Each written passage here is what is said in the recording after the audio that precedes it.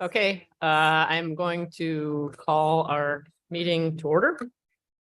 Welcome to the public meeting, September 20th of the Oregon Parks and Recreation Commission. It is a pleasure to be here at the Columbia Gorge Hotel. My name is Jennifer Allen. I'm the chair. I just want to start off by thanking everyone for the wonderful tour we had yesterday on the historic highway. It was really fun to be on an e-bike for the first time. It's opened my eyes. It has been good to give me some lived experience, which now will make me more understanding of other people on e-bikes. And it's now on my holiday gift list. I've already informed my husband of that. So thank you for that. And it was really great. I want to thank, Clay, David, Miranda, Stevie, Juan, Aaron, Jamie, and I'm sure others who were involved in setting this up and leading us and keeping us safe and on the road. And so that was a real pleasure. Also want to welcome Laura and Stephanie today to our meeting and to the department. So we are going to start off with introductions. Again, I'm Jennifer Allen, chair of the commission and represent District 1 out of Portland. And we'll turn over here, Commissioner Grasty. I'm Steve Grasky. I'm commissioner from Eastern Oregon, from Harney County. Jonathan Blasher, commissioner in Portland, Congressional District 3. Liz Hill, commissioner outside of Roseburg from Southern Oregon. Lisa Sumption, director of Oregon Parks and Recreation Department. Vicki Berger, commissioner from Salem, and I still don't know whether I'm in CD5 or CD6 yet. So. Doug Durr, commissioner from west of the Coast Range. And Steve Shipsey, counsel to the commission. Great. And so do we want to go around the room while we're here? Let's start over here. Sort of, yes, there you are behind the screen, Oklahoma.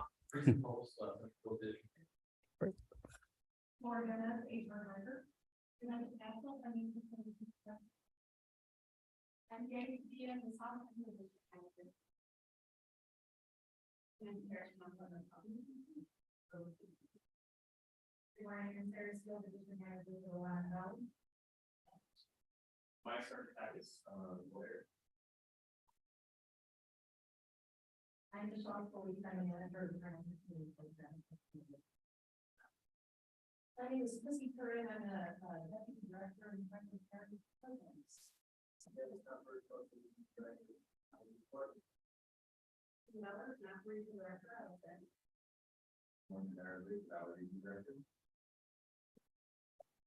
I'm Stephanie Commisson, the director.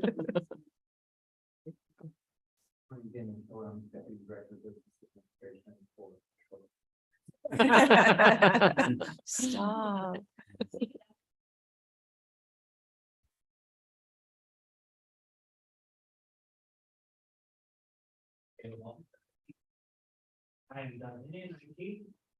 Great. And Chris. Oregon Parks and Recreation behind screens. Behind the curtain. Behind. All right. It's like the wizard. Great. And thanks and welcome to you all.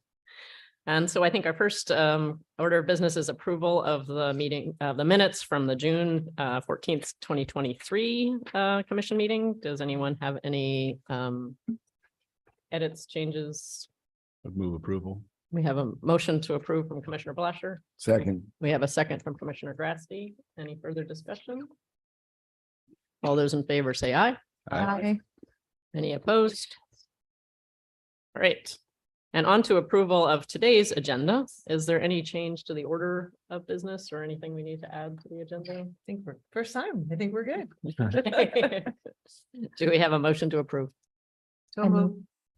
All right, we have a motion from Commissioner Berger and a second from. I'll second. Okay, excellent. Any other further discussion? All those in favor say aye. Aye. Any opposed? All right, and I think we are now moving on to public comment. Do we have anyone signed up for public comments?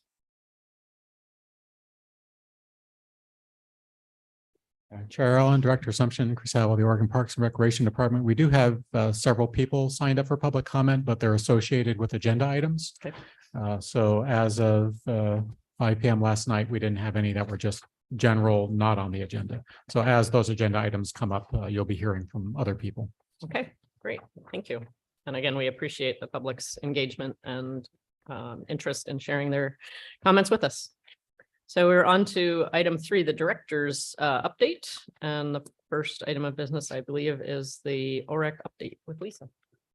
Okay, awesome. This would be fun because Chris and I haven't even coordinated, so he'll jump in and save me when I say something I'm not supposed to. So I just wanted to give you guys a quick update on the OREC position. You all know that Kaylin left us here a few months ago. We've kind of paused on the position itself. It was fairly new to us, and you remember it was legislated, and it was going to be a business org, and it was going to be in travel org, and it was going to be in the governor's office. It came here. Kaylin was like, well, if it was in the governor's office, it would prioritize differently. Jonathan sat on the outdoor task force.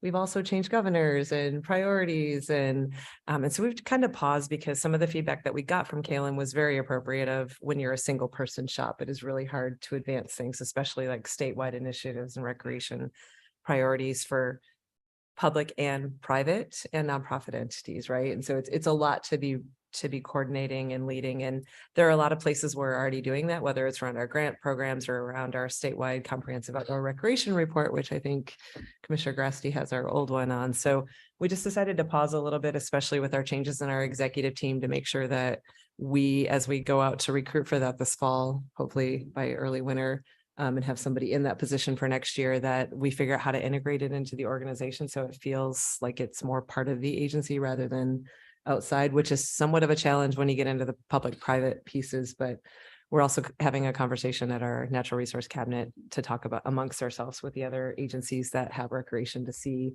if there's some other way we might want to start advancing some of the work here. And maybe even integrating and incorporating some of the work the agency does into the office to help support it a little bit more differently. So just in case you're all wondering where it's at, maybe you're not, maybe you are, but that's kind of where we are. So we hope to get our executive team retreat with Stephanie and Laura coming in, get us kind of meshing as a team, and then figuring out if there are things based upon our strengths and our weaknesses that we want to move around. Sorry, Rebecca, we may be restructuring things and changing the budget, but since we don't really have one, it doesn't matter. But so that's kind of where we are. So I'd happy to take questions, comments, criticism. I know it's been a weird, different one for us, but I think we have a better idea of what we need and how we want to move it forward. A Thanks, quick Lisa. question. Yeah. Yeah. Commissioner Fletcher. Some of the work that like Kaylin and others had put together, like task force, like, wow, how much of that work would you say is still being able to be moved forward? And is there anything that's being stalled out due to this vacancy that like needs to be addressed? Right now, the SCORP is probably the biggest thing, and we're behind on that. That was the one piece of work that he was working on, and also Oregon State has been our contractor, but I think Lee Davis also left. So we've had, challenge after challenge trying to get that out the door. So right now, SCORP is probably the biggest thing. Matt Rippey is going to be meeting. He's not with us today, but he's going to be meeting with the advisory council and Stefnel from the Trail Coalition to talk about maybe being better prepared for a conversation at the summit, and then figuring out of that work which pieces we would take up and picking a priority or two, not 25. But feel free, Chris, to jump anytime here. No, that's all correct. We contacted Matt is reaching out to members of the advisory. I'm not sure that those have all been contacted yet, but we reached out to the agency reps as well. It's not clear that they've ever met everybody in the same room as a single body. So we were offering the Outdoor Recreation Summit in Coos Bay in November, since many of them are going to be there anyway, to pull those folks together and talk through some of the issues. What should the priorities be? Possibly things like what should the tribal representation be on the office, because there's just a couple of seats there, which is difficult to manage that when there's such a large diverse population across the state. But we have some ideas that we want to discuss with that advisory before we bring it to you, because it would involve rulemaking and that sort of thing. So yeah, everybody's anxious to get moving. And they don't want to lose the momentum that Kaylin was very effective at building. But we don't want to push before we know which slot the ball's going to go into. And I want to be really clear when we go to recruit for it, what exactly we're recruiting for and what attributes we need. And so that way because I feel like he was sold something that was different than what he thought, what he was actually tasked to do. And I don't want to do that again. So he gave us a lot of really good feedback. So It was my memory that it was an executive governor's decision to put it at this agency, that was not part of the legislative mandate? In the 11th hour, they actually put it in the bill that it comes to us as a director of the office reporting directly to me with a. So line it to- was eventually, so it was. stays here. I Stays was here. worried that this new governor would just say, oh, well, we're just going to throw it over Yeah, here, no. but it was in the legislative mandate. So we've got the Okay. freedom to. So we can share it continue with to another prepare agency. for it. Yeah. I was worried we'd put a lot of effort into it and then it got pulled out and set somewhere else. And I Okay. do want to connect a couple other states like Wyoming, New Mexico, some of them, it's going very well. And so we're also been having conversations with some of those other directors to say like, what's working well, what's not working well, why do you have some secret sauce we don't or didn't, and see if there's some things we can do differently. So, yeah, good idea. But yeah, it's been a while. So anyway, you're wondering. Any questions? Any on the other reg? questions? It's good. All right, good, thanks. Lisa. Okay, and the other thing, I think we've already done this, but once again, I just wanted to introduce Laura sitting back behind the screen there. Laura is our new HR director. Laura came to us from OLCC, the Oregon Liquor Control Commission, which has been a very turbulent ride for her the last couple of months. So she's super excited to come here and have lots of fun with parks. And we're very lucky and fortunate to have her. We're very yeah, yes, and cannabis, that thing too. But we're super fortunate, lucky to have her. And Christy, I would be remiss, she's not in the room, but I also want to thank Christy for her leadership and her vulnerability to kind of stay with us. Well, we told Laura, you have 8 weeks in 8 districts, get out there and get to know everybody. And you can tell she's already very well connected to the organization as she's been here forever. So lucky to have her, and equally lucky to have Stephanie with us, Stephanie Coons, who's not even with us and is here today. People are super excited to come work with this team for all the things that you said earlier. And it just constantly warms my heart that we can bring in such incredible talent. While we're losing such incredible talent at the same time, but it's for natural reasons, not for others. So Daniel's hiding behind Chris behind me, and we aren't going to do this, but I'm super happy Stephanie is coming along. It's one of those moments where everybody keeps saying, how the hell did you do that? How did you get her to come? But thank you for trusting and coming.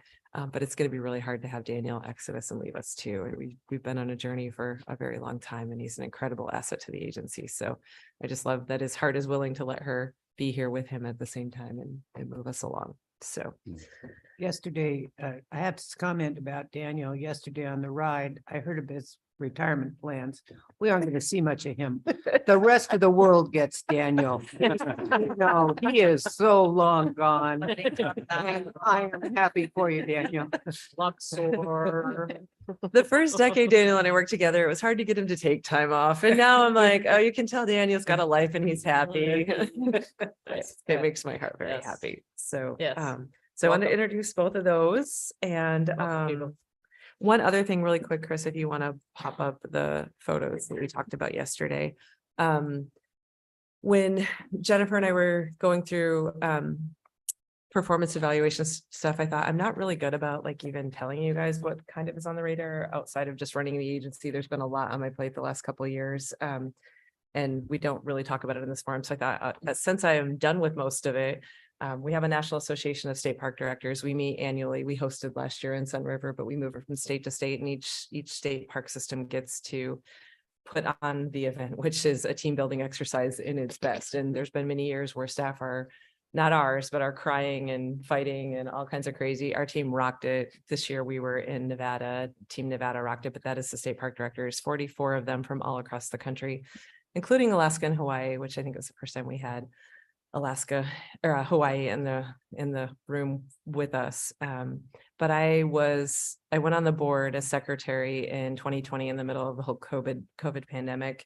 And then the president left, went to a nonprofit. So I went into the vice president role within like 4 months. And then the next month, the next president left and I went into the president role within 5 months. So I have been serving as the NASPD president for the last 2.5 years, and I passed the gavel last week, and I can't tell you how excited I am to pass the gavel.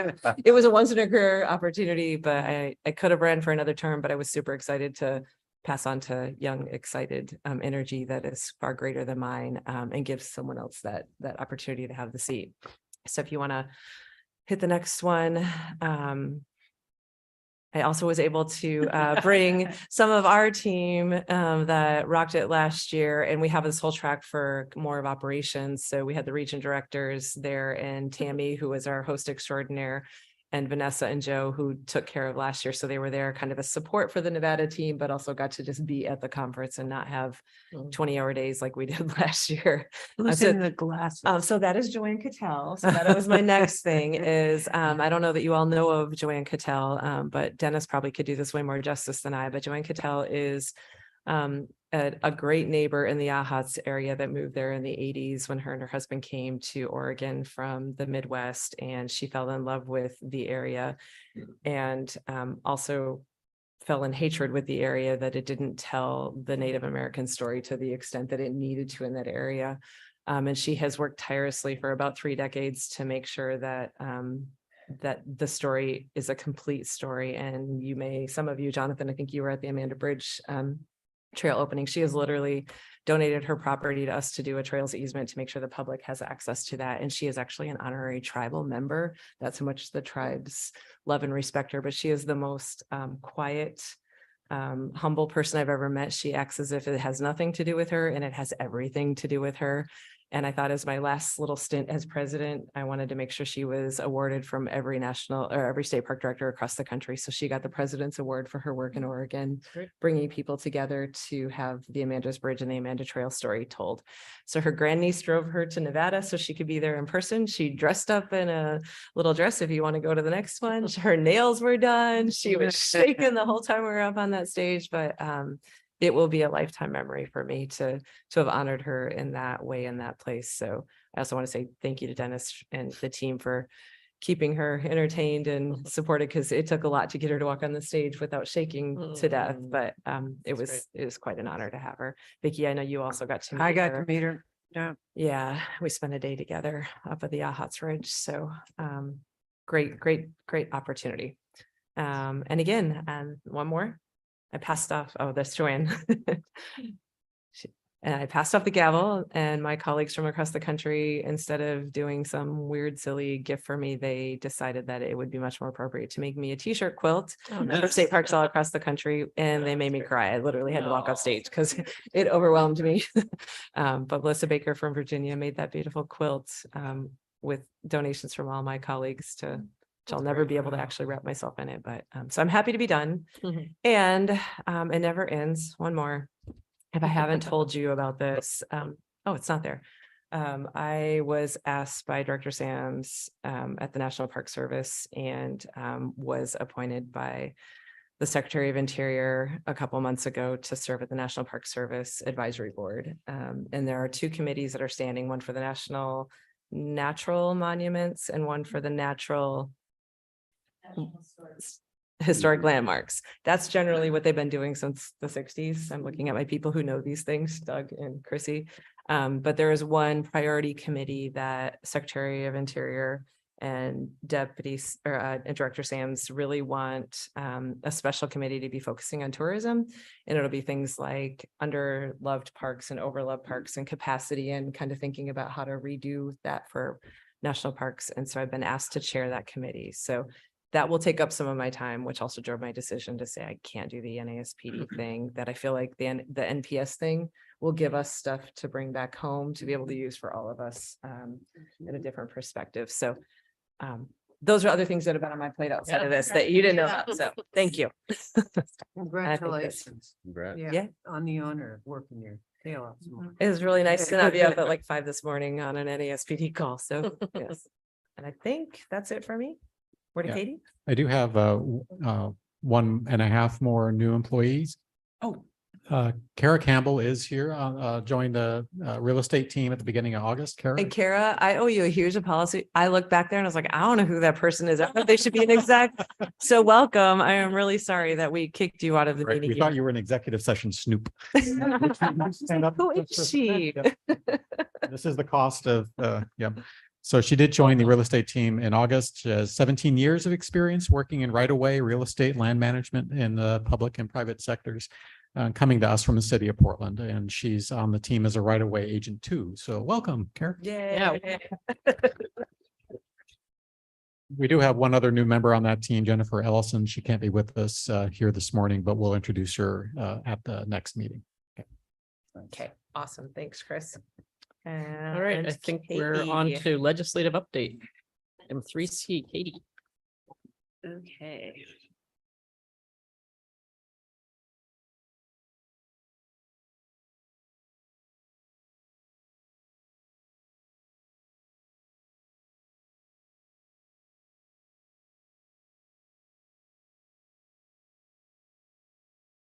And do you need me to share it?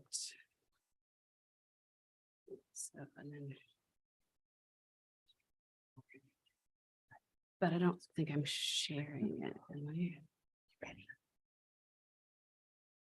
Oh, is it? Okay. Okay, good. Okay. So Chair Allen, Director Assumption, members of the commission, Katie Gauthier here with the legislative update. So the last time we met in June, the session was not quite yet complete. So this update is really just a wrap up of the 23 session. I'm not going to go through everything that was in the brief, but did think I would give you just a brief mention of the bills that we had shared information about in the previous few months. So just a reminder, there were just under 3,000 bills introduced during the session. As an agency, we tracked about 300. To put some context, there were 43 days where the Senate did not have quorum, that we were waiting for something to happen. Sunny Die was on the constitutionally mandated deadline of June 25th, and we didn't have a position for most of the bills. We were providing information and background for many bills. The bills that did pass, House Bill 2737 was the bill that provides the ability for the agency to transfer land to one of the 9 federally recognized tribes. That passed out of the House 60-0. The Senate was unanimous. There were some absences, but a unanimous vote. So you will see rulemaking about that in the future. We're starting a RAC to work on implementation that can then be a model for other state agencies. Abandoned and derelict vessels was one that we shared information about. OPRD is named as one of the members of a task force, interagency task force, on how to manage the policy around abandoned and derelict vessels with DSL, DEQ, DLCD, DLCD's on it, a number of agencies looking at what to do with abandoned and derelict vessels and how to manage that. In addition, there was around a little under $19 million in one-time funding to budgeted for this session to deal with abandoned and derelict vessels. So the work group, there's an interagency work group, but then there's also a task force of private members that's going to deal with the budgets. So it's kind of the policy piece has been a little bit sidelined with the budgetary piece, but that work group is now started and we have agency representation on that work group. Oh, it's not sharing. Okay. Share screen on there.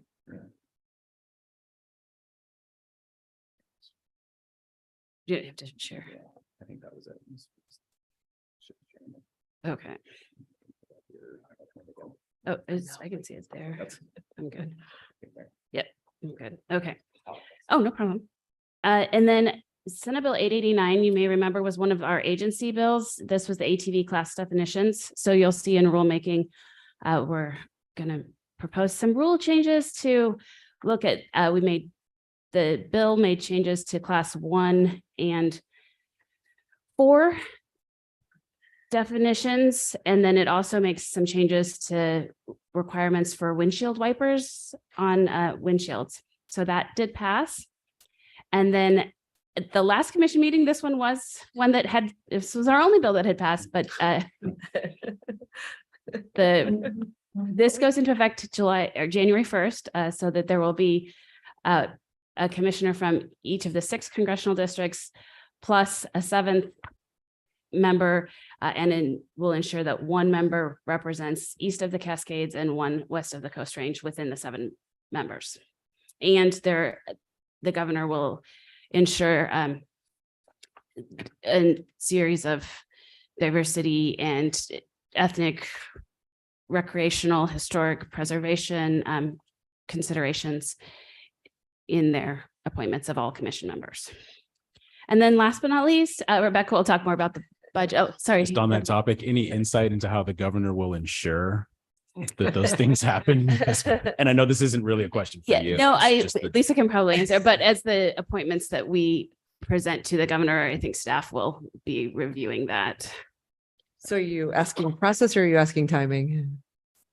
I don't even really need it answered. I just want to, when you say ensure those things, but I know that we haven't had like the robust recruitment strategies and plans Yeah. for commissions in general, and that we're kind of figuring things out. So when I hear ensure, I know you're working on it. I know we're trying to figure it out. So I guess more of just a comment, not a question. I look forward to that being ensured. And, I yeah. imagine we can improve greatly. We have nowhere to go but up. And they are still transitioning and learning, so we're helping as best we can. Yes. Great. But And good keeping point. you as long as we can. I'm not going anywhere anytime soon. So yeah, you can continue. So the last but not least, the agency budget, Rebecca will go over more, but it did pass. It was signed. Kind of. Yeah, we do have one sort of. And then I was just going to give you an update on some of the bills. It's not in the brief, but that we had given you information about that did not move forward. And we had shared before the Park and Recreation employee assault penalty increase didn't make it out of committee early on. This would have provided additional penalties for someone who assaulted a Park and Recreation employee, whether they were from a state or local, county, federal, tribal, in the line of duty, and that didn't make it forward. Last time I had shared information about a bill that would have provided some guidelines for dark sky protections, and that one, there was some work late in session, and I think there's some interest, but that didn't move forward. Our proactive bill around safety education cards for class 4 ATVs and non-street legal class 2. There was objection from some committee members in transportation that we couldn't get past. So we'll regroup on that and see where we go next. The special assessment for historic properties had a hearing in the Revenue Committee, but did not make it out. And then there were two bills that were in Ways and Means at the end of session and didn't receive funding. So the Oregon Coast Trail bill at one point was $1 million. It ended up being amended and was $250,000 in general fund. It was not funded, didn't pass as a bill, but then also no funding put into any other bill. And the bioengineering was rulemaking for DSL, and then OPRD would have had to do some rulemaking to put a definition in to clarify what bioengineering is and that it's allowed on the Oregon coast, but that didn't move forward.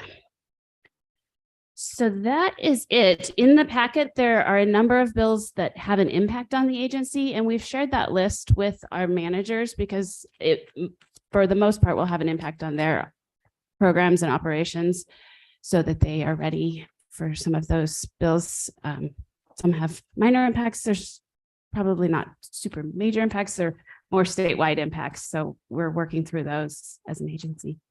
Any questions? Thanks, Katie. I appreciate the table in the packet. It's Yeah. interesting. Yeah. It's interesting reading and thorough. I appreciate it. Very helpful. There is a legislative days are next week, and then we will have the 24 legislative sessions starting in February. We don't, as an agency, have the opportunity for any proactive legislation during a short session, but would work with legislators if they have any bills or committees. So we'll be monitoring what happens. We may have some budgetary issues that come up during that. So we'll keep you updated on short session. Great. Thanks. Yes.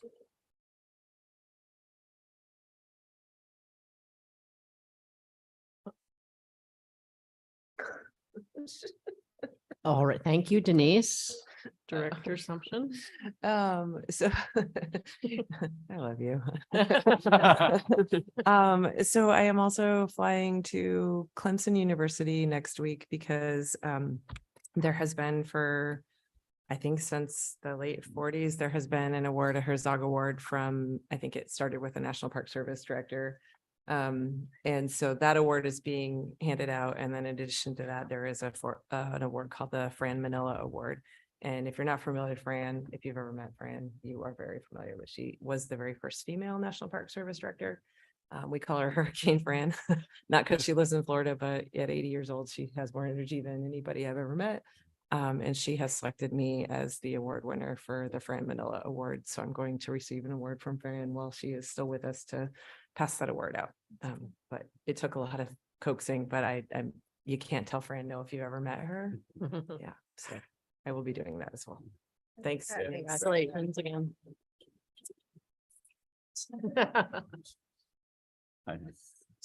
It's hard to keep up with these. All right, we're on to 3D, Vel information. Chris. Yeah. So Chair it's Allen, getting Director ready. Assumption, Chris Havel with the Oregon Parks and Recreation Department. Here on agenda item 3D. This is an information only item related to Vel, one of our parks down on the Rogue River. Just get my screen going here.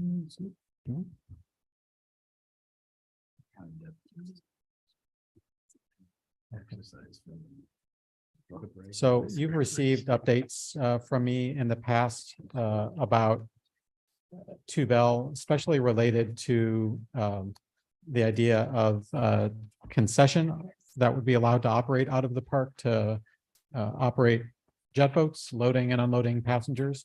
That's something that we did through a use permit for a couple of years as a pilot project, and then considered moving to a concession, which we declined to do because of our sense that there was some discomfort in the community about high-speed boat use in this stretch of the Rogue River. When we, in between our special use permits and after we declined to operate a concession, we fell back on our past practice of allowing the jet boat business to operate in the park as any other visitor is allowed to operate in the park. That we thought at the time, and I told you at the time back in February, that because the waterway was declared navigable, that public use is allowed below high water, and we're the upland owner, and there's nothing we can do about that other than work to make sure that the park stays safe. That was incorrect. I was completely wrong about that, and I had asked staff to do some homework on that question, and they did it, and they sent it back to me, and I ignored it by missing the email in my box. So I continue to advise staff to operate under what I was still assuming, which was the waterway is navigable and it's public. I understand there are some things going on in court that I didn't take the time to understand. But as long as the waterway is navigable, it wasn't our concern. All of that was incorrect, and I was completely wrong about it. In fact, the Department of State Lands declaration of navigability was contested and suspended. So it was not in effect. Our property line goes to the center of the river. And as our property line goes to the center of the river in this section of the park, we're well within our rights to say, nope, high water or not, you can't operate there. And it was thanks to the public continuing to question that. They talked to DSL and got the straight answer and sent us the comment. And it was like, yes, well, gosh, now would be a good time to take a second look at that. Took a second and then a third look and realized the mistake I had made. And park staff, to their credit, they didn't swear at me, which they would have been in their rights to do, but instead went right to work to correct the mistake, which was, no, you can't erect a structure in a park without a permit. You had a permit before and you don't have one now. And we told you that means you can't operate on the state park boundary. What changed was our sense of where the state park boundary was. Since that moved into the river, they complied, removed their structures. There was a little back and forth about temporary structure that they had. Anybody can use like a stepladder to get in and out of their RV or out of their boat. They're not allowed to leave property in the park in between use. And that happened at least once with this operator after we had them remove the structure that they had erected in the river itself. But after a few sort of road bumps like that, things smoothed out. The season is now over and the operation isn't in the park anymore.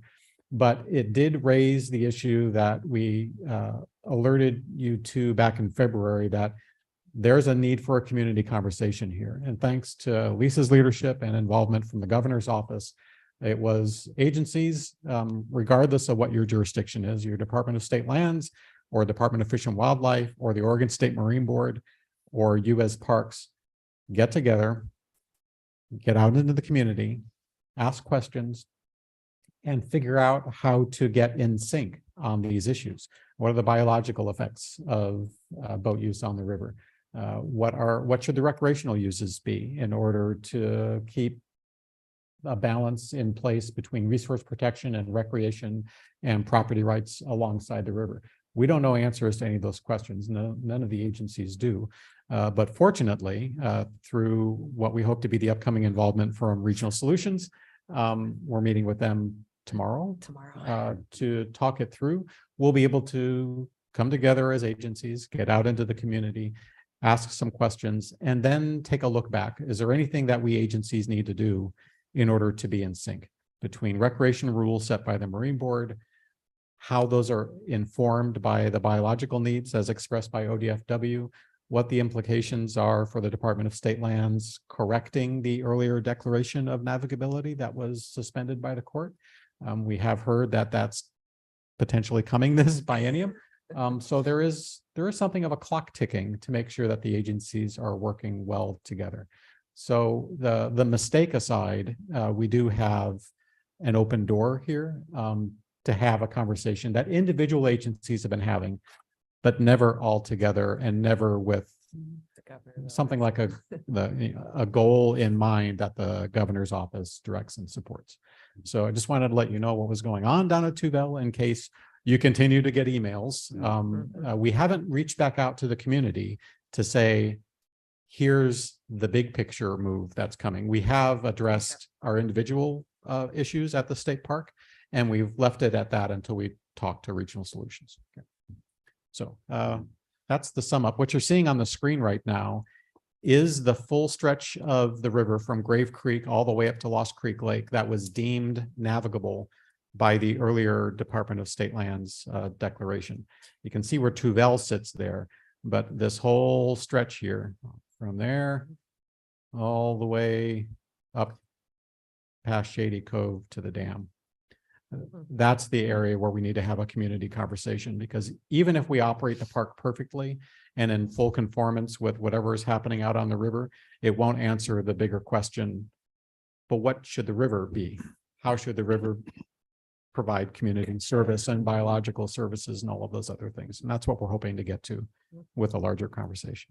And Chris, it might be important to point out that the nuance with the navigability and the legal issue wasn't necessarily the navigability piece. That's not contested. It was a technical issue, correct? Yeah, So technically the it's court navigable. did not take issue with the research or the findings of the Department of State Lands in their declaration for navigability, just the substance of it. There was an error in the form of their declaration that needs to be corrected. Thanks, Chris. Any questions? Commissioner Dorr, comment? Yeah, but before I begin, I might ask, do we have anybody waiting to provide public comment on this issue? On Not on Tuville. No, Okay. nobody on Tuville. We think we've gotten it all.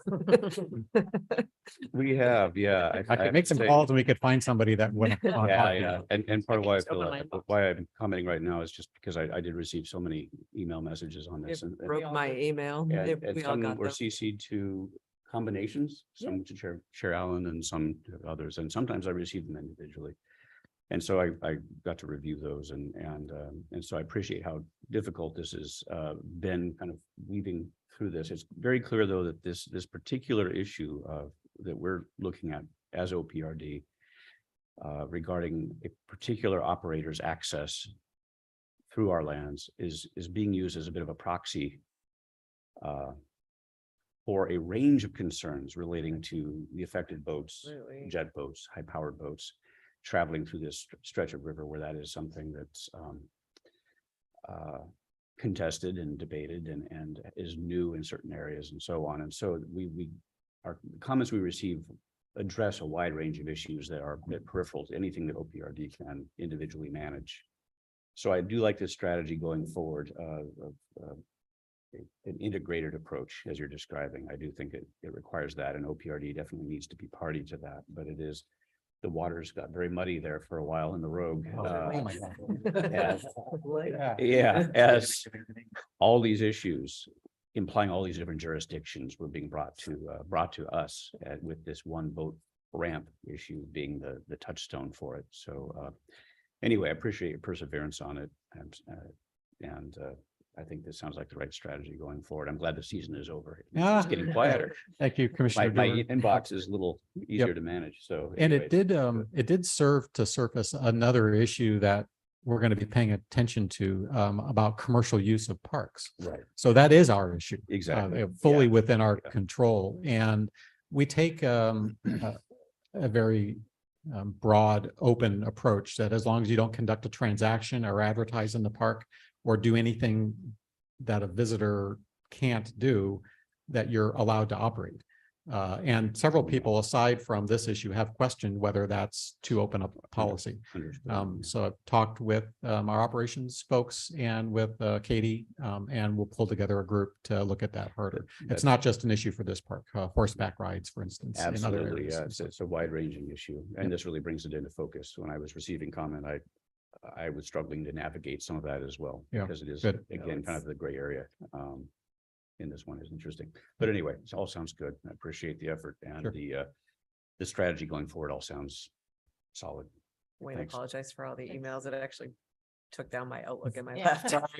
I had 1,707 minutes, but I totally get it. And I love that people from, all over the world care that they've never been there. I Mm. really do want to listen to the community and their concerns. Mhm. And at the same time, just recognizing that we are a very responsive agency and that is not always so common.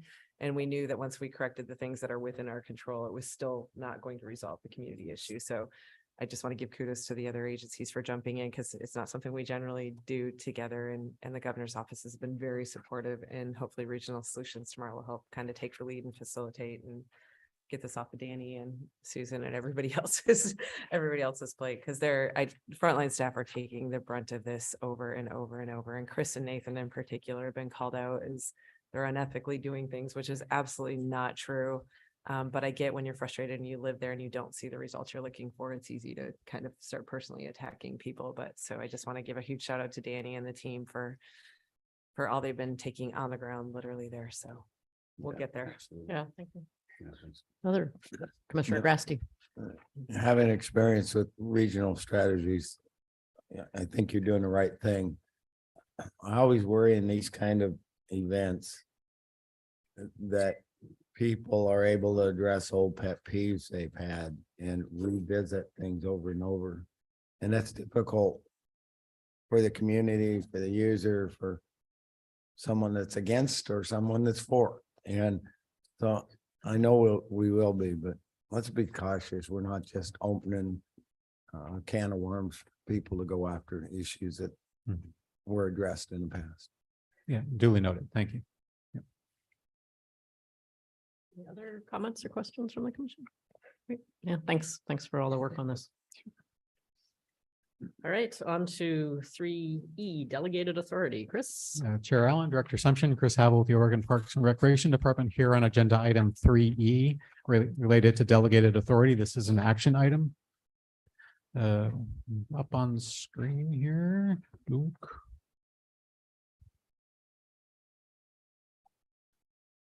So in the authority, you delegate through the director to the agency.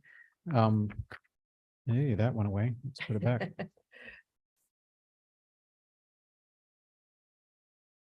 There is a phrase that's caused a little bit of an issue that we're recommending be amended. And this relates to our obligation of funds up to a certain cap. That cap is $750,000 for agreements, payments, contracts, intergovernmental agreements, pardon me. But the current delegated authority language also refers to financial matters, not just obligation of funds. It's caused some confusion for staff when we're signing an agreement with, in the case that came up that prompted the agenda item today with a nonprofit, where the overarching agreement has a high value. our obligation is limited, very limited. But it still was about to trigger sort of this whole process to get it back in front of you, because there are other parties in the agreement who are putting in more investment, and that created a contract that had a financial impact broadly of more than $750,000, and our role was like $50,000, something like that. And it came down to this phrase, financial matters and obligation of funds. And for the life of us, we could not figure out why. And look back through the record, and I couldn't find any reference that said somebody was thinking something there, but I just don't know what it was. Our request to you is to remove the ambiguity. Our concern and your fiduciary responsibility is for money that the agency spends. If somebody else is spending money, they have their own separate responsibilities for it, and it's not your job to review their spending. And so our request to you is to remove the 3 words, financial matters and, from the delegated authority, so that it reads, what is delegated is our obligation of funds up to $750,000. And if we're going to spend more than that, we bring it to you for consideration. Chris, any questions or? Just a comment, it's an interesting use of capital letters. Financial matters and obligations of funds are Yeah. obviously, yeah. And I don't know what financial matters means either, so I'm happy to move approval of this change. Do we have a motion? Do we have a second? Second. We have a second from Commissioner Bosch. Any further discussion, comments, questions from the commission? All right, all those in favor say aye. Aye. Any opposed? All right, there you go. Much appreciated. Thank you.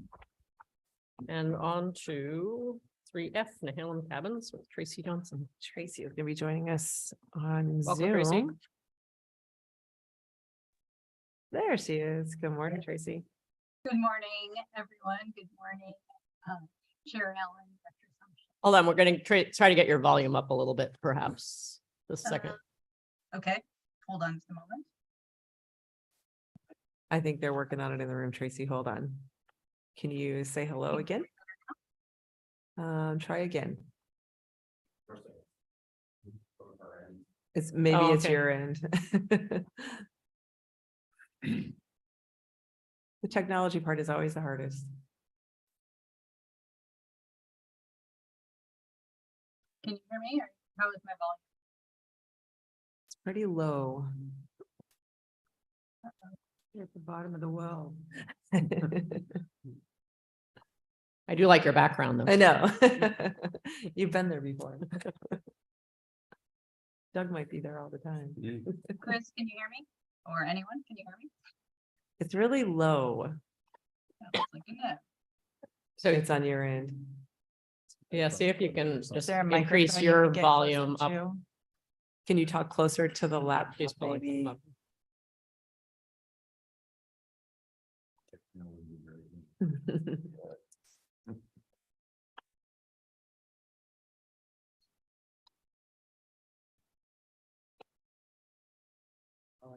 Right.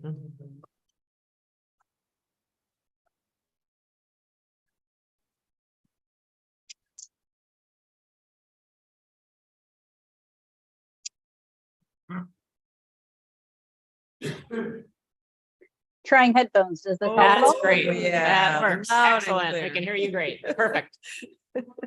Excellent. We got you. Turn her down, turn her down. All right, Tracy, it's all yours.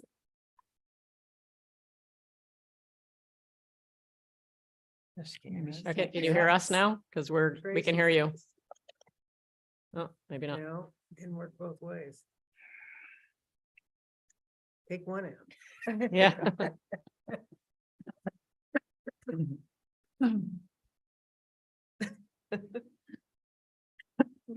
Can you hear us, Tracy? No. No. Can someone text, like write a chat to her? It's a pretty. We can hear you. It's a pretty straightforward item. Guy, Right. would you be comfortable? If I gave Try you the again. brief? It's on the Nehalem. Can you hear me? Can Yes, anyone hear yes, me? we can hear you. Can you hear us? You can't hear us.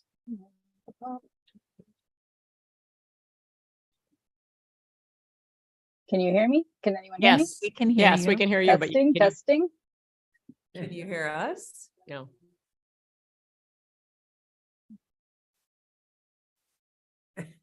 Can someone chat her on Zoom? Oh, okay. Can you hear me? Can anyone hear me? Testing, testing. Yes, yes, we can hear you. I'm giving you a thumbs up. Walk up to the screen and give her a thumbs up. We can hear her. You need a piece of paper. Piece of paper. Testing, testing. You can hear me. Okay, great. Thank you, Katie. I was trying different things because I couldn't tell if it was on my. Allow me to continue or begin from the beginning. Good Nope, morning, can't hear you. everyone. No, I can't hear her Good anymore. morning, Chair Allen, Director, some members of the commission. I'm here Nope. today to talk to you about the Nahalem Bay State Park Staff Housing Project. Can't hear me now. I didn't change it. Dennis, maybe you just go into the screen so she can see you and walk, you know what I'm saying? I think Dennis and I are gonna Yeah, wing same. it and try to just take Okay. it over. So sorry, we're gonna go ahead and. Can you hear me? Testing, testing. Yeah, even if she could share a screen. I'm sorry, folks, I don't understand. Okay. All right, so this is for the cabins for staff housing? Yes. Okay, so we, in front of you in three, Chair Allen, Commissioners, for the record, I'm Lisa Sumption, the Director of Oregon Parks and Recreation Department. With me, Good morning. I'm Dennis Comfort with the Coastal Region. and we are gonna pitch it here really quick for Tracy Johnson, who's having technical difficulties, and she has the Nahalem Bay staff cabin proposal in front of you.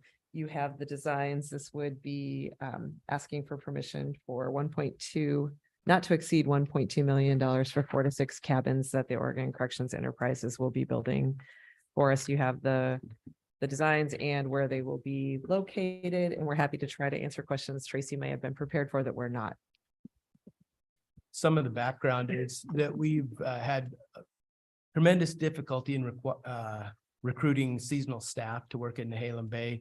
We'll see out in Seaside, Cannon Beach area that many of the service level staff are living in cars and stuff. And so it's very difficult for us to recruit. And so this would be a seasonal staffing location for us to be able to fulfill the service levels that we need to. It doesn't completely cover what we really need, but it gets us closer. And so with the cost of housing out there not going any lower, we have to be very proactive in getting the ability to recruit from all around. You know, we go to local job fairs to get local kids to come into seasonals, and that doesn't catch everybody. So this is an opportunity to recruit a wider scale. And these are also coming for Marco bond dollars that we had. So Can you speak up yourselves? It's a little hard to hear you guys. this is also coming from the general obligation bonds that we have. Part of that was to increase our seasonal housing and our park housing opportunities. So we are looking for approval to execute the OCE purchase order for 4 to 6 cabins, not to exceed $1.2 million. And the costs look like they're about 25 to 30% higher than they were anticipated, but that seems to be pretty general in everything that we've been going out for right now. All right, do we have, so Commissioner Blasher?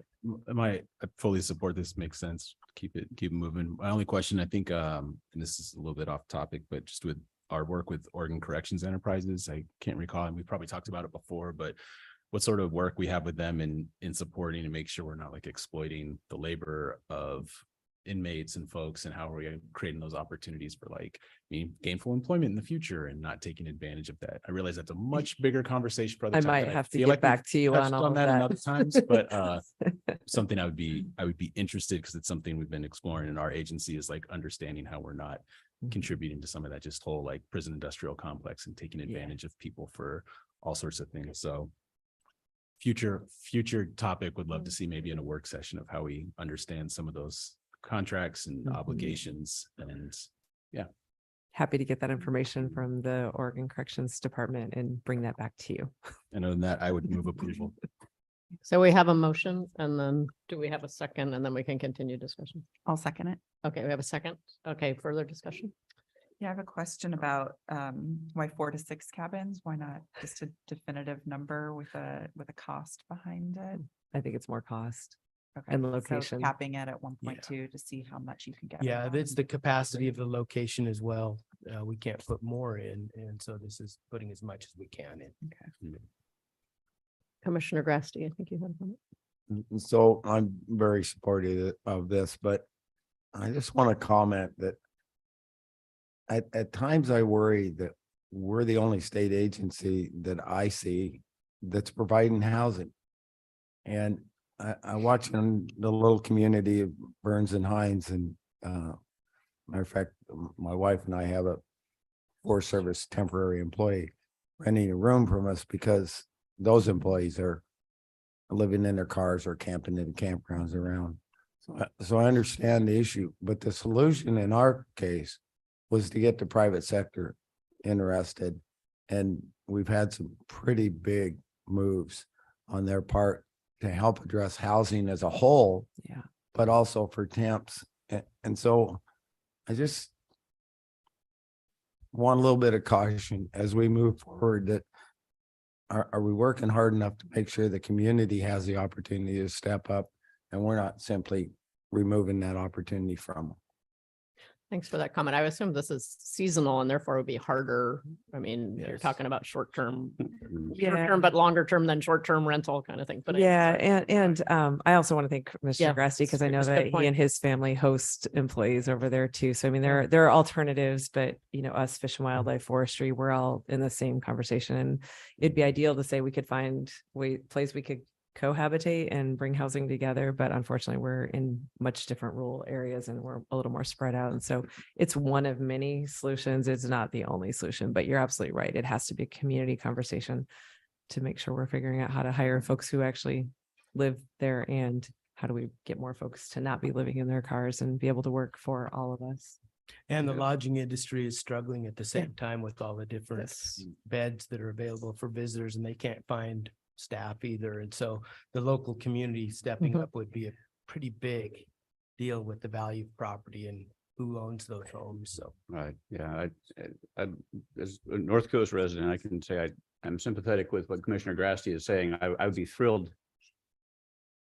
Wait a moment here. I'd be thrilled to see opportunities like that develop, and maybe we can try to cultivate those over time. But the nature of the real estate pressure, the time when we need seasonals is also the peak tourist season when people are, we're competing with short-term rentals, and we're competing with second homeowners and so forth in terms of the real estate market. And so it's a very tight market. It's an unusually tight market. And as Dennis has indicated, it's hard for the people who are running the operations themselves to find housing for the people who are helping maintain the short-term rentals and the hotels and so forth. So it's actually kind of a universal problem with such intense pressure right now on the use of that area. And it just happens to all land at the same moment we need our seasonals by and large. So I support this very much, but I do like the idea of continuing to be creative as we try to cultivate these relationships with the community, the private sector, to see what's possible. Because while these cabins are great, they are not really sufficient for the full range of our needs as OPRD on that part of the coast. And Tracy pretty much confirmed what you just said, Commissioner Dewar, that there are multiple other workforce housing projects underway in Tillamook County. Some are funded by the county, others, but others are to serve specific employers like Pelican Brewery and others that are trying to solve the problem as well. So. Right. I have one more question. sure. Sorry, can you explain a little bit about how did temporary employees pay a portion of their to house there? Okay. Yes, there's a formula that we go through that have a lot of different criteria for the reduction in rent. So we take a full market value, and then there might be a 20 to 30% reduction based on privacy after you get off work of being, approached by a visitor, and it just goes down the line without. I think it caps out at 50% reduction and so in different parts of the state, that can still be quite a cost. Especially on the coast. This last biennium, we bought, I think, 27 RVs to use with seasonals, where we don't put them in the campsites where we would actually lose revenue, but we find other places to put them. And that's taken some burden off And we know that there's going to be kind of a life expectancy on those trailers. But when you need staff to clean bathrooms and need staff to check people in and have security and safety, that's a very small price to pay. And so we're trying everything we can to do that. And in some locations, we even with the septic systems, we purchase or rent above ground septic tanks and have those pumped weekly. So we're doing everything we can to just find a safe place for people to have some time off when they're working hard. Absolutely, yeah. And this is a location that Tillamook Counties doesn't allow us to use RVs as an extended accommodation. Thank you, Tracy. She can hear us now. Great. Teamwork. Any other questions that we cannot answer? Thanks for having so many. I think we're good. All right. So we do have a motion and a second. All those in favor say aye. Aye. Any opposed? All right, then. Thank you. Thanks, Tracy. Sorry, No worries. Oh, we can hear you now. it's a miracle. It's a There Zoom you miracle. go. There you go. All right. So thank you for that. All right. I think we're moving on to budget with Rebecca. I'm not jumping in to do that one for you, Rebecca. Sorry.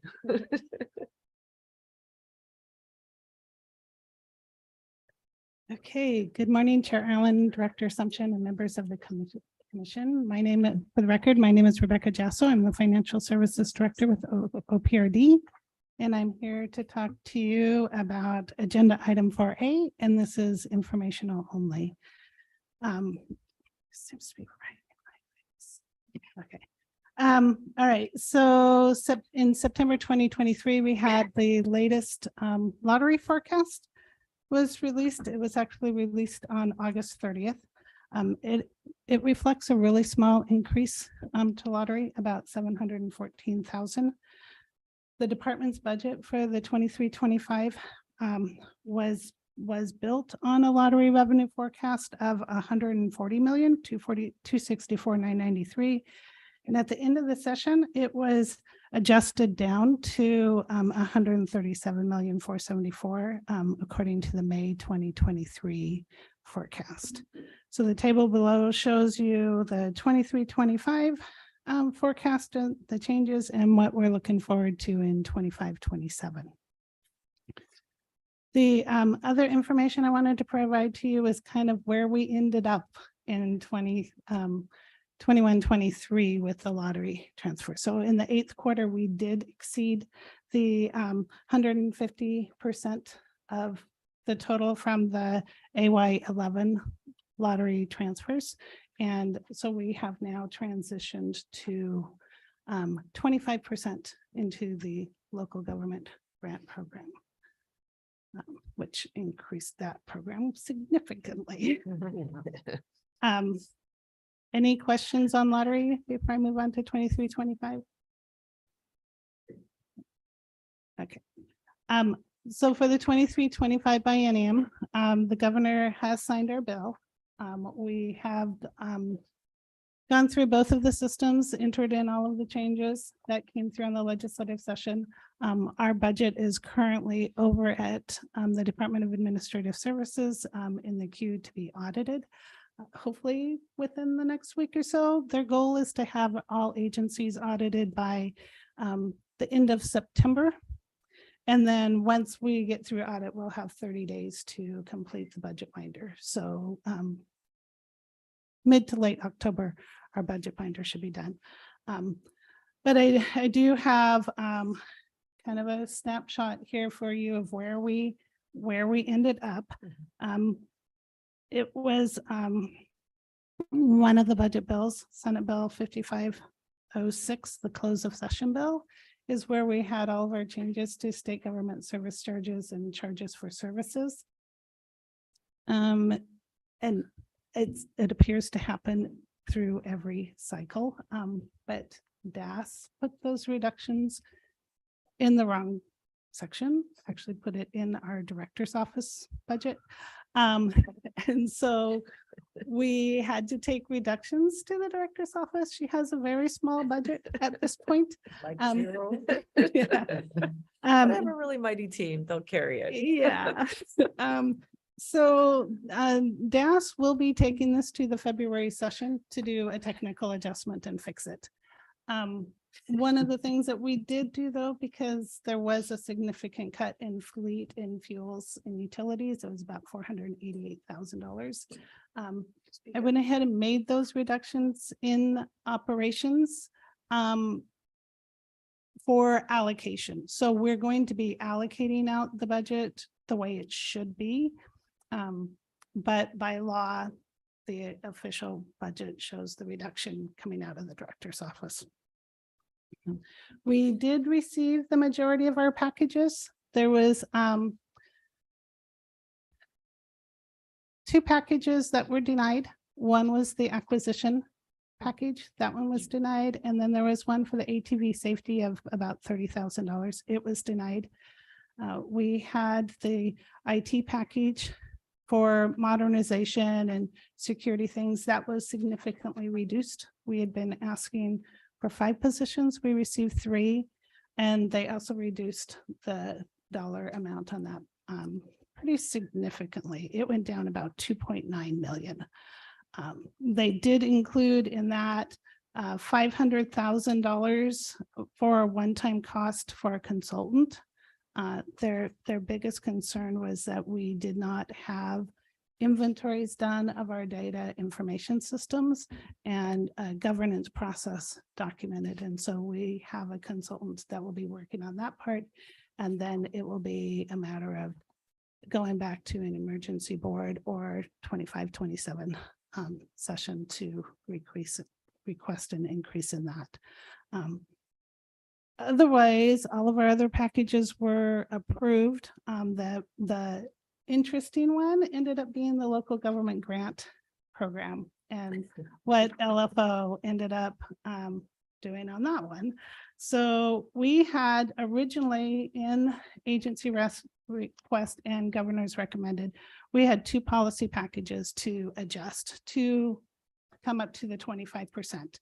So the first one was a carryover from 21-23 to increase from the 12% to the 13%.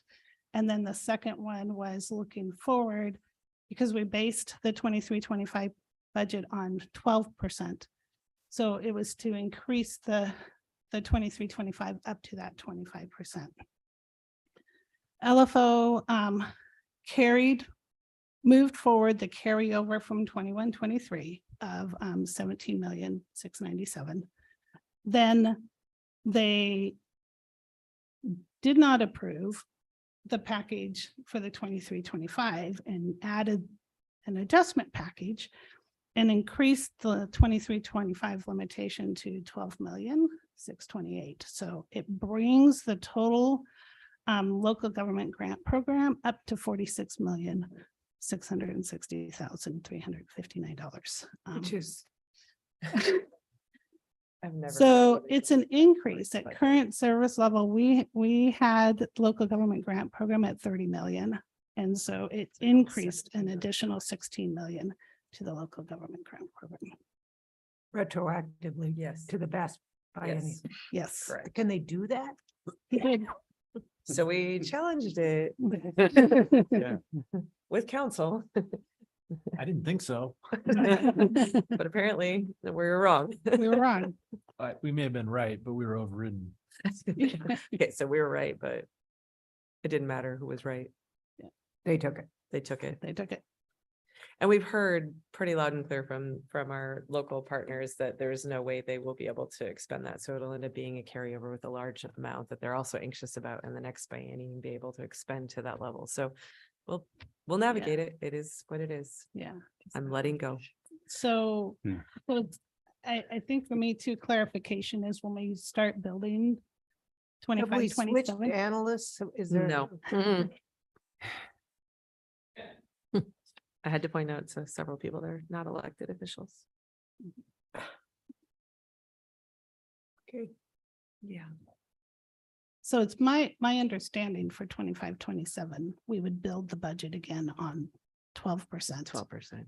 And then if we're reaching that threshold, if we continue to reach and do a lookout, then we would do a policy package to increase this biennium, we're already doing 25%. So there's not going to be a look back on this, but it's my understanding going forward, we will always be. But we really need the clarity on, do you look back and have to, if we go back to 12%, right? And then we meet the threshold, then do we do a look back And give it back? in the back, right? No. And so, Yeah. yeah, great. Never seen or heard of it in 25 years of doing this. So where will that clarity come from? Good question. Yeah. How do we do that? I don't know that we'll have that clarity. I mean, we literally tried, the governor's office got very involved, Department of Justice got very involved, and Steve got me everybody he possibly could at the 11th hour. And it almost felt like that made it almost worse. And I don't know if it's just because we're in a transition year or what that looks like, but we'll do what we can to improve relationships to try to figure out how we get better clarity on what to expect, because we have to be able to know how to build our budget. And it's important for our partners to know what's obligated to them or that could be coming back. It's just not a way to manage an agency budget. No. So, and obviously this is going to have an impact on our operational side because it decreases the revenues that comes into the parks. So, It's a big hit. the next project, the next step that I'm working on is going through and doing a cash analysis. And so my plan is, I'm sorry. So we will be working on a cash analysis, and the plan is to have it to the executive team by the end of October and then bring it to you at the November commission. So we will look at the impact of this, what happened to us this session and going forward, including the salary pot that was approved, because that is the highest the state has ever seen in a salary pot. We had factored in, or Tanya Crane had factored in a 5%, right? A 3% and a 2%. We're closer to 19. And it was, I think, 6.5% and 6.5%. And plus there is some other salary selectives that we need to take a look at. So we'll try and factor all of those into the analysis that we're doing and bring it to you in November. I know where we're at that point. Yeah, Commissioner Hill. When it comes to DAS and the numbers that don't line up, is there any opportunity for them? And this is probably pie in the sky, but throwing the bill back on the language back to the agency to just look at again before it's finalized, because this isn't the first time, right, that this has No. happened. It's not. And the mistakes continue. And I understand, there's kind of this like, well, we're the final say, but it seems like at this point, there's an opportunity to go back to them and say, you keep messing this up. Just let us take a look at it one more time. Let us before just it's wait. So So- I did have that conversation. Okay. With our analyst. And I reminded him and mentioned to him that we had sent him an email with With the where right numbers. these need to be taken from. And his response was, well, does it help that I screwed up other agencies too? And I said, no. No. So, it was very interesting conversation. When it came down to is I had to follow the law. Because the and- bill is, And so I asked that exact question is Yeah. what can I do? Because this has happened in the past. It just wasn't to the this degree. extreme that this one was. And so I'm going to continue building that relationship and having those conversations.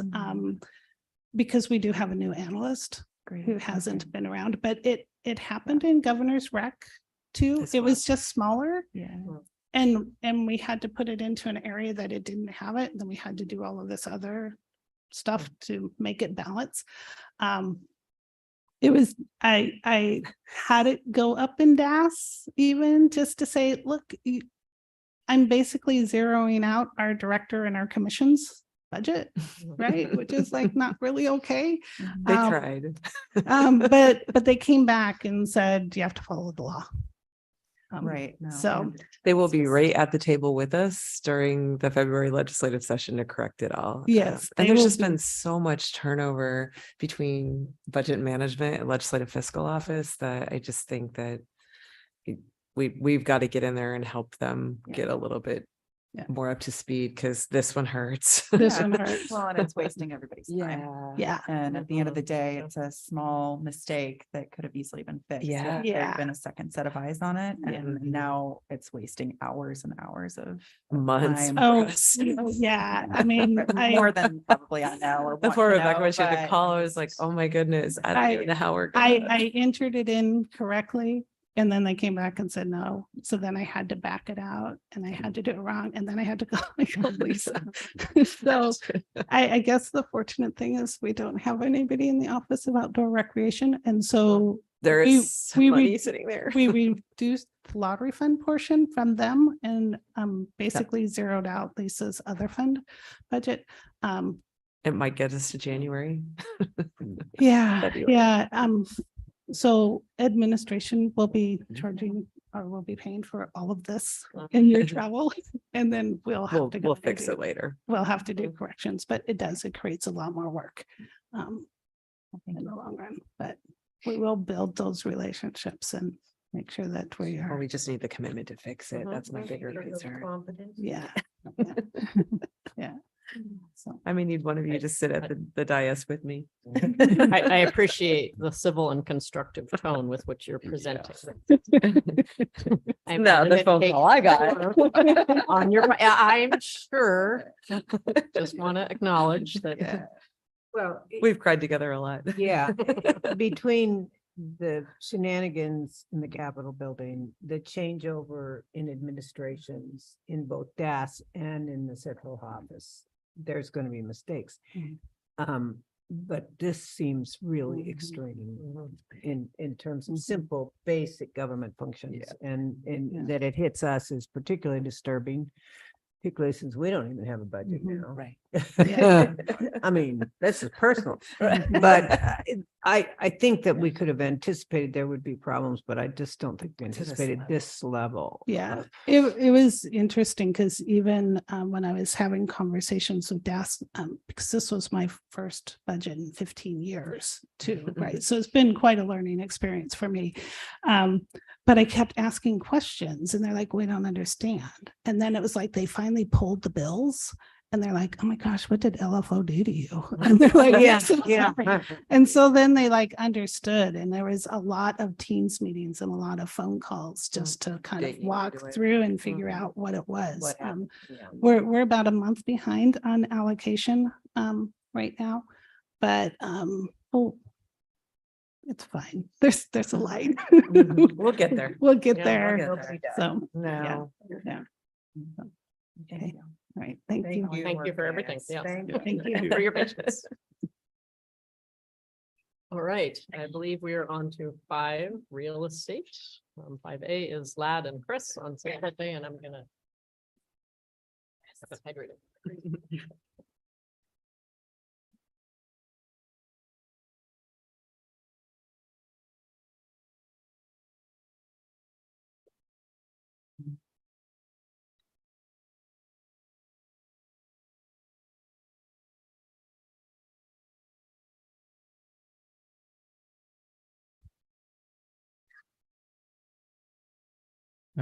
Chair Allen, wherever Chair Allen is, They'll be Director right back. Assumption, Chris Havel, Oregon Parks and Recreation Department, here on agenda item 5A related to Lighthouse Beach and possible donation. This is an information item only. It may come back to you as an action item in November. As a reminder, the location here, you can see on the map there on the screen, Charleston and Coos Bay are off to the right and slightly to the north. Sunset Bay in the center of the screen, Shore Acres, Cape Arago down to the south. And the property that we're talking about is site of a trail off of Lighthouse Way leading down to the beach. I'll have some photos and a video to show you here in a second.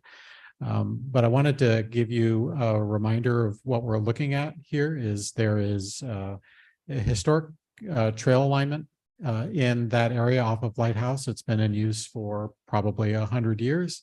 And after access to that site was closed off by the current property owner, there was a suit between Surfrider Foundation, Oregon chapter, and the landowner to try and reestablish access. Those two parties have been negotiating and working through issues on alignment, public access, and just the disposition of the property that the trail sits on, and are making good headway. They turned to us as a possible holder of title to a property donation that would be just large enough to hold the trail alignment. That requires the property to be divided and lot lines drawn, with the majority of the property being held by the property owner suitable for a house. An adjustment of one side of the property line to resolve an encroachment by an adjacent owner, and then the skinny part in between those two parcels to hold the trail alignment. It leads from a road down to the beach. I'd like to share with you a couple of photos and a video to give you a sense of what it's like to be there out on the ground. Yeah, I can find it. Go.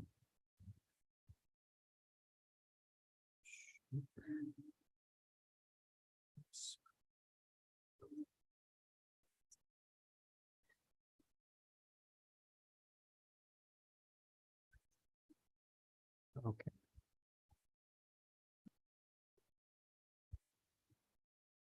So this is starting with the punchline here. This is down on the beach itself. We'll have more photos here in a second. You can see Cape Arago, the lighthouse. There's no public access down there over on the left. This is taken more or less centered on the property. So it's landlocked on both sides depending on the tide. Our closest state park property would be off to the right and quite some distance away at Yoakum Point.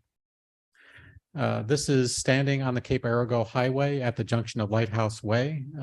We're going to sweep past across the road up ahead. Just where that car is coming up is the maintenance yard for Sunset Bay, and this is the access. Traditionally, people would pull off to the side, different places, or find some other way to walk in. This is the blue house on the right there is neighboring to the property that's currently undeveloped. We will have to pause here while we pet the very, very good boy who comes up on the screen. So there's going to be a break in the video. I was about to apologize for distracting you with puppies.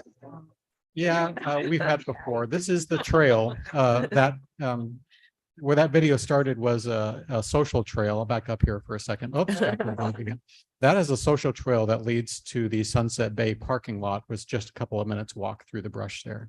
This currently undeveloped parcel that you see on the right with the livestock fencing as a barricade to prevent public access at the moment, that's the subject property. And here on this side that I'm walking toward now, you can see the fence alignment that currently encroaches. That'll be resolved with a lot line adjustment. The flagging that shows roughly the location of the new parcel that's proposed for donation. And the property owner, one of the conditions that we placed on our discussions here is that prior to you considering a donation, we need either a trail alignment completed and constructed, or at least well-designed plans to do so. You can see it's quite steep at this point, but there is an engineering drawing that gets us down to the beach. And this is the beach down at Lighthouse Beach. Popular with both beachcombers, surfers. There's Cape Arago off to the side. There are other private properties that front this beach. The ones that I saw all had stairs. You can see a house there. There's a stair for it. And the alignment where the trail would come down sort of right in that area. So at the end of the road, Lighthouse Way is a fence. There's no entry past that point. That leads down to the Cape Arago Lighthouse and is under tribal control. So that's the site that we're talking about here. And we do have a lot more discussion, a lot more work to go. But just because we're in that sort of forming the proposal stage, just to let you know that we don't have the capacity to manage another beach access. We have discussions with county parks facilitated by County Commissioner John Sweet to talk about a management agreement that would turn over day-to-day maintenance of the site to county parks. We're making good progress on that front as well. It's one of our contingencies for bringing you a proposal. But we do have both the Surfrider Foundation of Oregon and the property owner lined up to talk to you today and answer any questions that you might have. I'm going to turn that part off. Oops. I assume the share is stopped. Okay, great. And we are going to start with Surfrider. I'll ask each person as you come up to give us your full name and your affiliation if you have one, and then speak for a couple of minutes. After Surfrider, I'd like to swing right into Sean O'Leary, representative of the property owner, and then we'll maybe have one more brief comment before we just swing into questions. But I wanted you to have plenty of time here, especially with the property owner, Sean O'Leary, as the representative there to ask any questions. So Carmen, you're up. Hello, can you all hear me? Yes, we can. Thanks. Splendid. Perfect. All right. Good morning, Chair Allen and members of the commission. Thanks for the opportunity to speak today. My name is Carmen Matthews, and I'm here on behalf of the Surfrider Foundation. I've lived in Coos Bay for 35 years, and I grew up on Lighthouse Beach. I learned to surf there. I've enjoyed raising my daughter on the same beach where I found my love for the ocean. My love for Lighthouse Beach led me to a community of individuals that share the same passion and respect for the ocean, which is the Surfrider Foundation. Surfrider has given our community the ability to come together and protect and enjoy the ocean and the beaches that make Oregon a beautifully unique place to live. Residents of Coos County have enjoyed Lighthouse Beach for well over 100 years. The original trail to Lighthouse Beach in this same area is thought to be of native origin. The original 1920s plat for this area had a dedicated right-of-way in that same location, but sadly it was vacated in the 1960s. The public, mostly unaware of the vacation, continued to use the trail even though it was on private land. After the long use path was closed, Surfrider sought to find a solution on behalf of the public. And as the commission is aware, this eventually led to litigation. Fortunately, the O'Leary family and Surfrider have found a path towards resolution, which has led us here today. And we hope that you will consider accepting this generous donation of land in order to provide public access to Lighthouse Beach in perpetuity and to continue the important mission of the state parks. I appreciate the state's understanding of the value of beach access in our community and the commitment to safe and reliable means to recreate on Lighthouse Beach. Access to Lighthouse Beach provides not only for recreational benefits, but also for stewardship and increased safety due to our emergency personnel access. As stewards of our beach, with restored access, Surfrider will once again have the ability to conduct beach cleanups, water quality monitoring, and host youth surf camps, and to continue to share the benefits of living near the ocean with our families. Surfrider would like to thank the O'Leary family for deciding to donate the trail property to the state parks, and to thank state parks for hopefully its willingness to be a part of the solution. We hope that the state will help Coos County to restore access to Lighthouse Beach so that our community will once again have access to one of our state's treasured coastal gems. And so with that, I'd just like to say thank you once again for the opportunity to speak with you today and to represent the public interest in preserving coastal access. Great, thank you, Carmen. Yeah. Did you want to have questions of him, or shall we spring right into Sean since we're on a roll here? Let's go do you care? through all the public comment and then I think open it up. Great, thank you. If you would mute, Carmen, thank you so much for that. Sean, you are up.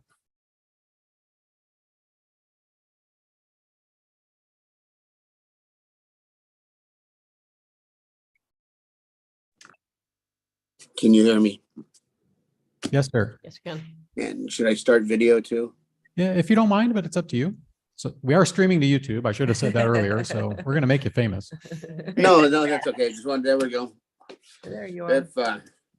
If I look worn at all, the fire down near Port Orford is also taking on one of my pieces of property on the Elk River right now. So I'm not sure if the fish hatchery got it yet or not, but we're 6/10 of a mile below the fish hatchery. So it's been a long night. Sure. So good afternoon. My name is Sean O'Leary. I'm the youngest of my father, J.F. O'Leary, a 90-year-old retired pediatrician from Coos Bay. I would like to thank you, the commission, for allowing me to speak in front of you. My dad has authorized me to authorize the donation of this piece of land, lot 1700, for it to be a permanent public access trail to Lighthouse Way Beach. There is presently at the north end, Yoakum Point. The thing with Yoakum Point is that I've done the research, is that at half of high tide, the beach is approximately 3,000 feet long, okay? And half of high tide, 2,000 feet of it's underwater from the north end, from starting at Yoakum, going this way. So having the access at our end is big. We realized about 10 years ago, the family just was going to donate something we could give back to the community. About 3 years ago, my brother called me and asked me to look into the beach property and make sure everything was okay. He had been receiving some calls that needed to be looked into. After arriving on site, I realized I needed to do a complete research and an assessment of the entire situation for the area. What I learned and heard and witnessed was a lot. I ended up holding a citizens meeting, and we concluded by the healthy conversation that evolved to donate a trail now rather than waiting till my father passed away. He's 90 and going strong. Hopefully he'll live a lot longer. So it became mandatory, though, that it goes into the state's hands. Yoakum Point's rules and regulations would mirror our lot 1700s, so that the beach has the same guidelines behind it. And this would be in full ownership with no exceptions from us. Sorry, I'm here underwater. I told you about the underwater. And for like the Charleston Fire Department or the Coast Guard, there's 5 to 8 minutes to rescue somebody coming up off of our property, compared to 20 to 30 minutes off of Yoakum Point. The length of the trail. That was pointed out to me by the Charleston Fire Department. The fact that saving local authorities and the park ranger future problems by avoiding controversy of who's in charge, what are the rules and regulations. If you go to a state park, you know what the rules are, and if you don't, they're posted for us. We're blessed to have Coos County Commissioner John Sweet and Coos County working together with the state parks for an ongoing maintenance program, as they said already. Thank you, Chris. This is solving a 96-year-old problem that the Conrad family that originally developed the property, they had an easement. And yes, it was vacated by Benny Stone, a realtor, in 1960, because it was listed as lack of use, but it's evident that people use it on a regular basis.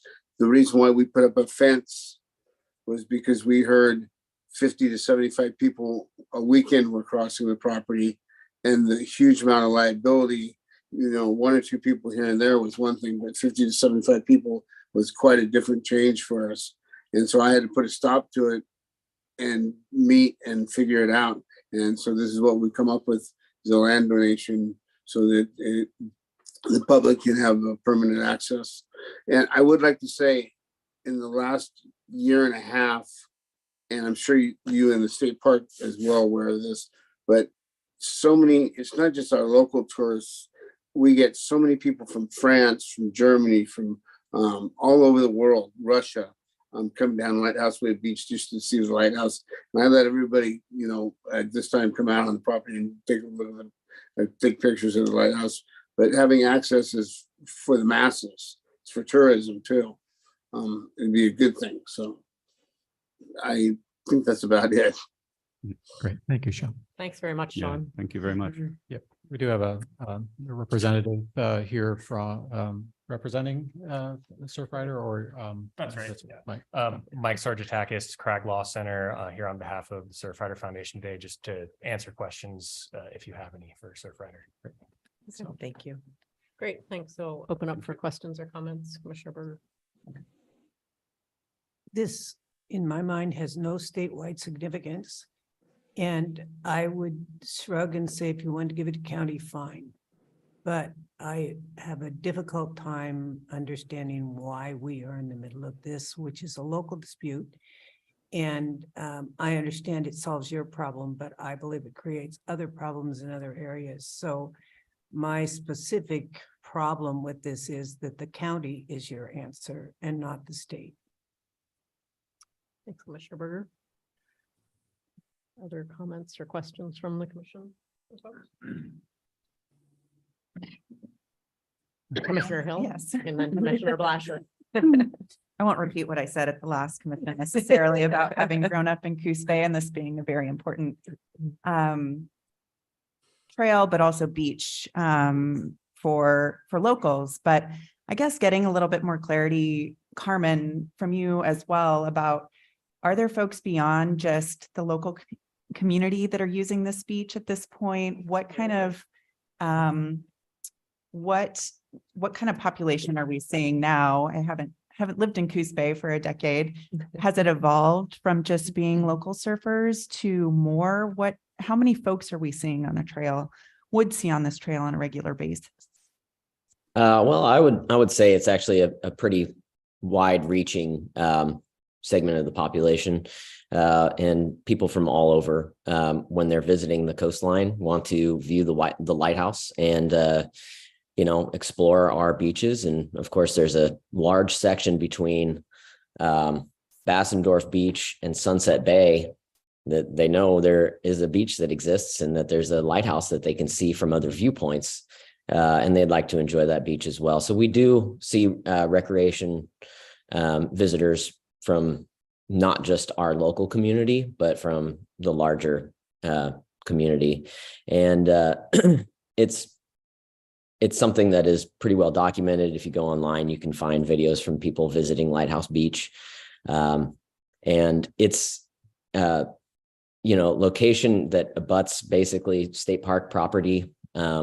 Seems like it makes a lot of sense. I grew up on the opposite end of Lighthouse Beach that borders state park property as well. So Lighthouse Beach is kind of bookended by state parks in general. And so for me, this really makes a lot of sense to just connect these state park entities to the larger beach access goal of Oregon. So it makes a lot of sense to me to kind of tie all those together through state parks, and to allow people from not just our community, but a wider community to visit this important asset.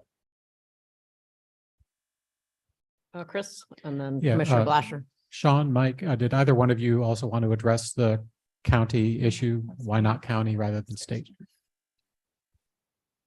Sure, I can speak to that a little bit. The parties have been in negotiation for quite some time, and the bottom line of it is we had initially agreed to a private landowner, and the negotiations then turned to us agreeing to, and by us I mean the Surfriders Foundation, agreeing to what the O'Learys had proposed later, which was this donation to state parks. And so I can let Sean talk a little bit more about that if he would like. But that was, it was a product of some longer term negotiations is how we ended up here today in front of you all.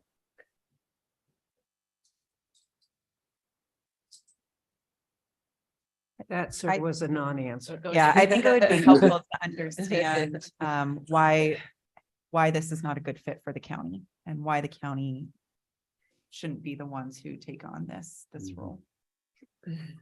Carmen raised his hand. Yeah, I can pass it to Carmen.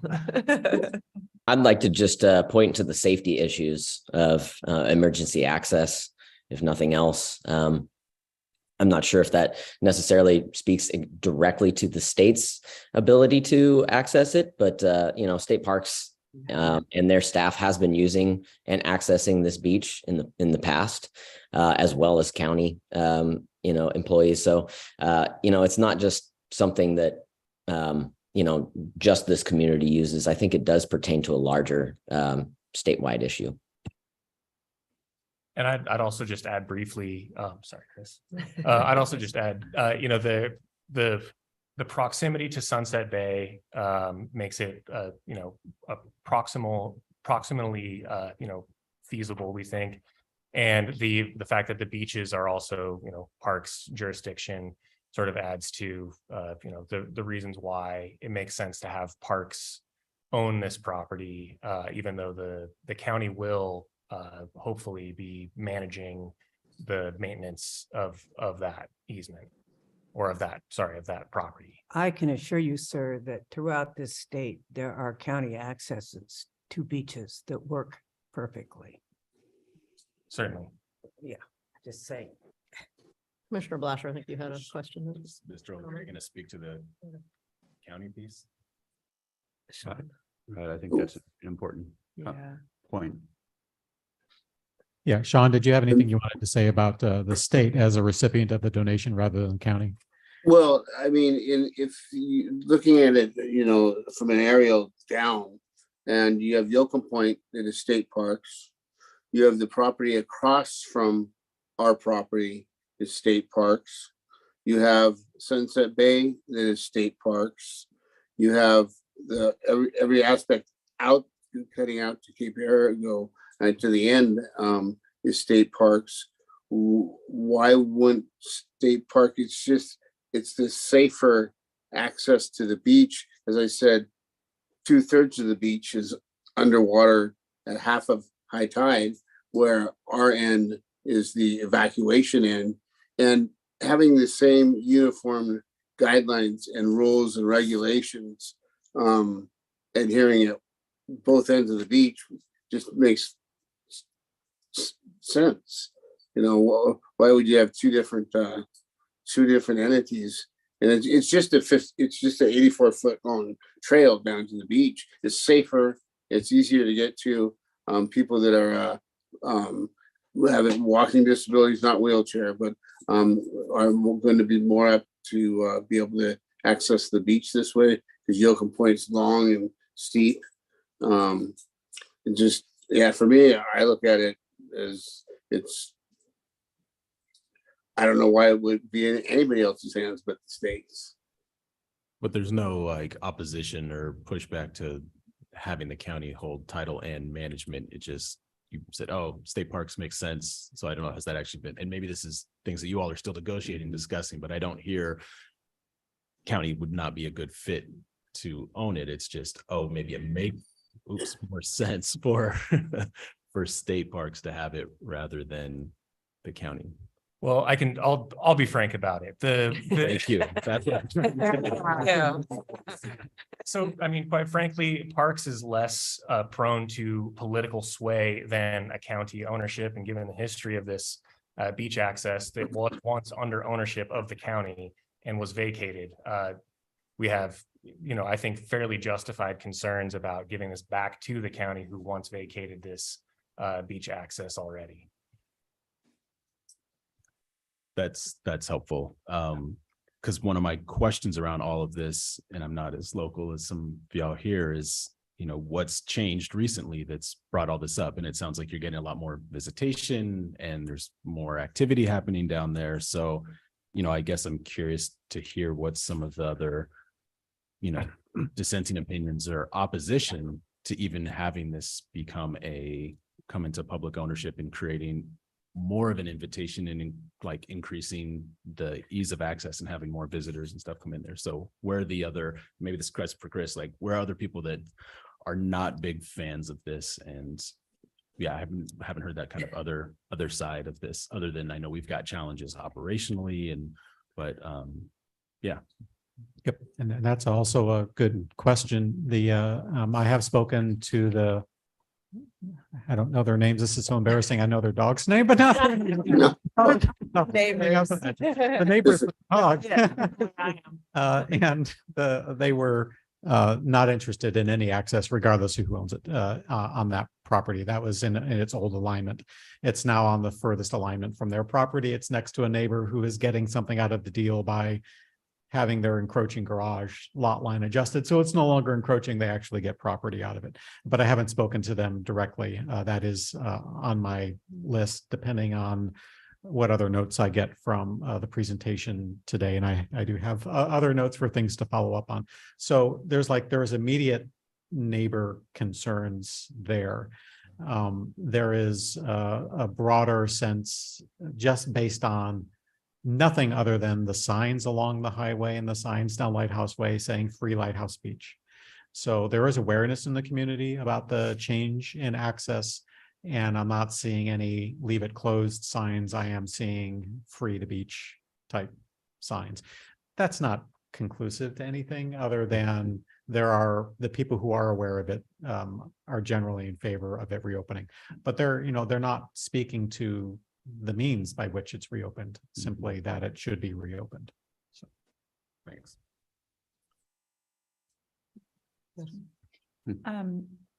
Can Surfrider describe, since Surfrider seems to be kind of the catalyst of supporting the majority of users of that trail, what your vision is for what it would look like if it were to be passed over to a public entity? Would there be fencing along the sides? Would there be stairs down? What kind of vision do you have for how that access looks, and also how to access that access in terms of parking? I know that we have typically in the community parked along the highway there and just kind of walked in.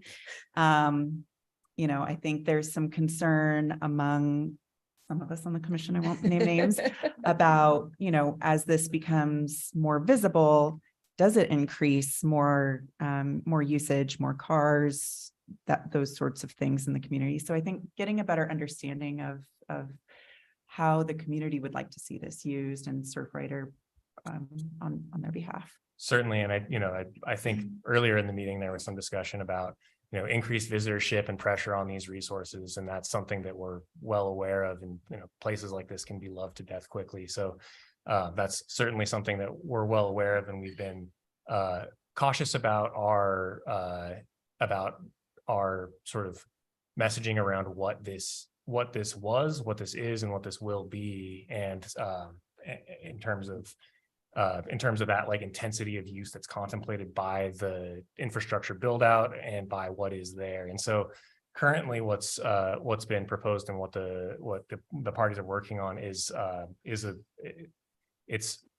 I guess it falls below what would be considered development or construction of anything on the site, and it's installation of some stairs to decrease the slope of that. You saw how steep it was, so it's to decrease the slope there and create an easier access. Mm-hmm. But in terms of any other build out, you saw the sort of the width of that right away, and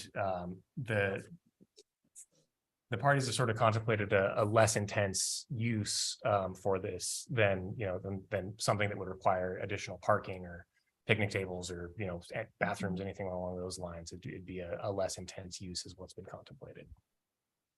And adding a trash can to reduce the environmental impact of people using that site was the only envisioned addition, and that's one of the things the county would be responsible for emptying and making sure that trash is well managed there. From the beginning, the hope was that we get back to the status quo. So before the access was closed, it received that moderate amount of use. And I know 50 sounds like a lot on a weekend.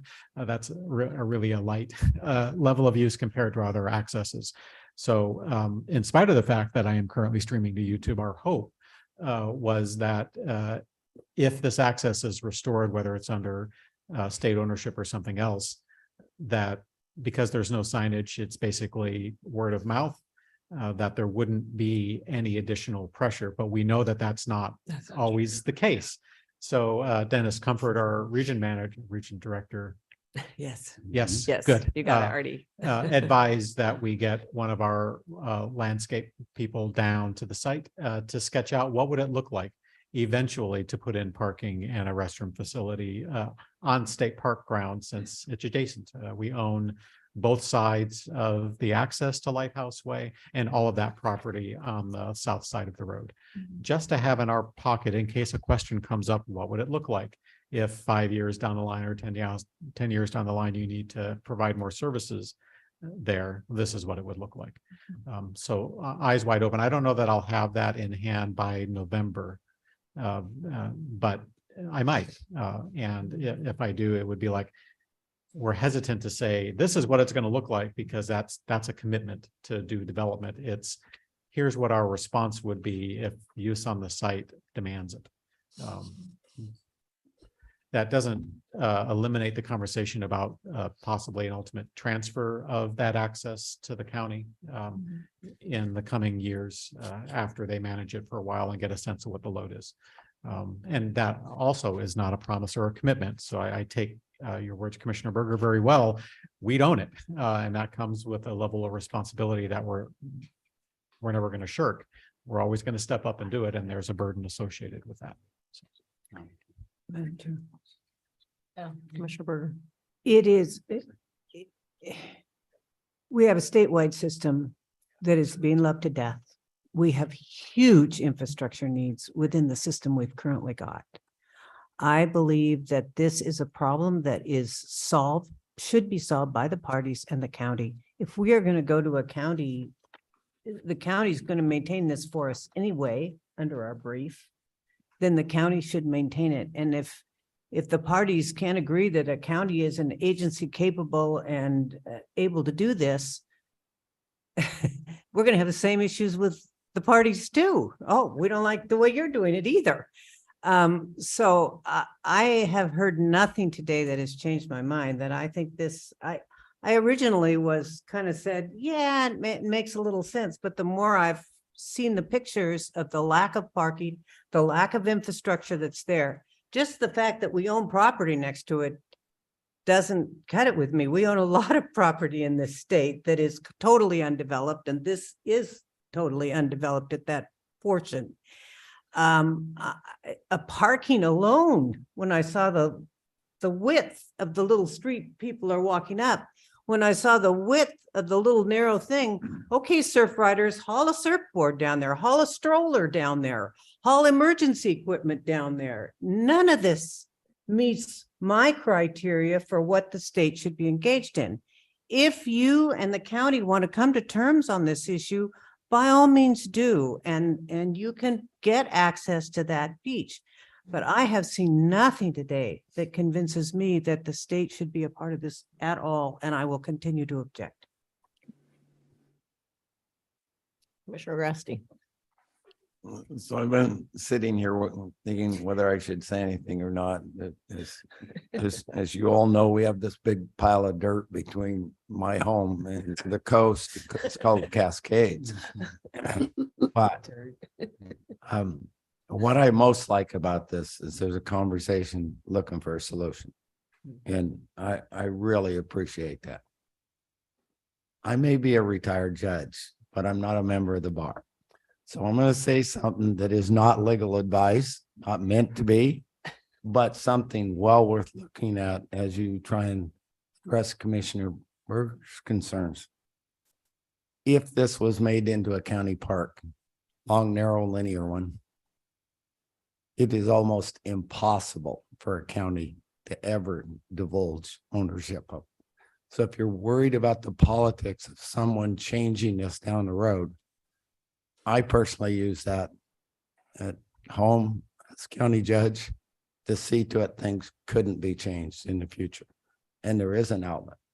And you can talk to someone who is a member of the bar or yourself to figure that one out, but there's plenty of opportunity there as a possible solution to what I heard as one of the concerns. Thanks, Commissioner Grassley. Any further comments or questions? This is good discussion. Thank you, Really appreciate it. everyone, for surfacing your perspectives and issues and concerns. Okay, one Commissioner Hill does have something she'd like to add. No, Go I for just, it. I want to thank Mr. O'Leary for being Yes. such a willing and open partner to acknowledge that this is a really special space for the public, and to be so open to finding a solution to make sure that it does stay accessible and public. So kudos and thank you. Yes. And hopefully we can find a solution to ensure that this does remain public and people can access the beach in some capacity. Sean, thank you to your father from all of us. This is a very special, unique gift. Sorry that the politics are getting in the middle of the conversation. No, That's how it works, but thank you to your family. everything takes time and everything takes a little bit of effort and so thank you for having me. Good luck with the fires. Yeah, good luck. I was gonna say. Absolutely. I'm ready. I'm real anxious to go find out the words. There's not getting much word back today, so I'm a little nervous. So, Thank you to Surfrider as well. Yes, for coming Carmen, thank you and for sharing. making yes, Carmen. Thanks for being her person. Yeah, thank you all. And I'd also like to thank the O'Learys for working with us on this. So. Yeah. Great. Thank Thanks, you. guys. Thank Really you. appreciate it. Thank you. All right. Thanks, Chris and team. Thank you, Chris Havel. Thank Yes. All right. Okay. I think we'll move on to 5B, which is Ontario easement, and that's Alice. Good morning. Morning, Chair Alice. Allen, Director, and Commissioners. I am here to provide you with some information about a proposed easement to the City of Ontario at Ontario State Recreation Site. Ontario State Recreation Site, and I don't know if I can share my screen, so please forgive me if I do this wrong. Can you see that? Yes, we can. Thanks. Okay. Ontario State Recreation Site is located on the west bank of the Snake River, just north of Ontario, Oregon. It consists of about 79 acres. It is managed as a day use area. It does have a boat launch facility at the location. The northernmost 1 acre of the site is used for an OPRD maintenance site. There's a building and a shop building on there. And for safety reasons, of course, that area of the park is fenced and closed off to the public. And within this 1 acre maintenance area, there is an underground pipeline that serves the City of Ontario's wastewater treatment plant. Installation of that line occurred sometime in the very early 1990s. And in doing some research, neither OPRD nor the city were able to locate the permits or easements or whatever document was that allowed the installation of that pipeline through this property.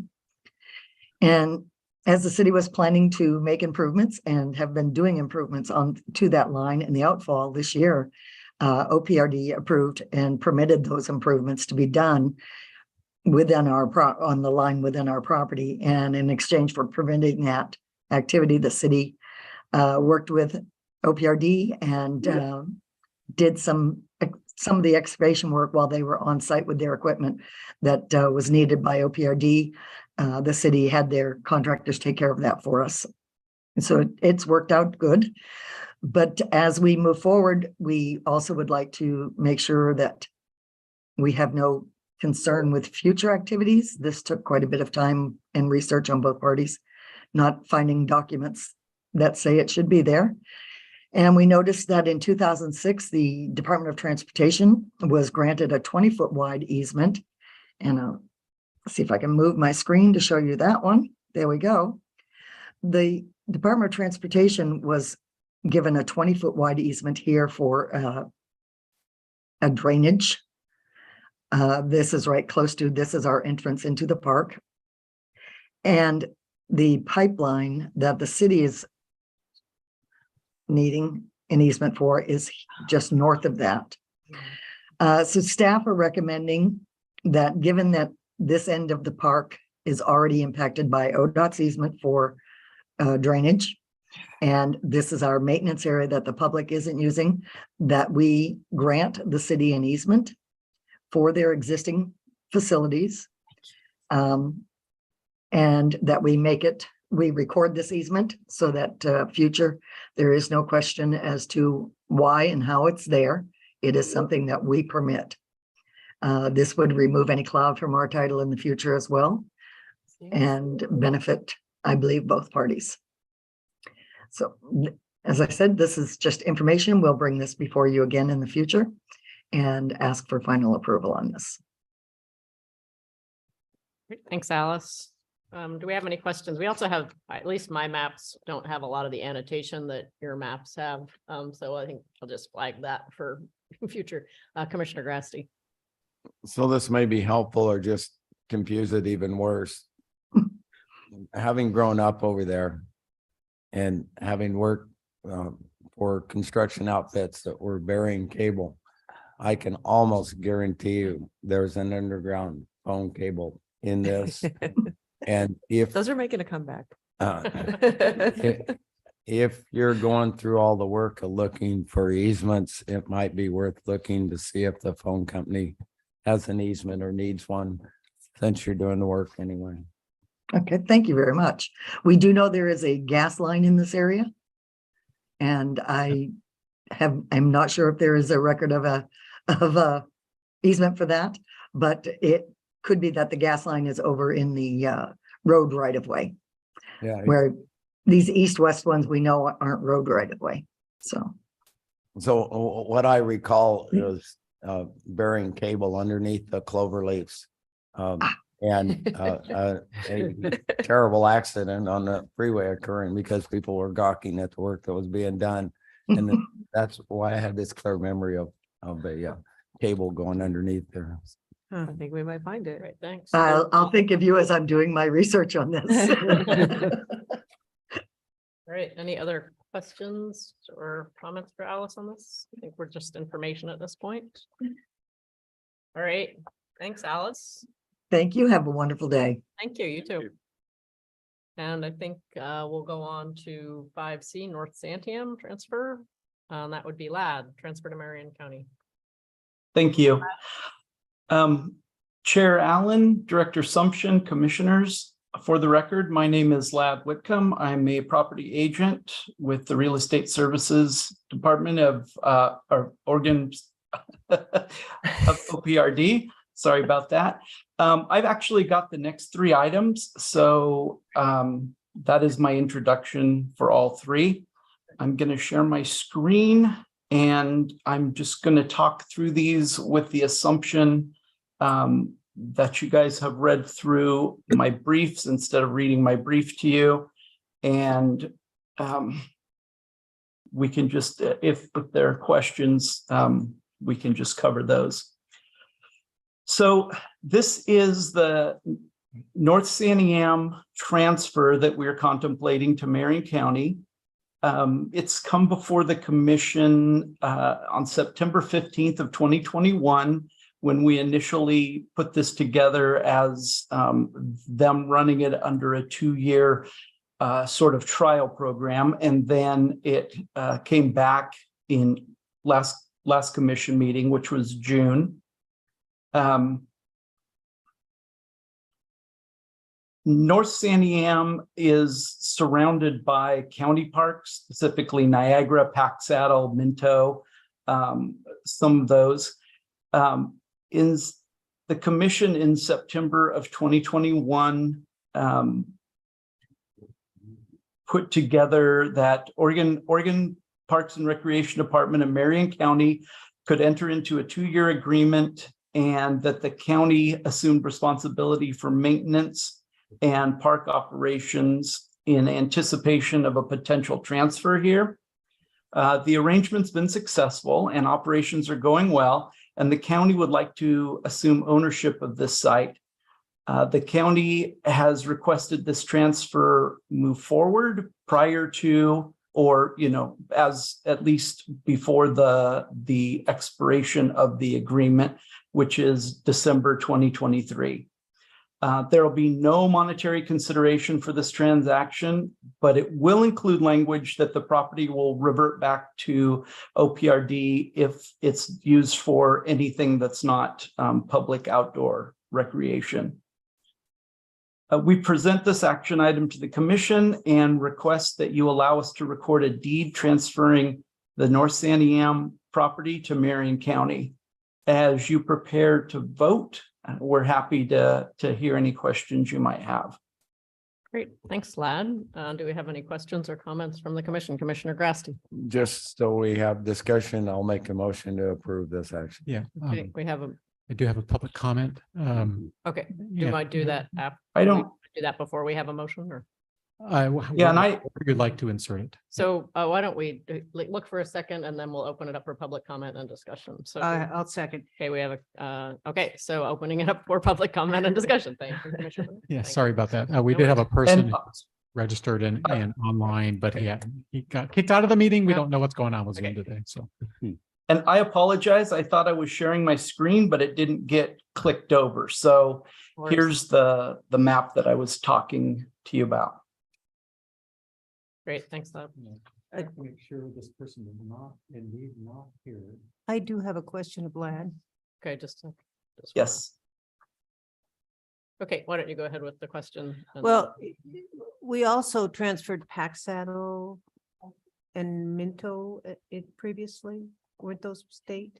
Or they've county. always been county. So this is Since the I've only, been here. this is the only one in this whole Yep. thing. Okay, Yep. and it does, Lad, I understood correctly, if they can't use it for anything other than a public outdoor recreation park. Has to be a part. Has to be. Correct. There'll be a reversionary clause in the deed that we get this to them. And if they ever use it for anything besides outdoor public recreation, it will revert back to us automatically. Okay. So that ensures that the continued use will be recreation for the public. Great. Thanks, Commissioner Hill. And the only reason I brought up Minto and Pack Saddle is because those are county parks already that are right near this. And it makes it very efficient for what they call their run. So they have, the several parks that they can take care of with similar resources. And because they have those other parks, they're trying to Right. enhance and improve and expand their. Correct. Recreation program, and they've hired staff to be able to do that. Okay, thanks, Commissioner Hill. Yeah, Lad, can you explain a little bit? The brief says that it will be used as a hub for centralized county park services in addition to the serving park visitors. Can you explain a little bit about what your knowledge is of what those services are, what they plan to do outside of kind of park access, but county services? I can give it a try. I have very little knowledge of that, but I can just say in general, a lot of our parks, especially our bigger parks that are central to us, we have maintenance areas that we store tools, tractors, transportation, things like that, trucks that are centralized to get out to our other parks. And what I'm imagining is happening here, and I apologize, I did not actually draft this brief. One of the other agents did before she left. And I'm assuming that this has some of the same areas in it set aside for maintenance, that when we got all of our stuff moved out, they would move their stuff in. I don't know that for a fact. That's an assumption on my part. But I know this is central to some of their other parks, so they may use it. It shouldn't cut down on any of the public recreating areas, though. Yeah, I just was kind of trying to. Thanks, Ladin. I'm looking at Sarah, so she'll give me the litmus test if I get this right, wrong, or indifferent. But in some of the conversations with the county, this was a place that they used as respite for the folks that were impacted by the fire. And it was places where folks could get to. And I think that they're also looking at it for some of their emergency response. And it would be a place they would be able to congregate the community to. Yes. Okay. Yeah, and if Could be more than Sarah that, or but- any of the county are there, they might be a good person to answer that. Yeah. Thanks. Do we have other questions? Commissioner Dorr? First, I should ask Chris, have we been able to locate the person who's making public comments? The gentleman is Scott Bassett. He's in and out. I'm extending Scott. If you can hear me, permission to talk. If you press #6 on your phone, you'll be able to unmute.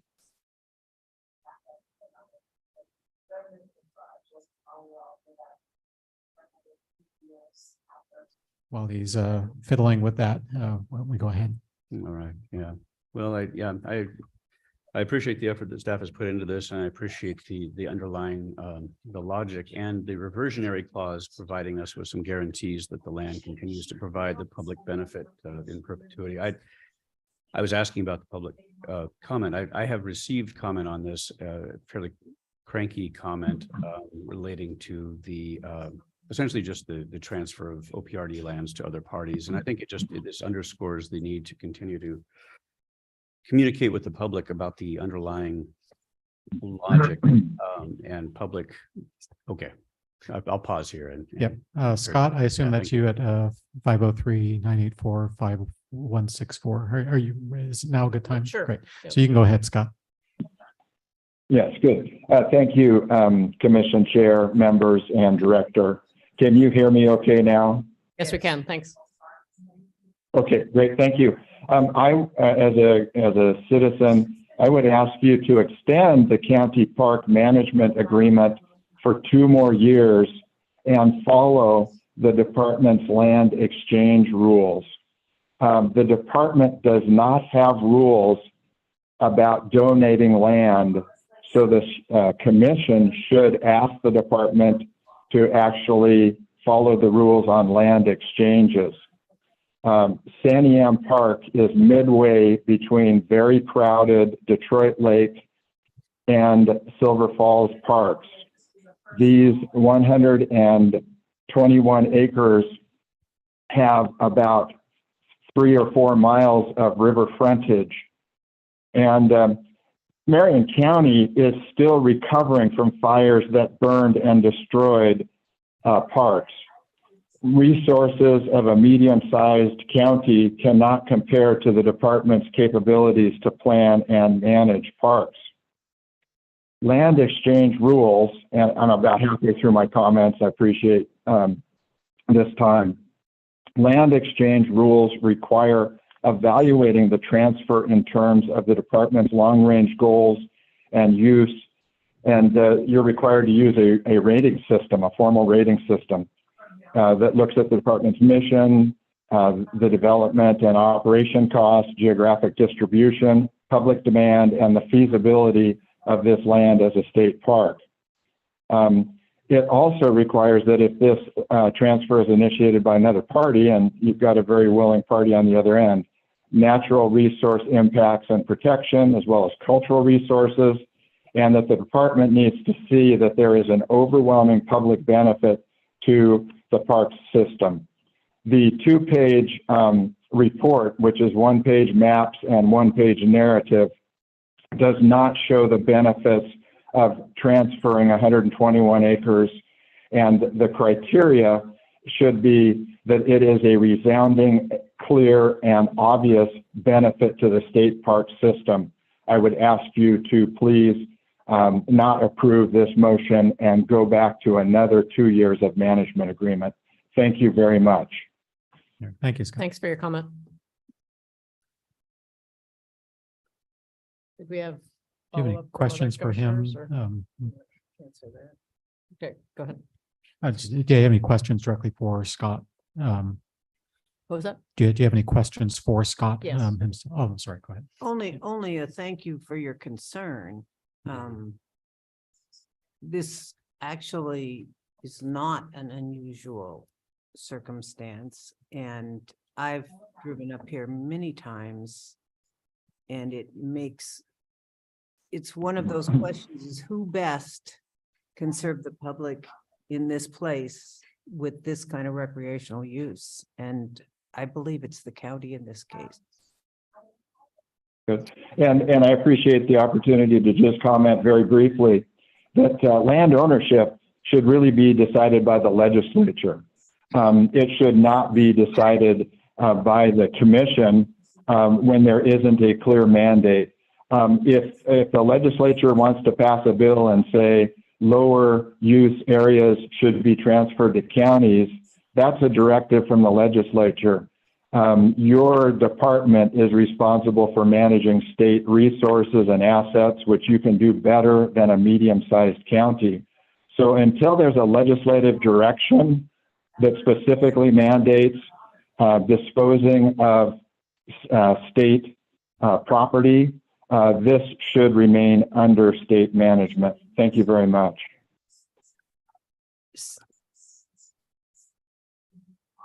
Thanks Would for that. like I might, Trixie to address that. yeah, Commissioner, Just AAG for Trixie, would you like clarification. to add any comments or clarification on that? Sure. Thank you for the opportunity. The commission has clear authority. I think it's ORS 390-121-3 that authorizes the commission to otherwise dispose of real property. And this is a transfer of real property. It's not an acquisition or exchange. So the provisions that were mentioned from OIR chapter 6, sorry, wrong commission, OIR chapter 736, division 19, I don't believe are applicable to this action. You have full authority to exchange. Thanks. or transfer. Just clarifying our authority to transfer. In case you're questioning. Yes. Yeah, You already I'll step back okay. in, and I was speaking before the public comment, and while that was not one of the individuals who's contacted me, that is in line with comments that I've been receiving from other parties, the general sentiment, if not maybe the details. And so as I was beginning to say earlier, that I think that part of the due diligence ultimately is not only doing the full analysis of the implications in terms of operations and natural and cultural resource effects and so on, but also finding ways to transmit that information transparently to the public so that they completely understand the legal foundations, the level of analysis that's occurred, and to make some of that a little bit, because it's clear that in this case, based on the comments I'm receiving, that there was a need for maybe more public outreach on those points, which would be helpful. And it is, for that reason, it's hard for me to vote enthusiastically in favor of this, just simply on those grounds, the basis that I've had so many people earnestly reach out to me asking me to not allow this to proceed under the current proposal, even if there maybe would be other steps to get along the way to get us there. So I understand the logic, though, because this does fit into the larger OPRD strategy for disposal of properties, especially when we have good local government neighbors who are willing to step in and have adjacent properties and operations interests that intersect nicely with the parcel in question. So. Thanks, Commissioner Director Assumption. I just want to take us back real quick. I mean, I think it was 2009-ish when we were legislatively directed to be working with our local recreation providers to talk about efficiency and management in places. And in this one in particular, I love and appreciate that, but we don't own Detroit State Park. I mean, the user doesn't generally know. And so the use of the park is not going to change for the worse. If anything, with that 12 to 25% conversation we just had, it allows the counties to apply for our local government grant program. And I would imagine in the surplus that it's in, we would make better investments for the public in these places and in these circumstances that would actually increase access and recreation and accessibility. So I just want to balance that out a little bit, that it's not like it's going to somebody who doesn't have recreation management. And it's been 18 months we've been doing this with them and they've been managing it. Almost 2 years really. So just knowing that they have the ability to access those local government grants, and we literally have those conversations that we would anticipate seeing your grant applications in to provide better recreational access than we are currently giving.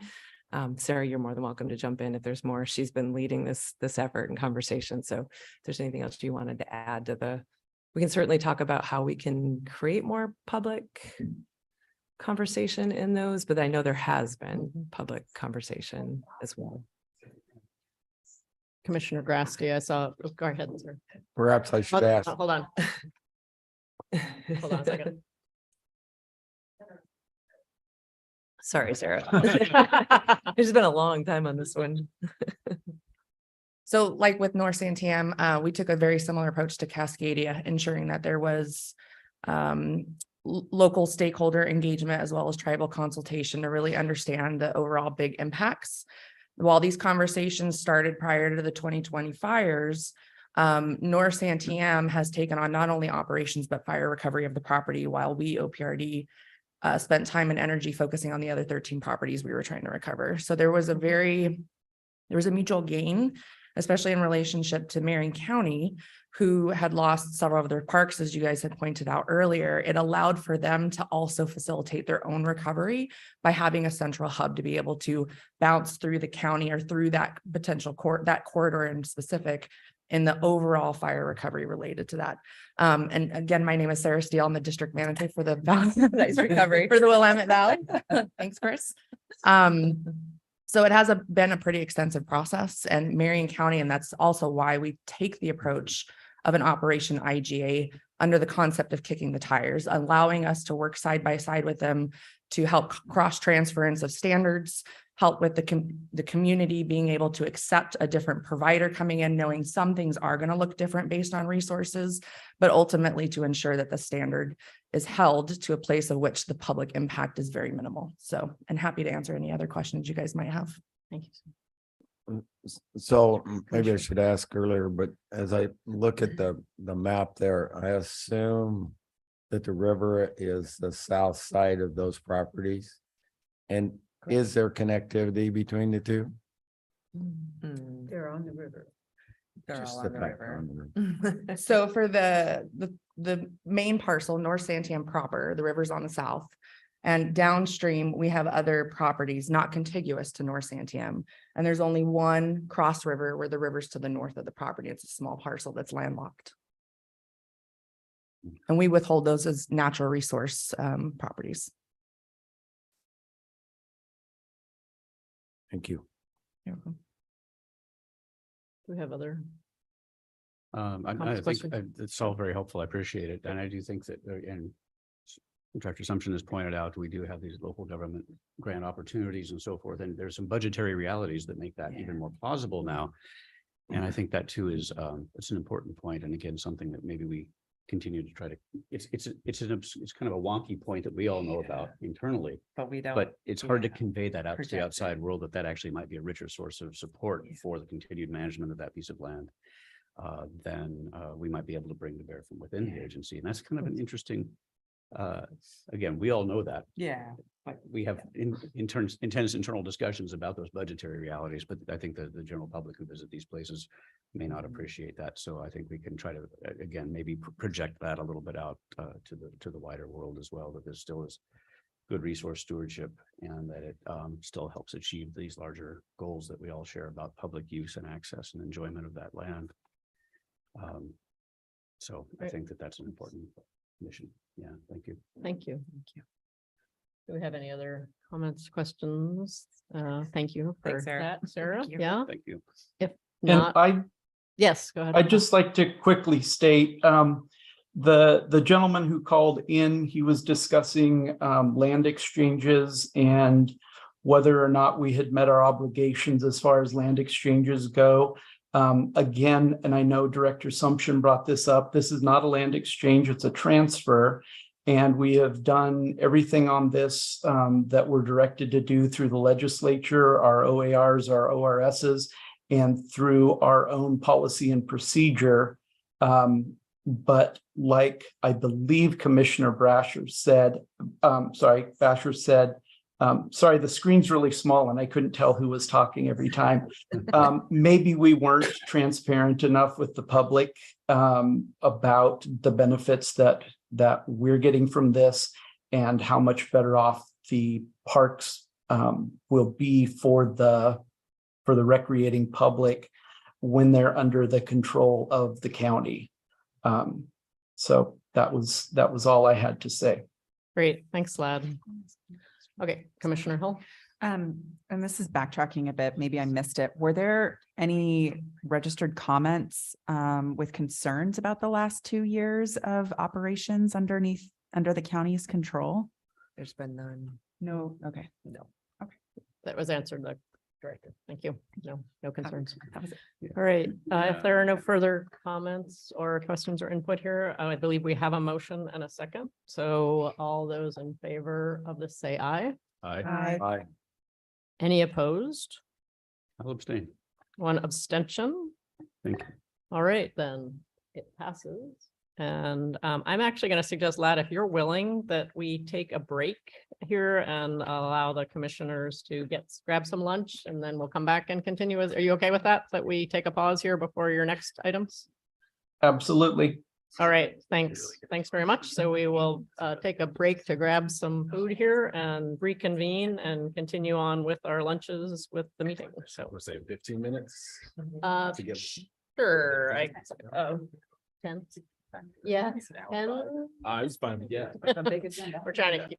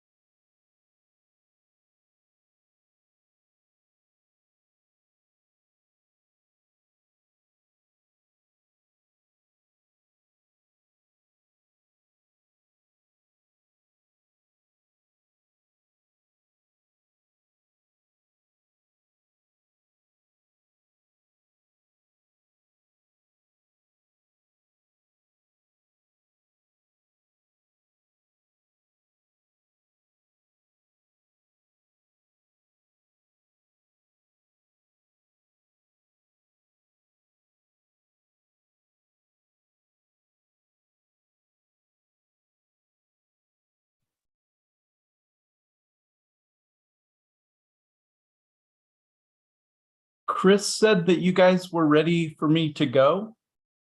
Is that correct? Also, I'm not hearing anybody all of a sudden. Hear me now? Yes. Okay, yes, Perfect. it would be great. Thank you for Okay. willingness to take a break for on our behalf, and we'll move on to, I think it's 5D Cape Perpetua. Yes, 5D. Let me share my screen.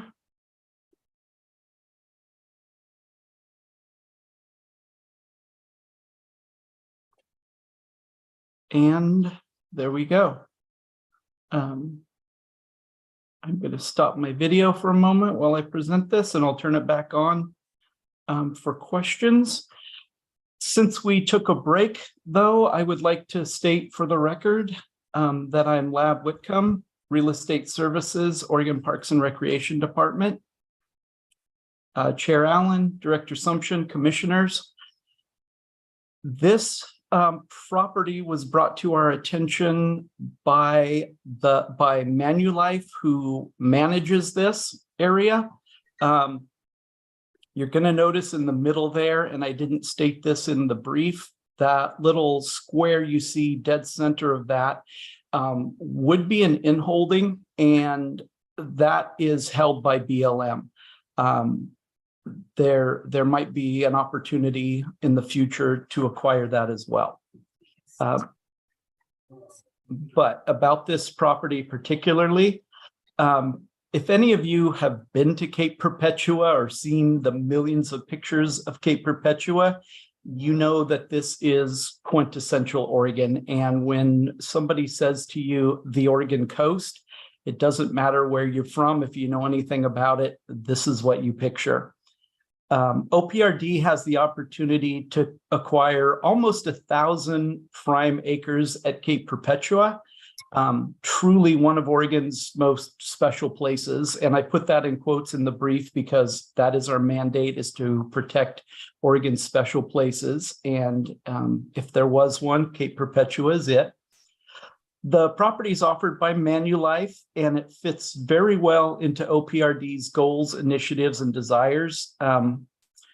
The first of those, when looking at this particular area and rating it, something we're wanting to acquire, we looked at climate adaptation.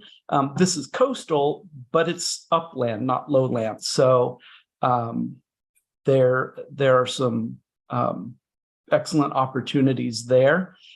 And there's the northernmost area, the only line that's not basically a straight line, upper right-hand corner-ish, sort of squiggles. That whole pop-up is actually, was told to me that that's good murrelet habitat.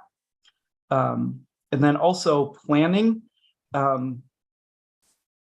If we acquired this and we did any type of improvements here, we could put the improvements pretty much wherever we wanted them, because the majority of this has been harvested, and we could lay out our plans exactly how we wanted it and not worry about how much forested land we'd have to cut down. So we could basically put our improvements in where we like, and then the reforestation could grow up around those improvements, and it would be a lot easier to manage as forest or as recreational vistas. The headlands here provide amazing views, and the trails in the system could connect up to a lot of the U.S. Forest Service, BLM, some of those other trails that are around there. And so what we're doing, and then as far as integration is our fifth criteria we're looking at. And it's near several OPRD assets, and it does share lines with the Forest Service and BLM. We're conducting due diligence on this, and should those findings be acceptable, as far as, and a big one's going to be value. And we're not going to know where we're at on that until we get this property appraised. But once we have conducted all of our due diligence and we find it acceptable, we would move towards a purchase and sale agreement with the owner. And then we would come back to the commission and ask for approval to complete this acquisition. But for right now, this is simply an informational item to let you know that this is what we're looking into. Any questions, comments? Thanks, Lad. And you did just mention this, our map doesn't have the red outline on it. Can you explain again the little square in the middle? I know you touched on this, I just didn't. Oh, yeah, that's an in-holding, and that property is actually owned by BLM. Okay, right. So we would not own that. And that's won't be included in the acreage that we're looking at. But there will most likely be an opportunity to acquire that down the road. Anything else? Yeah, Commissioner Grasky. So, Lad, as I look at this, I see lots of little lines in there. I assume those are old logging roads. Yeah, what you're seeing, and I'm assuming you mean just on the map surface, not any of the blue or the red or any of that. What you're seeing in there is the logging roads that get you in and out of the mountains for timber. And I'm actually glad you brought that up, because I wanted to mention also, I'm going to see if I can't blow this up. I don't know if I have that ability in this screen, but if you can see this little area right down here, earlier today, Director Sumption was talking about Amanda's Trail, and this is actually the Amanda's Trail area. The Amanda statue is approximately here, and then the trail comes out to connect up with the rest of the Oregon Coast Trail here. And then these are OPRD owned land, and then this is also some access on the other side of the road over here. I want to make sure, first of all, that I covered what Commissioner Grasty was asking. So the second part of my question is what access does the public have to this property today? As far as the general public, I'm not sure that's wide open access. When we acquire it, if we acquire it, we will have access, and we've already kind of got those access points cited, or at least a few that we've thought about. Most of what you're seeing through here are some reciprocal easements, because this is actually owned by a few different people, and it's all managed under Manulife. And Manulife said that they spoke with the people, and all of the owners here are in agreement about selling the entire thing. So to answer your question more specifically, the access in there are typically reciprocal agreements for haul roads and access for timber management and timber hauling. Thank you. Commissioner Berger. Commissioners got a call from Lisa a few weeks ago and said, want to go over and look at a piece of property. And we spent a day up here. She is a car warrior, I will just say. I think it was 12 hours. She never said I need a potty break, I need food, nothing. This hits, we just went through this acquisition policy and talked about what the future and what we want. This hits the buttons. It's available. It's privately held. It has logging access. Its potential for future development is limitless. It also is in an area where you wouldn't want heavy development, certainly not now. But if we don't acquire it now, it won't get cheaper, and we won't find other parcels of this quality on the coast. That's what struck me. And climbing up through it, it was, yeah, it's been logged. Okay, that's, they're through with it. But it is a spectacular piece of coastal property that we already abuts other areas, and just hits all of our buttons for future use and future preservation, and big enough to be usable and workable without a lot of problems that may develop later as the area develops. And so just to add, because I saw a couple of question looks there. So when we were talking earlier about Joanne Cattell and the Amanda's Trail, Joanne is a member of the nonprofit organization called View the Future. I'm looking at Doug and Dennis to make sure I've got this right. And so View the Future has been trying to find a way to conserve, protect this property for many, many years. And so they've raised a lot of funds.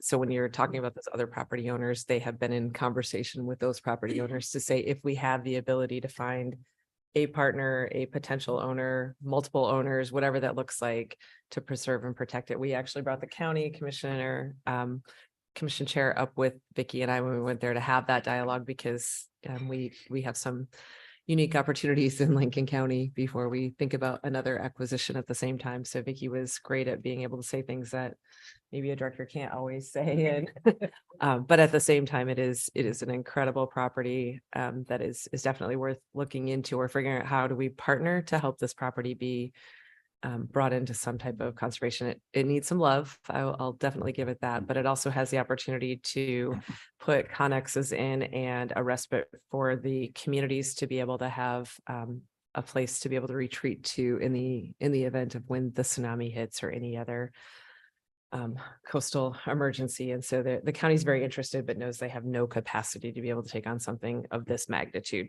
Oceania, maybe. This no way possible, but there's a rock quarry up there that I've never seen so many snakes. And she doesn't like that. One snake would be many. I was like, oh, what am I doing here? Commissioner Grasty. So one more follow-up on the west side of that property, the property line with the stair steps in it. What opportunities and challenges might we be creating by acquiring this in between what's Parks Lands now and this property? It's a sheer cliff. I don't know how you, I mean, It's a cliff. it's a sheer cliff. There you go. It's Who owns it? I mean, is it in private ownership or yeah. don't know. Lad, do you know who the owner is? I don't know. I can certainly find that out relatively quickly. And I can pass that along to Director Sumption, who can pass it to the commission if she'd like. Commissioner Hill. Yeah, can I get a little more clarity on, I guess I don't really understand what the use of this land, why we are the ultimate top group to be looking at this. If it's for protection and for preservation, or if, I think I need to better understand, like, is the goal that we would have public access, that public access would be expanded, that eventually camping, what are our goals with this piece of land before we might acquire it? Commissioner Allen, Director Sumption, members of the commission, Dennis Comfort, Coastal Region Director. So this map picture doesn't give it justice. You have these fantastic views you can see the curvature of the earth out over the ocean from it. There's a lot of places where we could look at putting in cabins or yurts and have hike-in experiences rather than drive-in, because the road up is pretty steep. It's associated with the Oregon Coast Trail, so there's some opportunities to have some camping available for through hikers that doesn't necessarily invite the kind of uses that are closer to town that create problems for enforcement. And so, because it's a heavy hike to get up there. And so there's roads to go in to do maintenance, but not necessarily roads to take people up to camp. And so as we look at coastal erosion and sea level rise, we're looking at properties that are above the sea level way up that we can then plan for the next 50 or 100 years to be able to utilize. This kind of land isn't available everywhere to do that. And so View the Future is raising money to do a lot of conservation on it in partnership with us and do the reforestation plans and all those kinds of things. And so we have active partners within the community that want to make this happen. And I think if I were to guess, and I probably shouldn't, but I think there's probably 98 to 99% support from the community to do this. And so we're not going to get a lot of opposition where we would in other parts of the county, I think. It wouldn't be our traditional type of campground. It would be a lighter foot. Cape Perpetua is right there to the top, so great access there. So it'd be more like hiker, biker, Oregon Coast Trail, more of a rustic experience, which we don't offer a lot of that in some places. So having that type of experience, but it'd be a different type of recreation than we currently have. And I know I'm just the real estate guy. I'm just the person who's presenting this, but if I could make a couple comments, I would appreciate that latitude. One of them will answer Commissioner Hill's question. Dennis did a great job of that, but I'm gonna start at the beginning. I was listening to all the dialogue and it was so good. I forgot one of the things I was gonna say, so maybe it'll come back to me while I'm talking. But Director Sumption said, yes, it's been harvested and, you know, blah, blah, blah. And when you go out there, a harvested forest isn't pretty, but it greens up pretty quickly. And when I was talking to JR about this property, JR was actually viewing that as a good thing because we can put our improvements anywhere we want them, the places that make the most sense, and then let everything green up and let the reforestation happen in between those. Another piece of that is I don't know, like I've been presenting to the commission for a while, and in all my time, I'm sure nobody's noticed, but I have never said, oh my gosh, this is such a pretty place. It's beautiful. I typically stick to the facts about what's this going to do for OPRD and you know, what are we going to do with this and that. But like Commissioner Berger just said, and Dennis added in, this picture doesn't do it justice. And I would say to Commissioner Hill, if you get the opportunity, go out there and stand on the headlands, and you will just scream, we need to own this. And that was why that was the first line in my commission brief, is because it is OPRD's mission to protect and preserve Oregon's truly special places. And this is exactly what this is. If you go into any shop on the coast and look at postcards, you're going to see like a third of the postcards on the rack are going to be shots from Cape Perpetua. It's just gorgeous. That's at the top on a cloudy day. Thanks, Lad. No, thank you. This is helpful perspective. And I admit I have not been to this piece of property. I think, you know, I'm thinking back to our recent conversations of acquisitions and how we're checking the boxes and making sure that, you know, we are the best at managing this piece of land for what we intend for it to be used for and those sorts of things. So I will definitely do a little more homework and try to get up there and see it. But hearing all of your information and stuff is really if any of helpful to you understand this better. want to go up before, we would be glad to coordinate a tour for you. And we're going to be having our November commission meeting in Newport. We will be touring you at Brian Booth because I'm selfishly, I need you at Brian Booth. I mean, I need you here too, but we only get so much time to tour. But we're hoping that the day that we're done with the commission meeting, that there would be an optional tour for folks that wanted to stay and go up and actually get eyes on the ground and better understand and see and orient to the property. So it takes a little bit more time for you, but we will certainly coordinate that. Or if you want to come in a day earlier. Or arrange it with me. Yeah, I was gonna say, or anytime that you want to go, we're happy to get you over there and let you get eyes on the ground. Whether we own it or not, I think we need to figure out a way to partner to figure out how to make sure that this is in public land. Yeah. And I try not to advocate for or against a property. I feel like it's my job to present all the facts to you guys answer your questions, and then you make the decision, and that becomes OPRD's decision.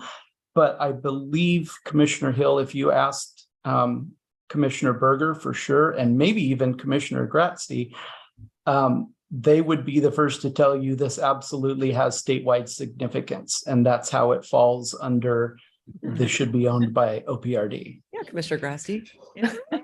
I'll be quiet now. Commissioner Blasher. He had. I was just wondering, Dennis, because we got you up here. Is there other property south of this map that we own? Because isn't the Cape Perpetua Overlook just south, and there's like other pieces and properties? It seems like we're kind of maybe missing part of that in this briefing. And then are there other public lands? Because they're like a Camp Perpetua or something like that. So there's like a whole bunch of other stuff very close in proximity to It this. butts right up against U.S. Forest Service land, and then the Oregon Coast Trail is going through a lot of those locations as well. I had the exact same feeling. I got called by Joanne that there was this opportunity for this view the future property, and I was like, I don't think so.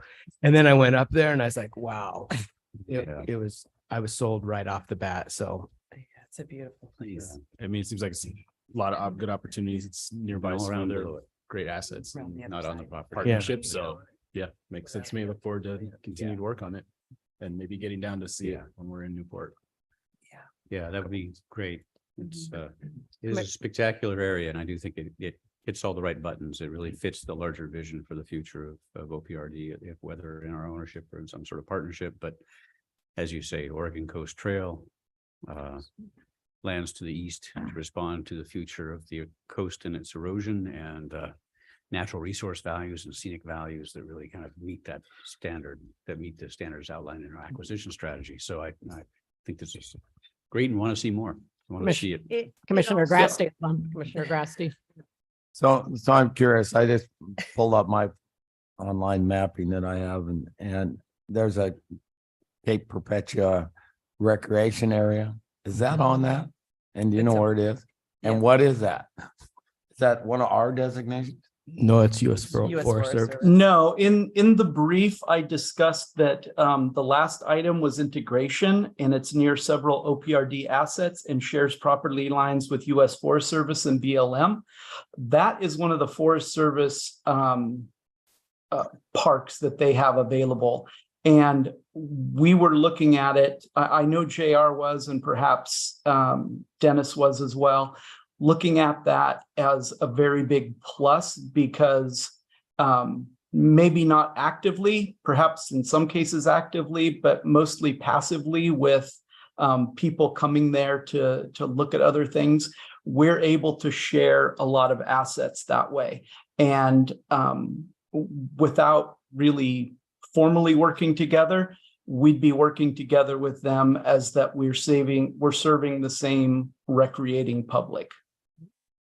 Everything south of that horizontal, the longest horizontal line is Forest Service. You can tell because it hasn't been logged. The rest of it was all private. And that swath goes way south, almost to where it breaks down into the Florence area. And if I can, I apologize. I know I've been talking a lot, but again, to maybe answer Commissioner Hill's question a little bit more, in executive session today, when we were discussing certain properties, I was telling you why we were looking at them, and most of them were based on having 3 of the bullet points that we're looking for in a OPRD property. And I sort of shared those directly. This one has a good 5. It's just like 2 different people have said it hits all the buttons. And yeah, it does. It hits all the criteria that we're looking at when we look to acquire a property. Thanks, Lad. Commissioner Berger. Yeah, this map doesn't do justice to how large a parcel this is. This is a large parcel, and we're not used to looking at purchasing in, but when you're up there, you understand why it is such a large parcel. I also would point out it's a good counterpoint to Brian Booth. Brian Booth, in our vision, is a fully developed park that has urban connection, and it serves a constituency that we hope to get open soon, that is very different to what is served here. This is a much softer sort of Footprint. pressure on the land. But to have it in public access and to be able to keep it that way, there just aren't very many places like this left in the world. I was impressed. Despite the snakes. Scenic values. Right. Even the view to the east, looking at the coast range is beautiful. Yeah, it's. Yeah. All right, We'll get I you in see a there. thumbs up. All right. So thank you, Lad. Thanks. This was super, and I look forward to making sure people have a chance to go out and check it out. All right, I think we're moving on to Brian Booth, Mackenzie River Trust. Yes, perfect segue, talking about Brian Booth. As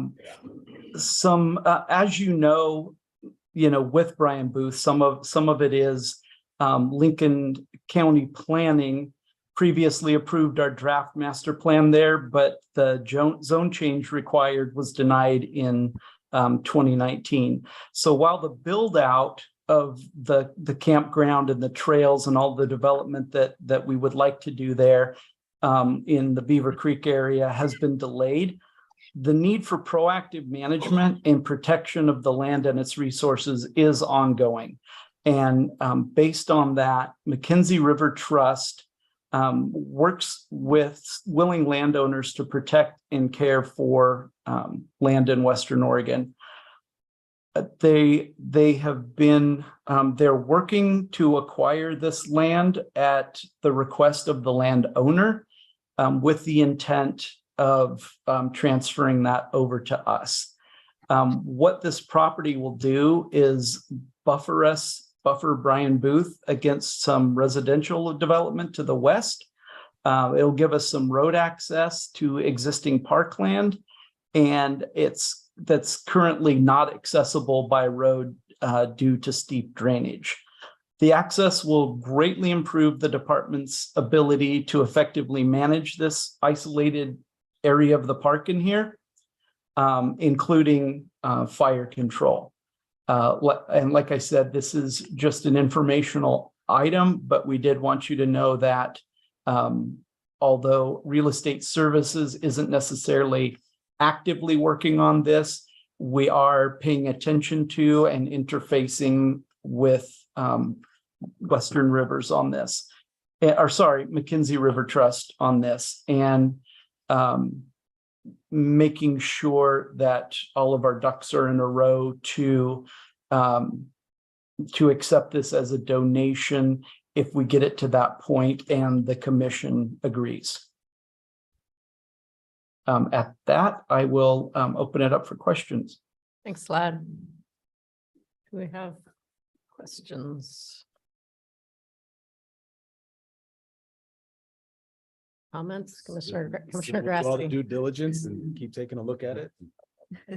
Oh, Yeah. sorry, I can't see behind me. That's all right. Are there roads on this? Existing roads? Depends on what you mean by roads. Are there physical roads? No, not really. There are some easements. And so there are legal roads, yes. So we can get to this. As far as access goes, Dennis might need to hop in and help me out here, but I figure I'm thinking there are just some like two-wheel, like you can see that trucks have driven through there or something, and it's sort of grown back up around it. But roads, or at least trails that 4x4s have been on, have made the paths available. Commissioner Allen, Director Sumption, members of the commission.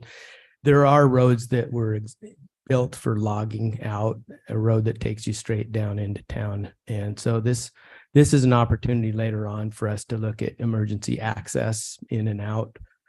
We have two other ways to get in and out of there right now, but this would add a third that right close to the fire department. So as we look at the development of the property, it would be good to have this as one of those other options that would only be used in a pinch rather than having it as a public access all the time.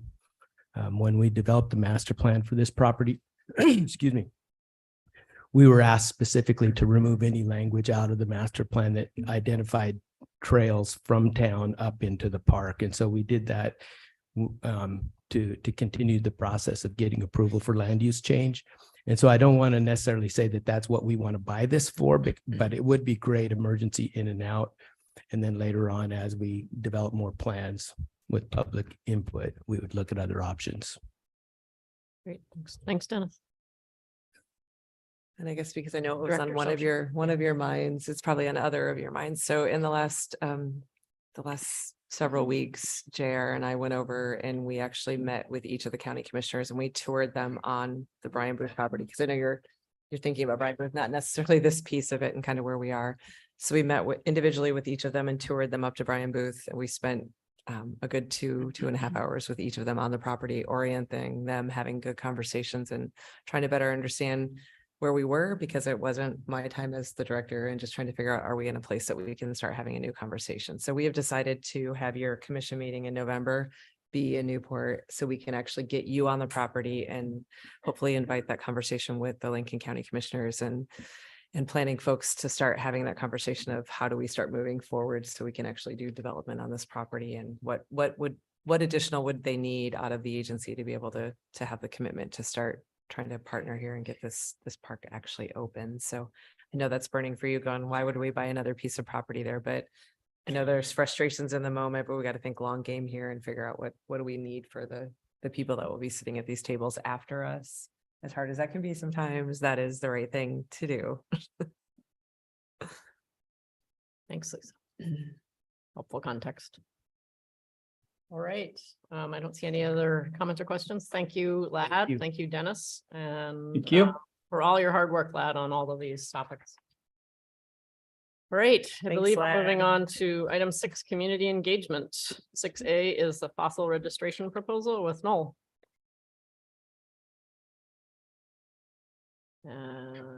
He's online. I There he know, but- is. Here Can we you hear go. us? Can you, yeah, I can hear you. Can you hear me? Yeah, great. Okay. Technology's working.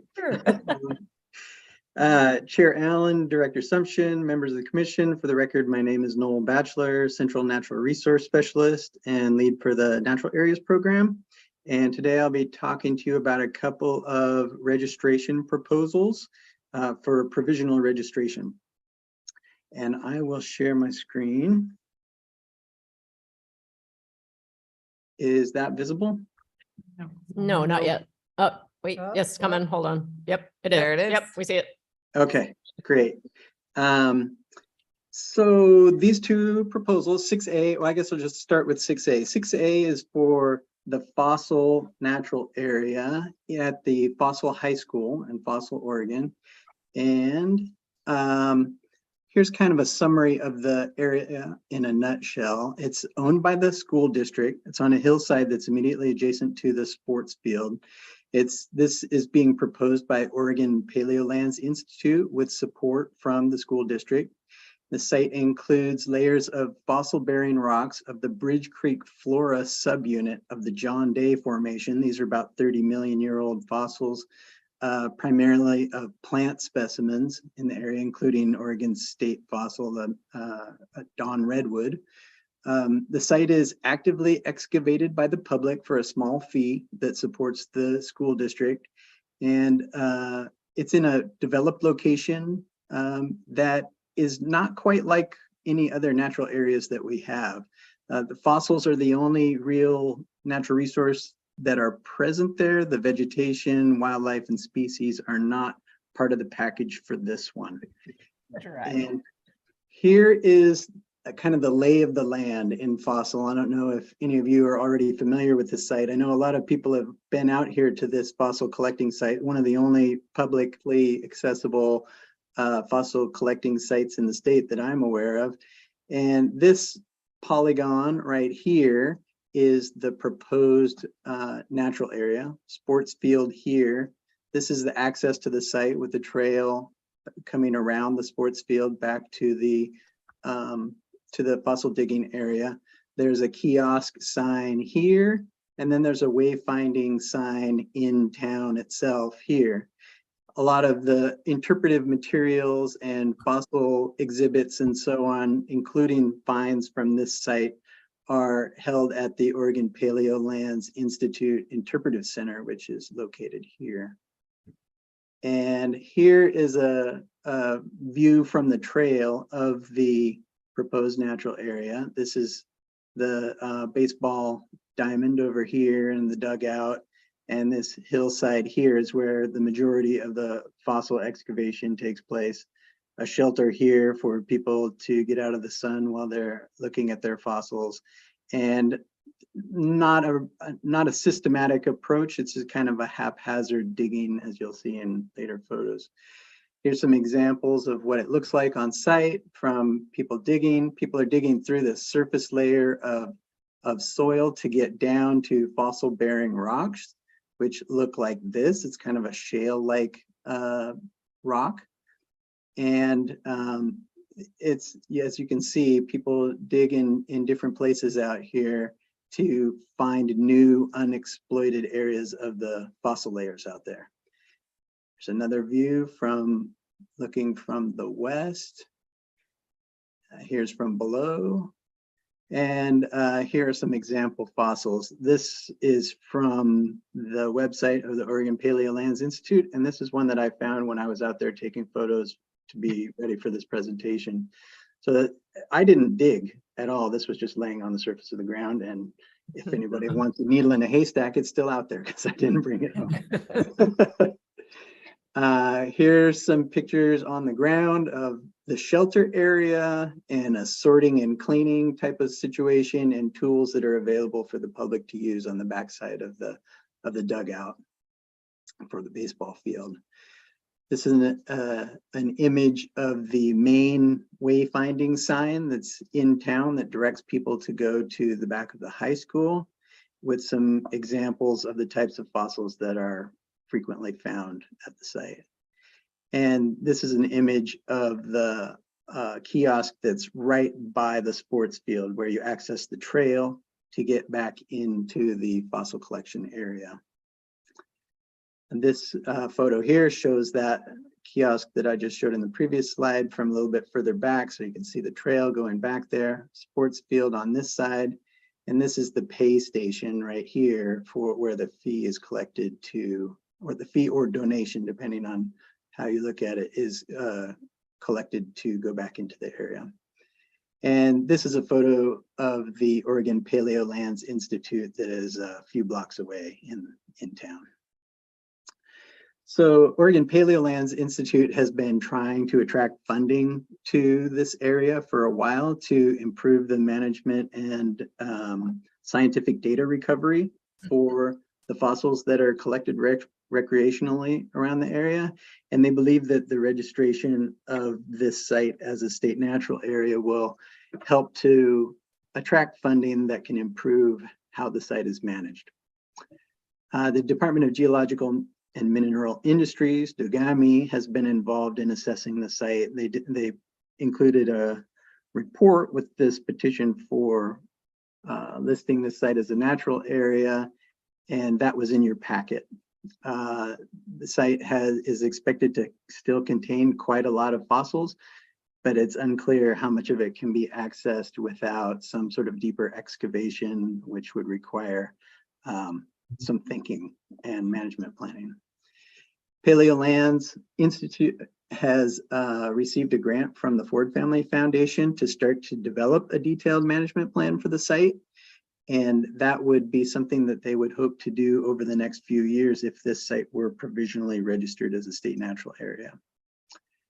Part of the requirements for registering this site as a provisional natural area include the requirement for a basic management plan. And you can see the screenshots here of the basic management plan we received for the site in the interim that kind of lays out the targets for what would be covered in the more detailed plan as the consultant is able to work through that.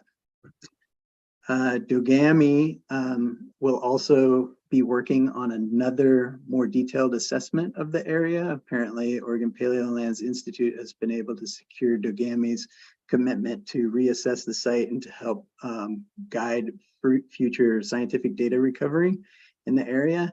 And a key part of this is to use recreational citizen science to do some of the excavation that feeds into the scientific knowledge of the Bridge Creek flora.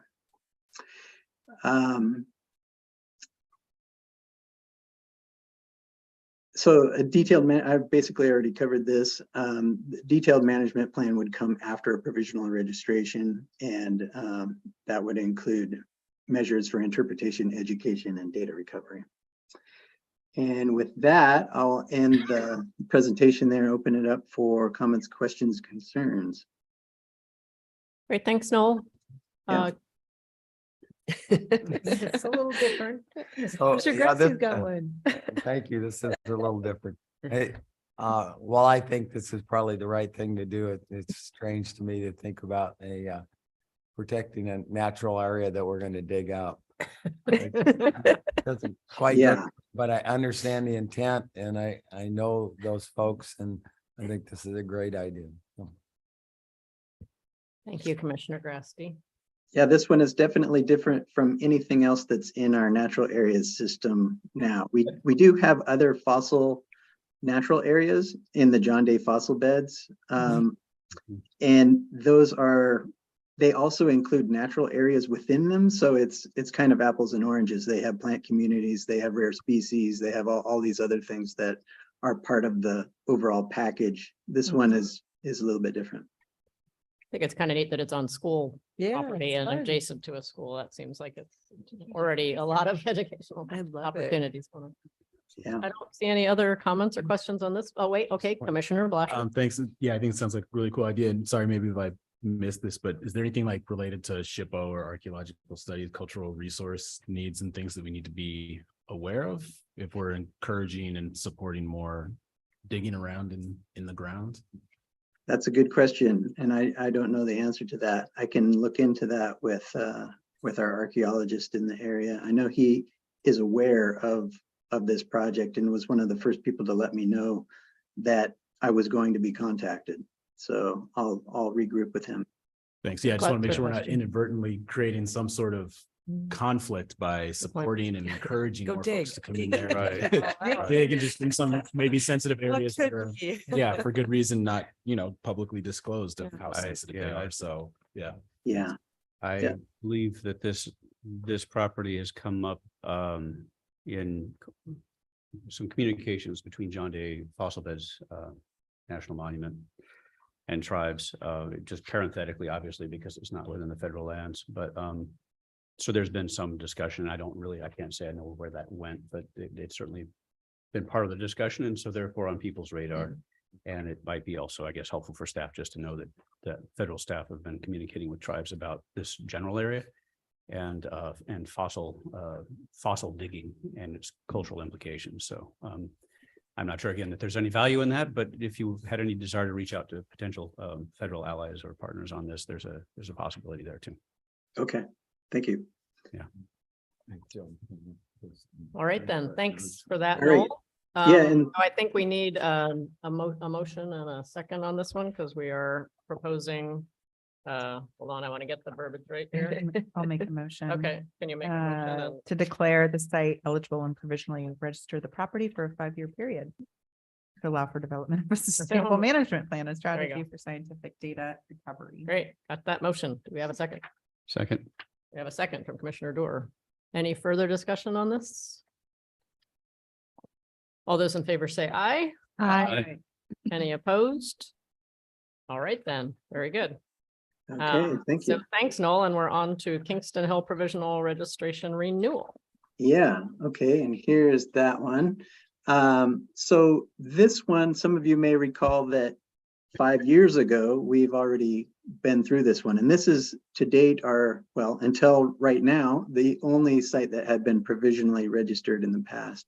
This site is owned by Greenbelt Land Trust as of 2019-ish. When we last saw this in 2018, the site was still owned by another private landowner and they were still in the process of acquisition.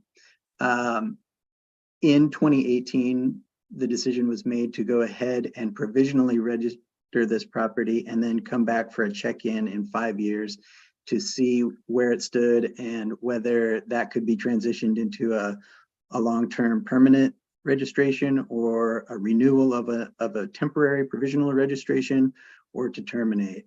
And so we're here at that 5-year mark right now. And here's the property. This is the map from 5 years ago.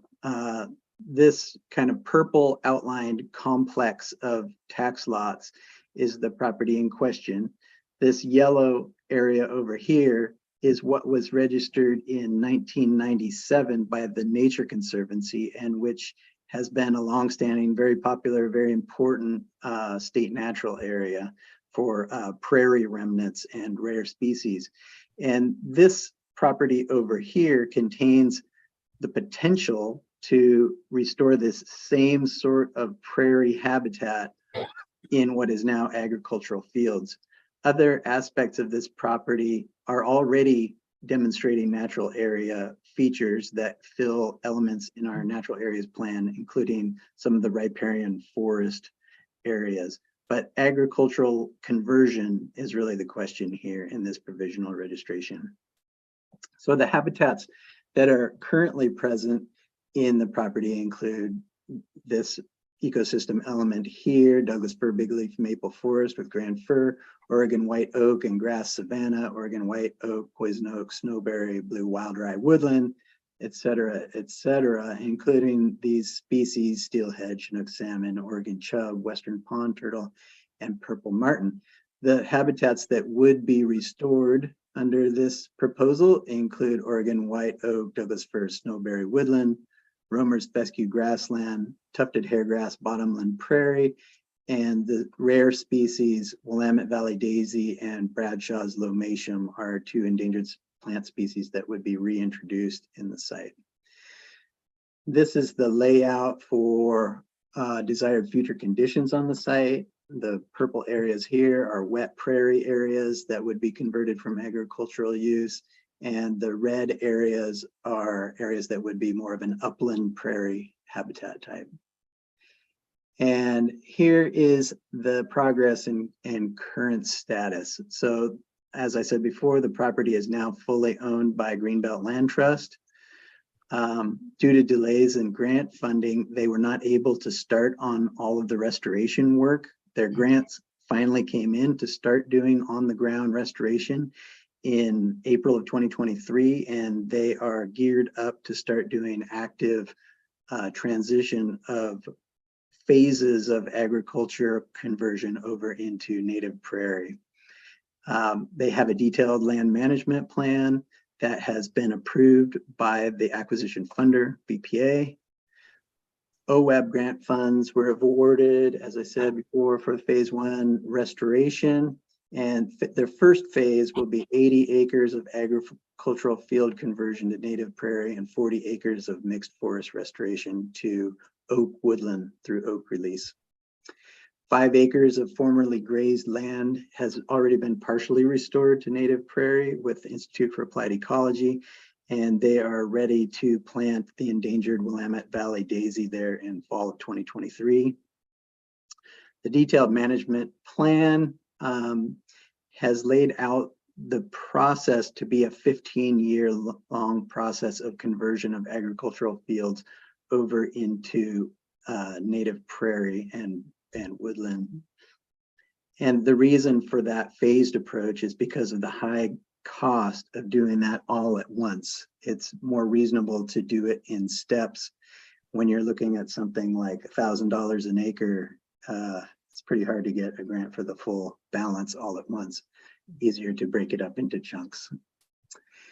And the provisional registration is, since we're at that 5-year point, this is where we need to make a decision as to whether to renew that, to terminate it, or to permanently register the property. And the recommendation here is to renew the provisional registration for another 5 years to view the progress that they make on transitioning those agricultural fields over into native prairie and woodland. And with that, that's the end of my slides for that. Great, thanks, Noel. Yeah. Commissioner Blasher and then Commissioner Grasty. Thanks, Noel. I do remember this one, but I don't recall what the provisional status actually provides. Like, what are the benefits or requirements or restrictions that are under the provisional? Because I'm just wondering if, I know things happen and I, have faith that these folks figured out, but at what point do we say, hey, come back when you've actually got, everything moving along? So is there something, what happens with what benefits does the provisional status actually apply to? Well, in this case, it's slightly different from what's in rule because this was before our rules were laid out for provisional registration. So this was kind of a pilot case. And the only requirement of the original provisional registration was that they make meaningful progress, check back to us with a full management plan, and we'll make a decision in the future, which is where we're at now. If this were a regular one that are according to our rules that were made during rulemaking in 2019, it would have been basically the same. They would have needed a detailed management plan. They would have needed to show some progress, and they would have the opportunity to reset the clock. So does that answer your question, or am I answering a different question? That's part of it, but I guess also, like, are they receiving benefits, and waiving tax because they're in provisional status, but still haven't quite done the work and are eligible? So I'm just wondering, if we extend for another 5 years, are we maybe, continuing to provide a benefit that maybe they're not able to meet the requirements? So yes, what benefits are they getting? They're receiving the tax benefit in this case. So the deferred back taxes that would be due upon conversion of the land from exclusive farm use to open space or another higher tax assessment category. And if we said no now, or extended it for 5 more years and then denied it, they would owe those 5 or 10 years of back taxes? Yes. Yeah, although since the property has still been farmed for the last 5 years, I don't think they would be in a situation of having to pay the back tax quite yet. I think, and since the plan is to phase this over 15 years, it's possible that their tax situation might not come to roost for another 15 years. I'm not sure how that would work, to be honest. Okay. Commissioner Grassley. No, will you back up one page? Yeah. Sure. Yeah. Well, I make a motion to renew provisional registration of ecosystem elements to be restored pending another 5-year progress review. All right, we have a motion. Do we have a second? I'll second. Second from Commissioner Blasher. All right, further discussion. Did you have anything you wanted to say, Commissioner Grassley or Commissioner Berger? Okay. No, on the map that I'm Yeah. on my, in front of me, not the one that you had out. It looks like there's actually what looks to me like a landing strip cutting in through there. There is, yeah. Mhm. And what impact would that have, both ecological? I mean, if airplanes landing that close to a natural area, doesn't seem like it'd be good for it. Just saying. Good eye. Apparently, since Right. since probably the highest and best use of the landing strip is for agricultural use. Maybe I'm wrong. Well, the landing strip would not be part of the proposal. It's another land ownership there. And the elements that they're seeking to fill in our natural areas plan are for vegetated habitats. Their targets are not, say, a bird species or something that would be vulnerable to disturbance from a landing strip. So they would still be hitting their vegetation targets. It's not ideal for the wildlife that would be associated with those habitats, but it does still hit the vegetation targets. Does that answer your question? Yeah, I'm thinking more of engine exhaust and that kind of, I mean, a plane in the air is one thing, a plane landing and taking off right next to vegetation you're trying to, it just seems an odd juxtaposition of use there if you're trying to preserve that and then have, and it could be the strip is never used. but it seems to me it would be used for agricultural use in that area. That seems like where that's Yeah. what you use it for. I don't know. Yeah, I don't really In know other words, anything about the poison going landscape. up and poison going down. That's all. Yeah. Yeah, sorry, I don't know anything about the use of that landing strip, so I can't comment on that. It would be interesting to know how it's used. Yeah. Yeah, I can look into that. Yeah, hi Noel, thank you very much for the presentation. It's interesting property.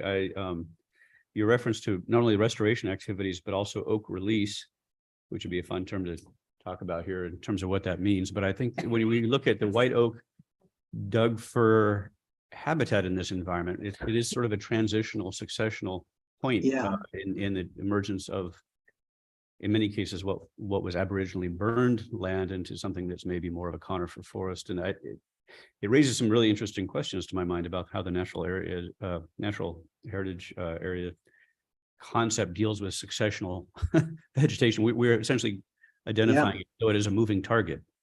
And in this case, we're sort of identifying it as a target somewhere out on the horizon, and yet it will, if not managed a certain way, go right beyond that target and no longer actually provide some of the same species and habitats that we are currently talking about preserving. So it's an interesting and very transitory moment, even though at this, we go out there today, the forest is what the forest is, but 5 years from now, 20 years from now, 100 years from now, something very different. Does that raise any concerns to your mind when we deal with these designations that we know that essentially the snowberry, Doug fir, oak, white oak is that kind of transitional forest? And this is, again, agricultural land with an airstrip in it. Yeah, well, I think in this case, in the map that I'm showing right now, this polygon is really where the oak habitat restoration would happen. And this is where Douglas fir and other conifers, maybe maple and other things have come in because of the lack of aboriginal burning.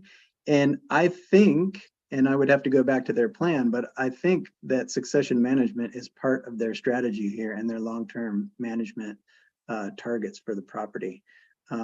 That's usually the case with oak restoration, that there will be some perpetual need for entries into that habitat to keep it as oak habitat rather than just doing it once and then seeing it backslide.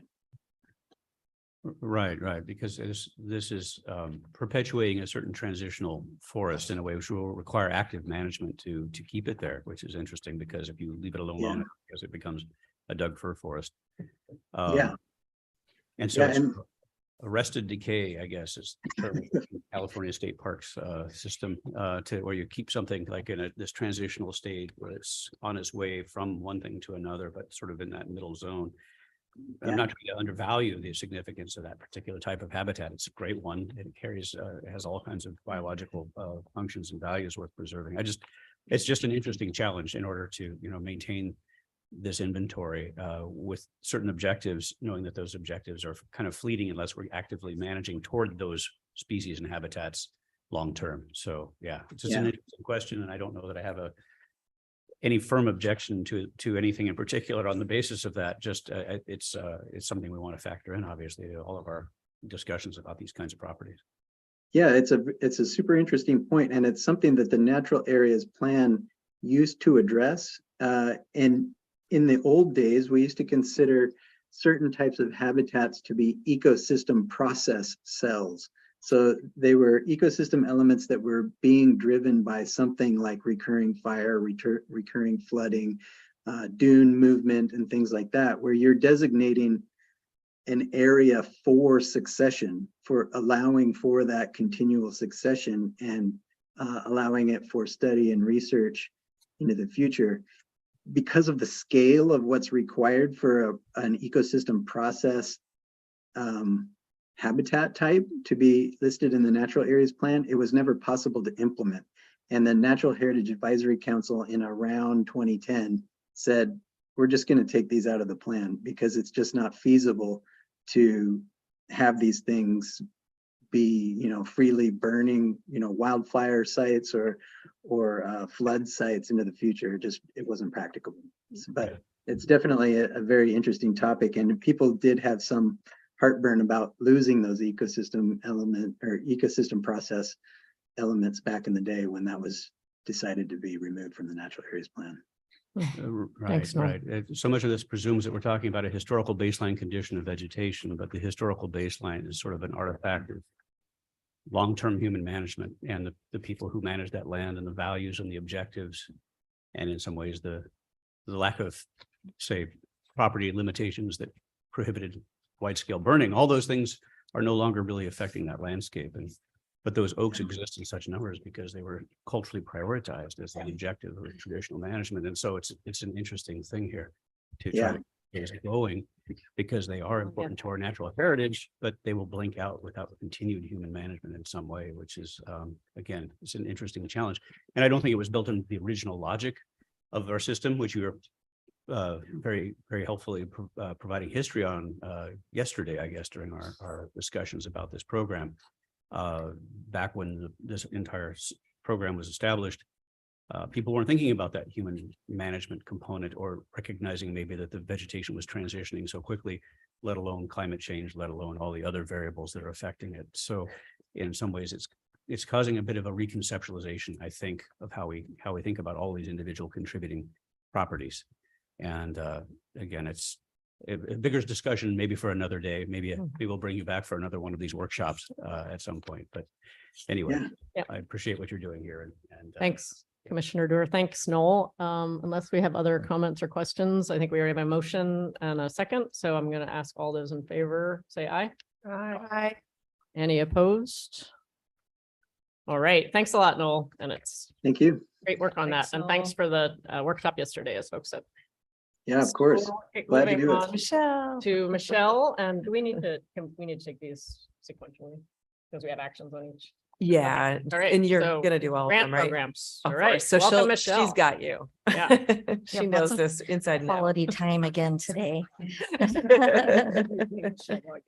Director Sumption, Chair Allen, members of the commission. For the record, I'm Michelle Scalise. I'm the manager of the Grants and Community Programs section at OPRD. I have the next 4 items, as we discussed, all action items to present to you. The first one is 6C in your packet. This is planning grants for the local government grant program. Let's see. So as you know, I just going to lead off all 4 of these, talking about a little bit of what Rebecca already touched on. Lottery funding has hit the trigger to where we have now 25% of the agency lottery budget from 12%. And so we should have enough funding to cover all of these requests, just for your information. We typically aim to award about half of what we have for the biennium in the first grant round, and then the other half in the second grant round. And with the numbers that Rebecca had presented to you at like 46 million, we did not even have enough requests to hit that 50%. So with that, we did receive 5 planning grant requests for a total of $199,930. And so I am seeking your approval to award funds to all 5 requests as detailed in the attached ranking spreadsheet in your packet. I move. I make a motion to, I move to approve. I'm sleepy. Okay, we have a motion and a second. All right. Any further comments or discussion on that? I think the word will get out and we'll get more. Yeah. Good. Yeah, good, great, thanks. And so all those in favor say aye. Aye. Any opposed? All right, thank you. All right, Chair Allen, Director Sumption. Item 6D is the Local Government Grant 2023 Small Grant Awards. These are requests up to $75,000. The scoring committee, which is an internal committee of 3 staff members, did meet on August 17th to evaluate and rank the 13 small grant applications that were totaled $825,080 in grant funds. based on the results of that scoring, I am seeking, the action I am seeking is seeking commission approval to award the funds to all the requests listed in that spreadsheet as detailed in the ranking. So I just have a quick question. So I know the ranking is in order to sort of prioritize the grants, but it also, I imagine, involves a discussion about, is this something that really should be funded? So in this case, we got a prioritization and happily all of them were good to fund. And so they're put forward, but there's also that. Yes. Just because. Correct. We have available versus. So- This is that's a topic very important to me. So we have a couple of different steps. One, we receive the grant applications and they go through a pretty thorough staff technical review. I think we're one of the agencies that are a little bit more forgiving. So if there are any issues with the applications, we do work with those applicants to correct those so that anything that goes before our committee are eligible, technically eligible applications. So we have that. And then when we have the committee meeting, we do have a robust discussion about like, hey, you know, is there a point in which the score is not high enough where, you know, you don't like it enough to want to fund it. And then usually in those cases, we would give some feedback to the applicant and say, you know, this was technically eligible, but the committee is asking for, you know, some additional information and encourage them to come back and apply. And since you've brought this up, I would just say, you know, typically when we have applicants that are unsuccessful, they do come back a second and sometimes third time. And usually if they don't receive it the second time around, the third time is the charm. So that's kind of our goal. So that's a great question. Thanks, Michelle. All right. Do we have any other questions or comments, or do we have a motion to? I move to approve. Okay, Commissioner Dewar, do we have a second? Second from Commissioner Grasty. All those in favor say aye. Aye. Any opposed? All right, excellent. Thanks. Okay. All right, Chair Allen, Director Sumption, members of the commission. I am now presenting item 6E. This is the large grant request. And I do want to point out a correction. I just noticed there is a discrepancy between the total on the spreadsheet and the total listed in the brief.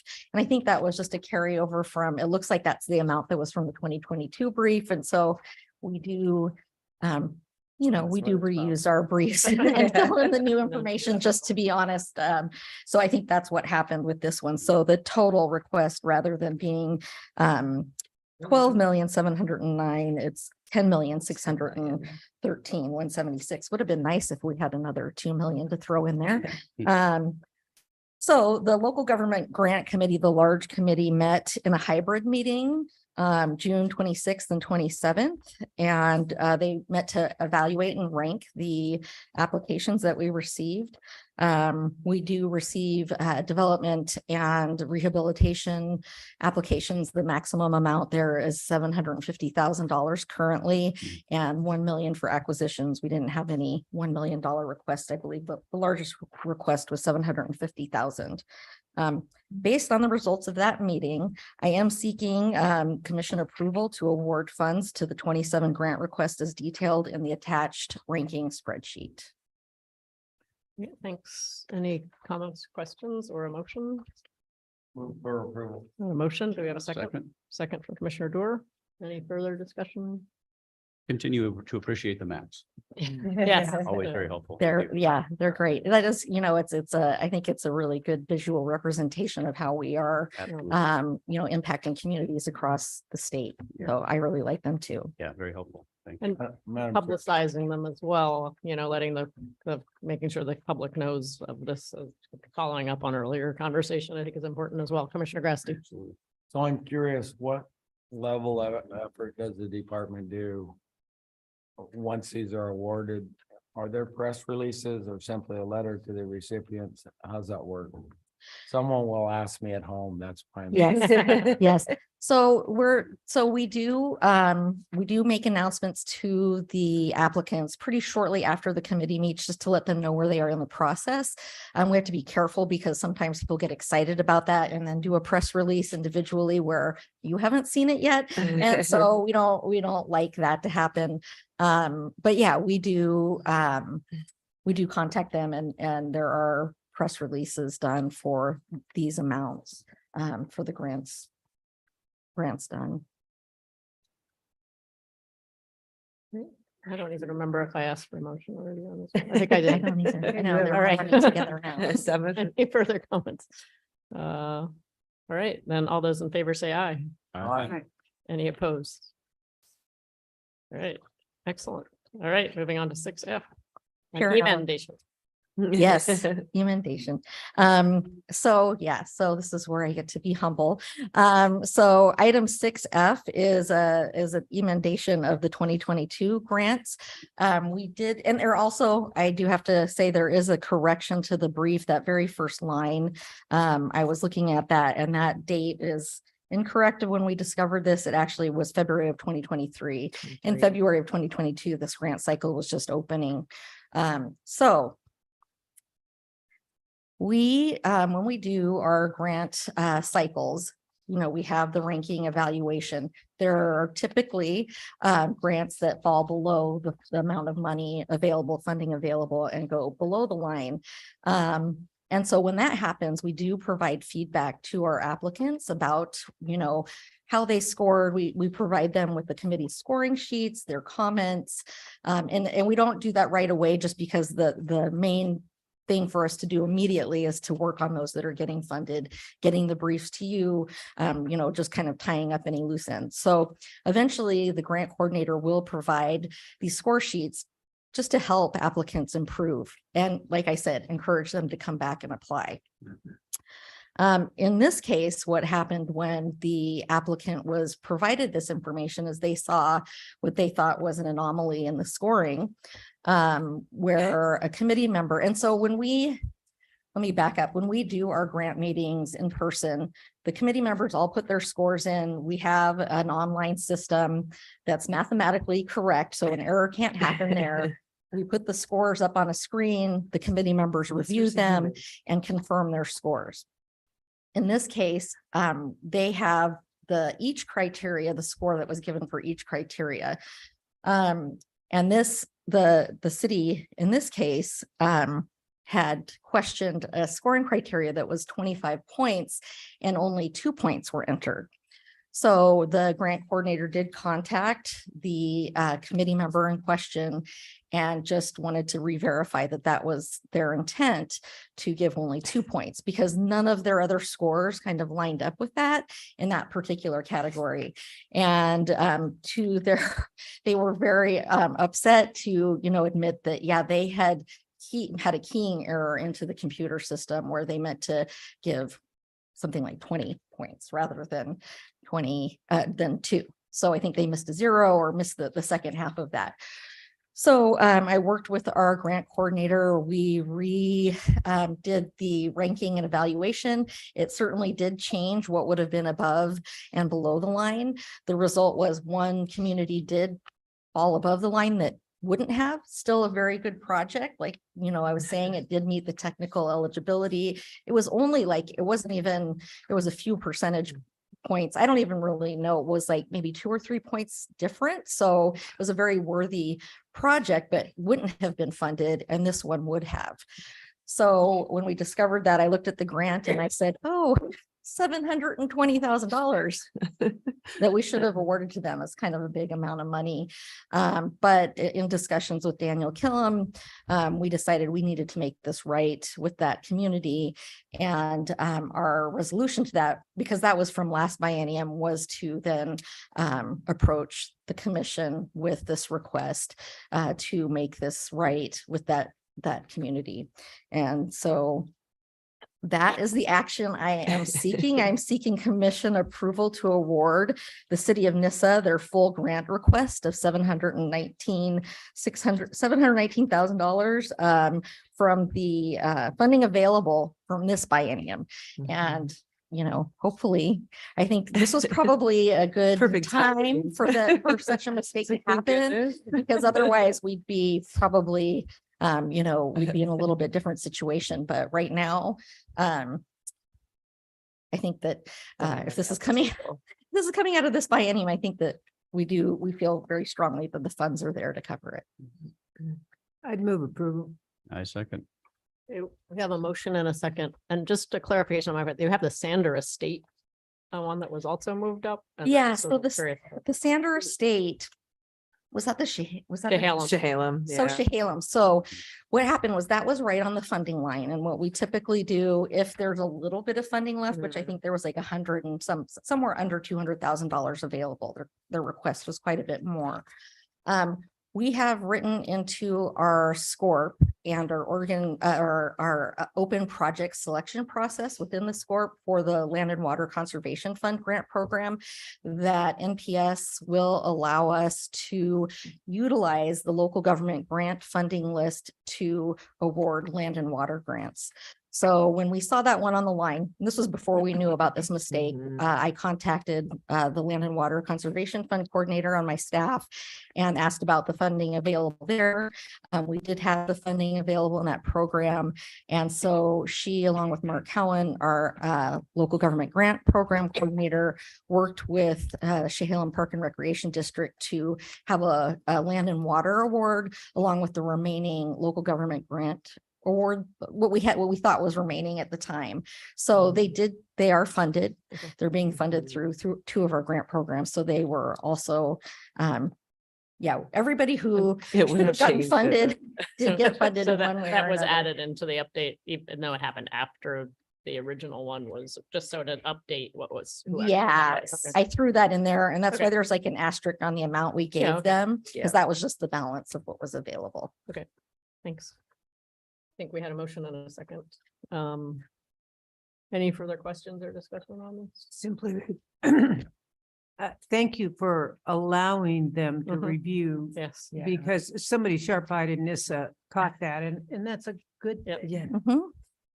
Absolutely. It's glad we had money. We got in money.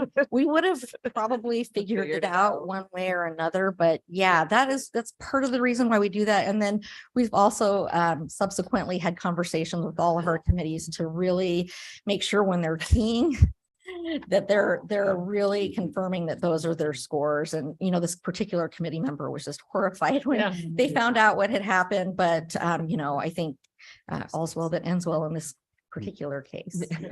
Thanks. Yeah. All right, then, all those in favor say aye. Aye. Any opposed?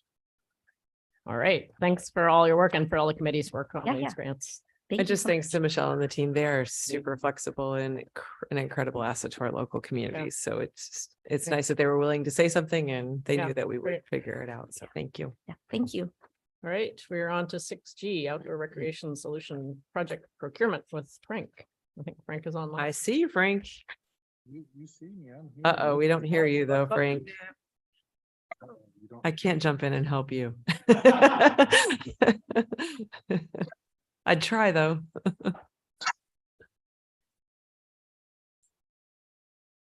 Can you hear me now? Oh, there we go. Okay, so you can hear me. I like it. So, Chair Allen, Director Assumption, Commissioners, I'm here to talk about procurement. Frank, You're can you cutting try to in and turn out. your volume up a little bit? Because you're low and you're kind of cutting out. Max volume. How about now? I'll get closer. How's that sound? You'll be able to see the really up close and personal. Is that better? Can you hear me? It's a little bit better. You're very quiet. Which is unusual for me. Oh, that's a little bit That was better. better. I know you can project. Do it. Okay. So I'm gonna go through it again. Chair Allen, Chair Allen, Director Assumption, Commissioners, I'm here today to talk about procurement 8504 amendment for, my name is Frank Smith, Assistant Director, IT Special Projects Manager.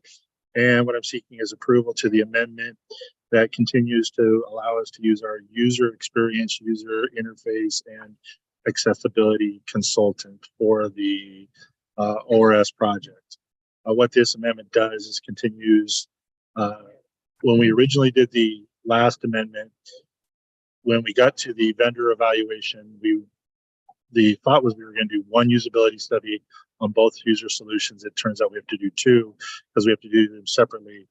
We're also adding things related to the UX research and evaluation, our information architecture, content creation, training, and government and organizational change management. It's just some big changes, big additions that as we go through this process, we're finding that we need with the project. So the request is make sure I get it right, for not to exceed $387,190. The reason we're at the commission is because this overall contract does exceed the $750,000 expenditure. Great. Thank you, Frank. Do we have any questions or comments or clarifications from the commission? And if not, do we have a motion to approve? Approval. Have a motion to approve? Do we have a second? Second, all right. And it looks like no further discussion. All those in favor say aye. Aye. Any opposed? Great. All right. Thanks, Frank. Thanks for reading this. Good. Thank you very much. Have a great day. All right. And we're on to Bye-bye. BF Tillamook Forestry Center staffing funding with Alan. Good afternoon. Can you hear me okay? Uh-oh. I lost where everything went.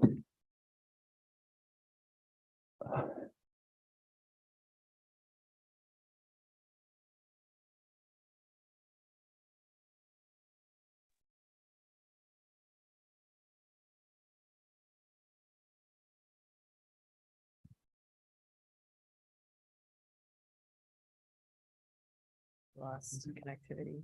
Oh, I can hear you now. Can you hear me? Yes, we can. Thanks. Hardest Okay. part's over. Good afternoon, Chair Allen, Director Assumption, and members of the commission. My name's Alan Freudenthal. I work for the Coastal Region of Oregon Parks and Rec and am the operations manager. And I come to you seeking approval for 6H. This is funding for Tillamook Forest Center staffing. And just briefly, based on passage of legislation in 1991, ODF and OPRD have collaborated on development of the Tillamook Forest Center. And then in an interagency agreement from 2017, OPRD agreed to fund positions at the Forestry Center through July 30th of 2027, unless the agreement was terminated earlier. And so I'm coming to you because at this point, with the addition of the 23-25 budget, we are pushing over the $750,000 limit. And so just coming to you seeking approval to go over that limit for 23-25 and then probably continue on for 25-27 until the agreement is looked at more in depth towards the end of July 2027. Any questions? So it's a motion for one biennium or two? I'm not sure. We're being asked. Hopefully it's just the motion to go over the $750,000. She'll carry to 27. Yeah, for the remainder of the interagency agreement. The agreement goes through 27, so it'll carry over to the next biennium. So if we understand that, that's my motion. And so this is even though the expended Less. plus the budgeted doesn't exceed that, but nevertheless, the budgeted amount exceeds 750,000, right? So it's just Correct. budgeted. Okay.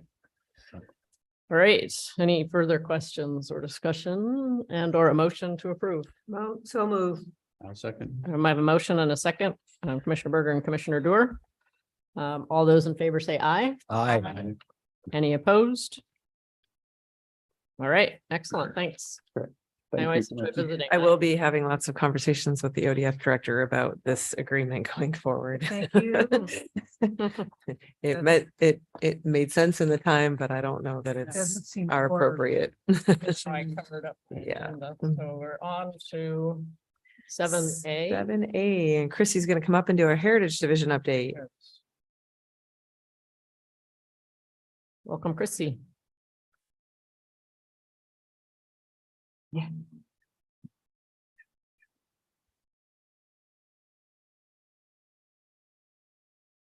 Good afternoon, Chair Allen, Director Sumption, members of the commission. My name is Chrissy Curran. I am the Deputy Director for Heritage Programs and the Deputy State Historic Preservation Officer for Oregon. I have information for you only today. I'm not going to read to you the brief that we submitted, only call out a couple highlights that I'm hoping to bring to your attention.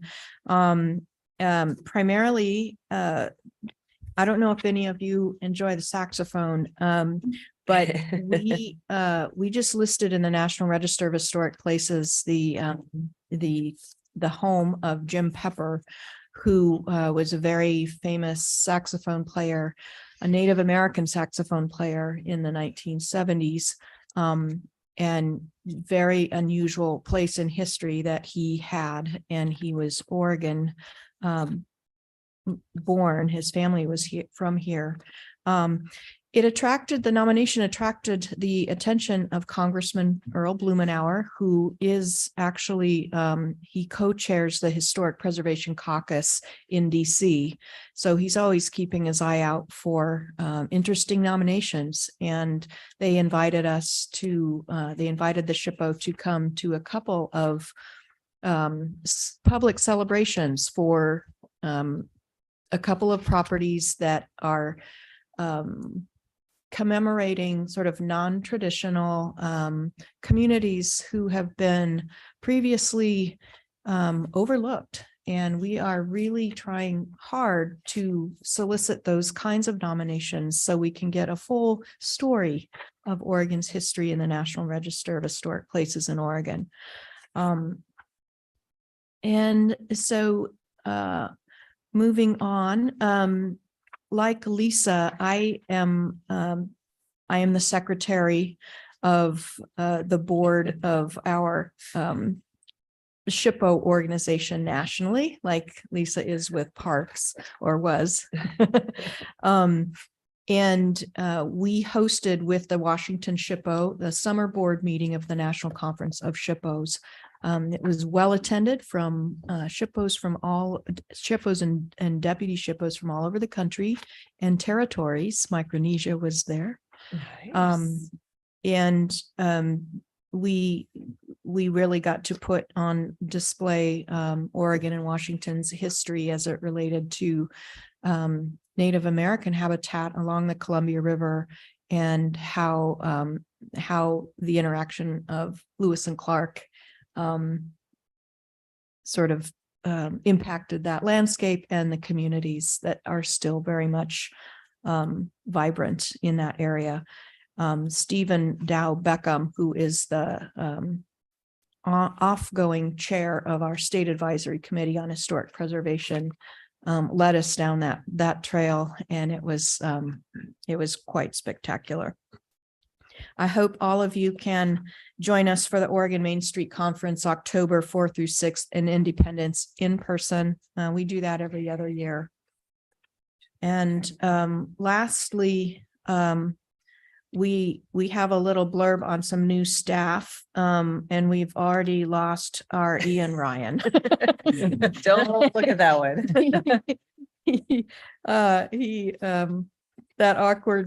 He was in that awkward place where when he was applying for work, he had something come through that paid a little bit better. At the same time, he accepted our offer. So he was great, and we're going to be opening up that recruitment again.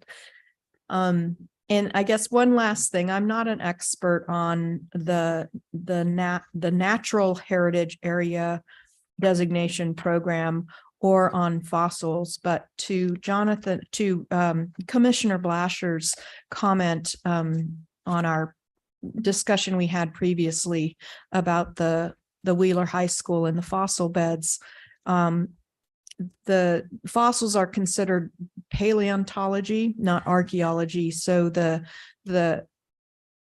laws that we're familiar with, both from OPRD's obligations and the SHPO's review, they don't apply unless the fossils exist along with other cultural resource material, archaeological material. And there are federal laws that guide and protect paleontological resources on federal land. So from the SHPO's perspective, we wouldn't engage in under that natural heritage area designation process, but OPRD can certainly do what they feel is best in that realm. Do you have any questions for me? Commissioner Grassi. And thanks for the update. In the written report, it talks about the Oregon Spatial Assessment Property Tax Program. Is it possible sometime to see a list of those properties? Oh, absolutely. Commissioner Grassi, we can print that out from our database lickety split. I'm just really curious. Okay, great. Any other questions? No, All right. thanks, Chrissy. Thank you. Good job. Thank you. All right, we are moving on to Here comes eight, Katie to rule roll us through the uh, rules. to add updated Smith Rock Master Plan to rule. Yes, I'm going to get the presentation up. And while I do, Commissioner Allen or Chair Allen, Director Sumption. Hey, you works. Members of the commission, Katie Gauthier with Government Relations and Policy Unit, and with me potentially I don't see her yet. Jenna Marmon is here. She had to go to another meeting, so she may be listening in. She's listed on the side. She's here to answer any of the technical questions that may come up. And I gotta find the folder. Promoted by Chris. No, she's here. She just probably can't be on video because she didn't have great service, but she really just, if you have any technical questions that come up. You were just there. This is a very end administrative piece of what's been a very long process. You may remember, I don't want to start too soon. There you go. Nice. And then We remember. Remember. Thank you. I gotta, Parts you can't forget. Snake. Snake. there's the share button. There's Jenna. Share screen. There she is. Gotta move this Probably screen screen over. one, maybe. Oh, share screen two. Other one? Okay. There you go. There we go. I see. So you may remember that in June, you adopted the Smith Rock Master Plan at the commission meeting. And the last piece of master plans is to put in rule that the master plan has been approved. So that's all we're doing is adding the date that the Smith Rock Master Plan was updated. After you adopted the master plan, we received a letter from Deschutes County that the plan was reviewed and was compatible with their comprehensive plan. We did open public comment from July 1st to August 4th. We didn't receive any public comment. So now we're just asking you to So different than the last time. adopt, oops, we went too far. Adopt into rule one. Now I can't even see. Run 1U, the date of the updated master plan. Jenna, do you want to add anything? I do not. Thank you, Katie. Are there any questions about this one? I move we approve. I've got a motion to approve. Second. Do we have a second? Commissioner Hill seconded. Any further discussion or applause or celebration? All right, all those in favor say aye. Aye. Jenna and team worked very hard on that. Any opposed? Yes, thank you to everyone on the team. And again, the level of engagement throughout this whole process was truly impressive and it Madam was Chair. wonderful to be there in June. And yes, Commissioner Grasty. And so I have a question just because I saw something on Facebook in the last day or two. What the heck is going on right now today? Is there an issue with the bridge and construction? Oh, yes. And I just saw a blurb or something Yeah, that- so we got the materials in and there was a broken piece. So now we're waiting for the one to be removed and the new one to come. So the bridge will be a little bit delayed. Is that weeks or months or? It will be a little bit delayed.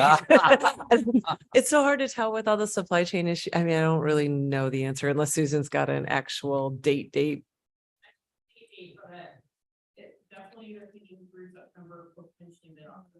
Yeah. Yeah. I'm glad they caught it now. Yes. Right. Yes. Well, thank you again to everyone. Thank you.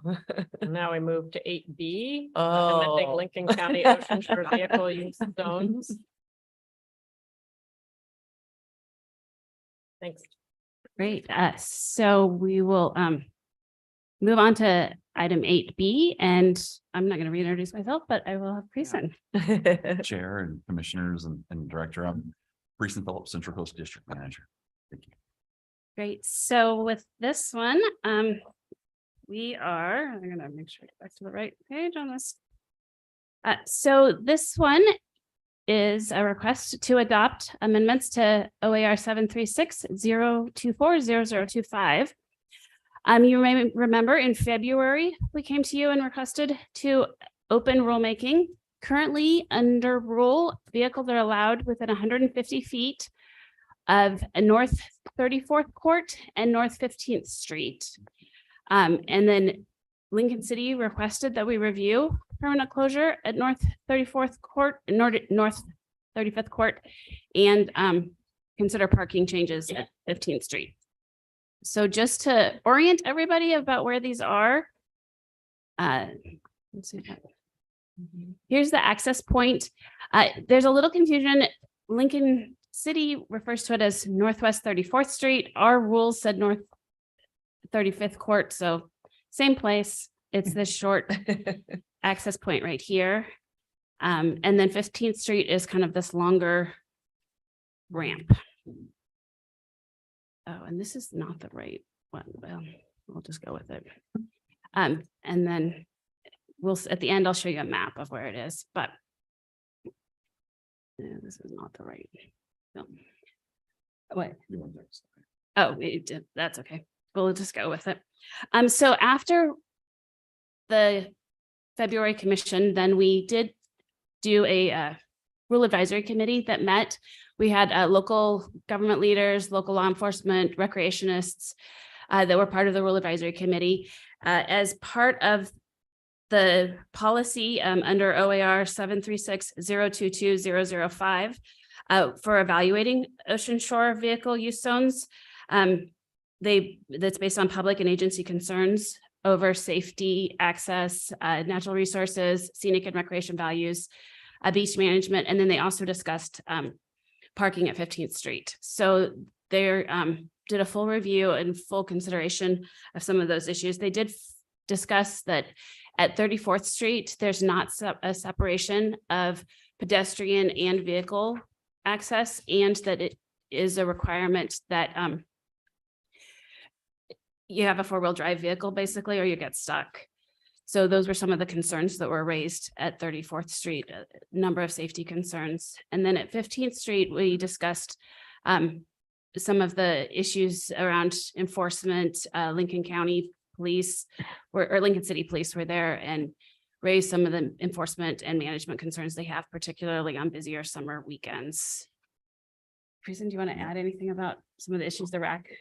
So, and then that area you saw, so 34th Street, 35th Street's very, a lot of conflicts there. Like she said, no separation between vehicles and pedestrian, and sand's always really super soft. And you pretty much have, even the folks who wanted to keep it, the dune guys were like, you got to have a real good rig and you got to gun it coming out of there. And there's always kids playing in the creek. And so it's one of those ones, nobody really fought that one. It's like, okay, that's a no brainer.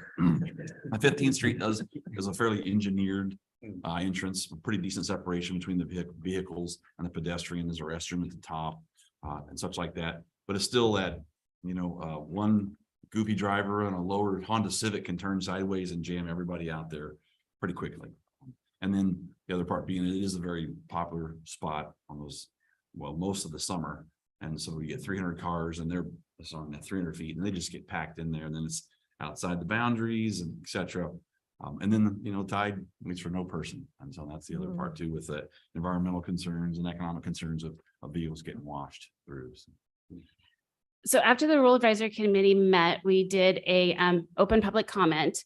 We opened public comment on a proposal that staff wanted to evaluate to look at if seasonal closure of 15th Street May 1st to September 30th, but looking at considering if we expanded the space to 300 feet on each side, that would have been a no net loss in area open to driving on the beach, and then a year-round closure at 34th Court. We opened public comment from June 1st to July 20th. During that time, we received 133 written comments. All of the comments are available on our rulemaking website. There's a link in the brief, and those were available. We put them up every week so that everybody can see them, and they're still up there on our website. We had a public hearing on July 18th in Lincoln City that was also available remotely. So we had people that participated both ways. We received 22 comments at that time. A little bit about the comments we received. Of the people who expressed an opinion about one access point or the other, generally they on 34th Street, there was 69% of folks were in favor of closure and 28% supported keeping it open. 15th Street was a little bit more nuanced. We had about 50% that preferred it be closed year round, 31% preferred open year round, and 16% preferred seasonal closure or suggest we're in agreement with a seasonal closure. And then the concerns that were expressed in the comments, and these were just if they shared a expression. Safety is the top concern that was expressed by individuals. We also received concerns about environmental impacts. Recreational use was shared by both people who were in support of keeping beaches open and opposed to it. So that one goes both ways. Accessibility is the top reason why individuals would prefer to keep vehicle access open.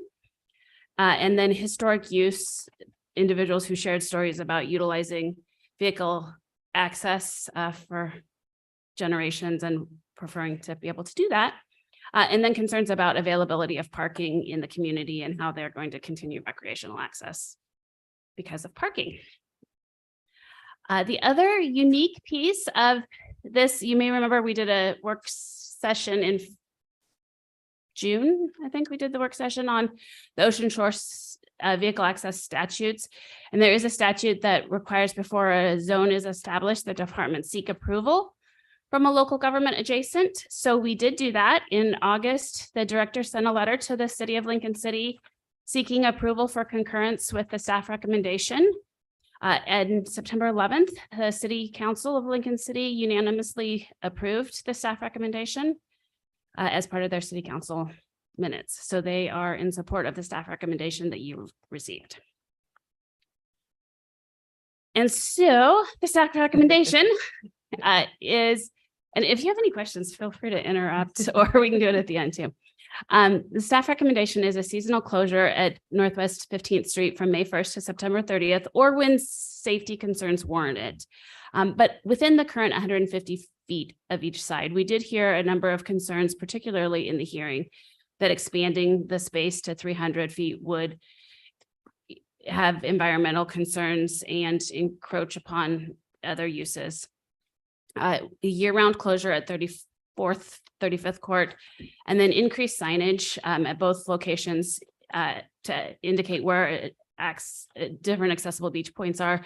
Lincoln City's done a number of improvements where they have Moby mats and they have beach wheelchairs that are available for use by individuals. And so pointing people to those locations will help improve some of the accessibility concerns. And then increase communication broadly from the department about drive-on beach permits and opportunities for individuals with disabilities. Anything I missed, Grayson? No, I mean, you covered it really well. The adding the know that loss. I saw every person in the room bristle and we said, well, let's just move the one that is open to 600 feet.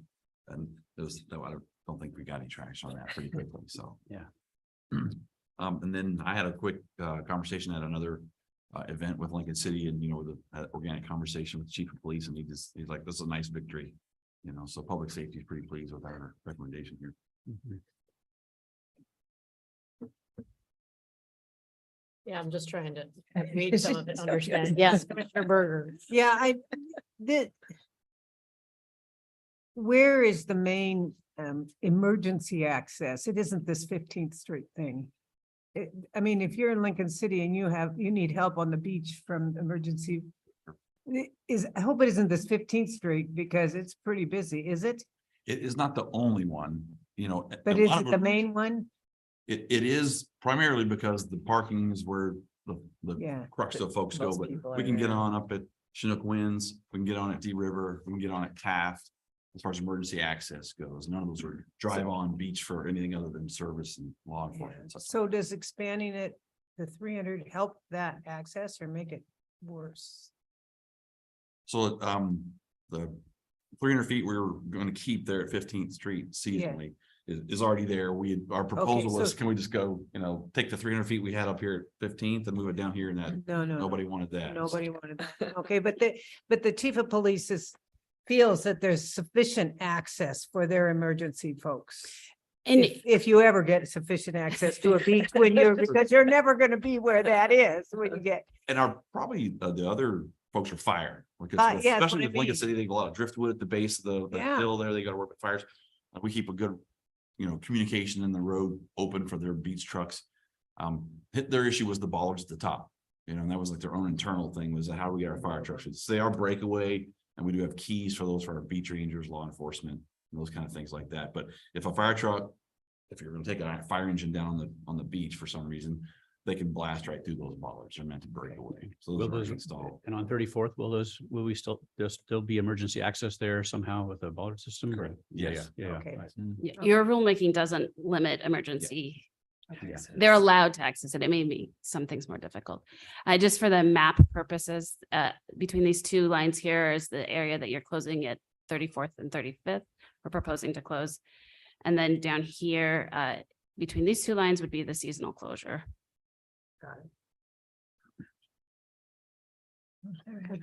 Commissioner Grasky. So a couple of questions. So how many other places on the coast we have where you're really in a city and have beach access? These are the only two beach access points for driving in Lincoln County. I don't know.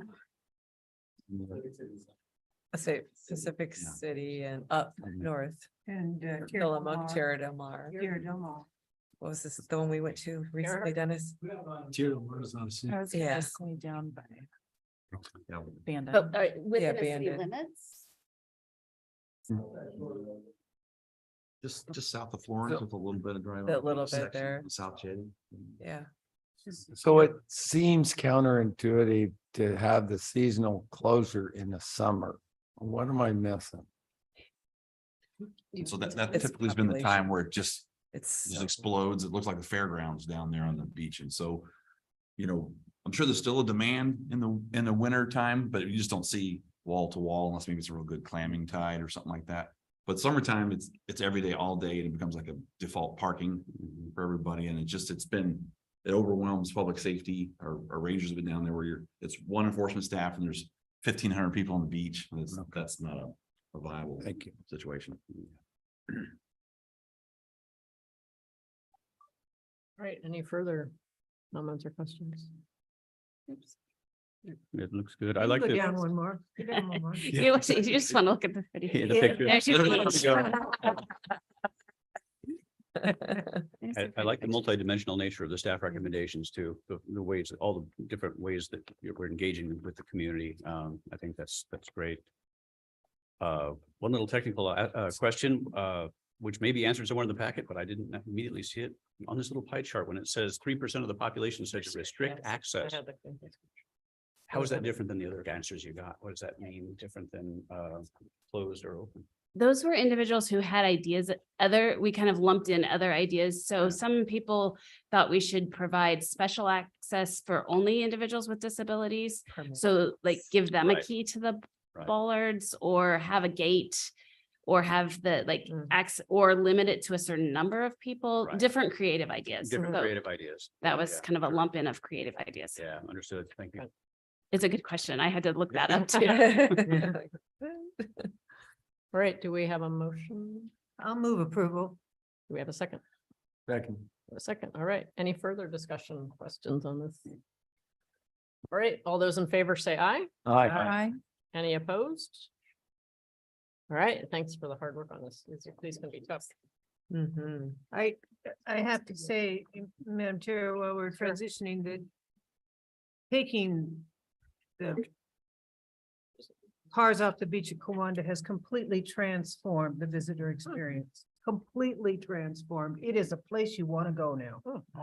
Before, I wouldn't take a child down there or any vulnerable people. And boy, now you see those, it's wonderful.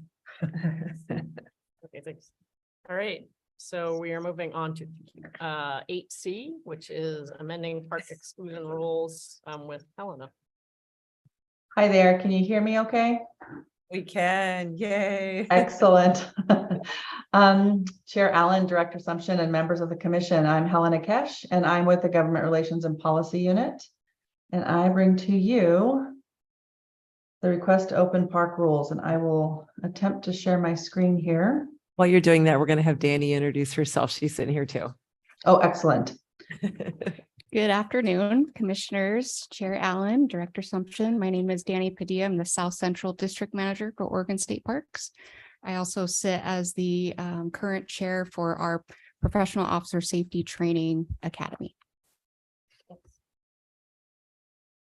Thanks, Danny. Can everyone see the screen okay? Yes, we can. Thanks. Excellent. Okay, so what we're talking about today is the request to open park exclusion rules. And I think I'm moving something over my screen, sorry. Let me make sure it's moving. Is the slide progressing or no? No. Did it progress now? Yes, it did. Excellent. Okay, so the next piece of this is we're amending this rule because there was a recent court challenge that highlighted the fact that we needed to really clarify our rules. The existing rule is a bit vague, and it was difficult to interpret for not only the visitors, but also for our OPRD staff. And the suit was resolved, and it was resolved with the agency's commitment to improve the rules' fairness, to clarify the language in there, and to really improve the due process and the appeal process as well. We held a rule advisory committee with the committee consisted of different participants that represented the community, such as mental health practitioners, along with attorneys on both sides of the aisle, and park hosts with OPRD, our safety staff, and district manager with OPRD as well. And the meetings were held June 28th, the 11th, and September 8th. And they really discussed looking at the existing rule and then updating some of the language. I'll talk about this and then pause for a moment to see if Danny has anything to add. But what we're really proposing here is to clarify excluding individuals from Oregon state parks who commit a state park rule violation that endangers the safety of visitors, staff, or park resources. We want to provide clear information on how excluded individuals may request an appeal. And that goes into a little bit more detail, and as well as the individual's preference on how they'd like to be contacted. And then we also added how to explain the appeal, how the appeal would work, and how they would be processed. Danny, do you want to add any of this? Just to mention that, again, Danny is really significant in this role. She's part of the post board, and she can explain what the post stands for those that might need that. But she can talk about the impact the exclusion process would have on staff in the field. Yeah, absolutely. POST stands for Professional Officer Safety Training. It's a 2-week academy. We have all of our field staff go through that have in their position description the mandate that they need to pass this for their position. After their 2 weeks, if they successfully complete that, they get enforcement authority through the state. And so the exclusion piece is one tool in that toolbox that we carry. So when we are out there doing rule enforcement, exclusion is one piece in many tools that we use. And I would say primarily the majority of compliance tools that get the most success are talking, so just educating the public. And then our presence itself, just being out there in the park. Exclusions, however, have it's a really good tool for us, and it's a necessary tool because it helps us complete our mission to provide and protect. And so if, for example, if we have someone who is a dangerous individual that can potentially impose safety concerns to our staff or to other visitors, an exclusion may be necessary to give them a cooling off period. While we continue to still educate as much as we can. And so I think even before this lawsuit, this is something that was necessary to open this up, because I believe before this, the appeal process was the individual would have to write a letter within 7 days to the district manager in the area. And so we want to update this to be more accessible to folks and more with the times. And so I think this is a win-win for everybody. Great. So we plan to hold a public comment period for the month of October. And within that scope, we'll also include a virtual public meeting for folks to attend.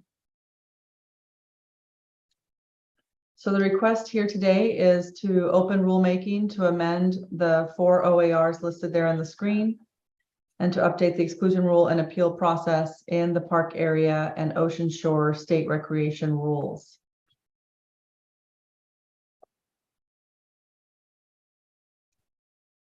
And that leaves us to questions if anyone has any.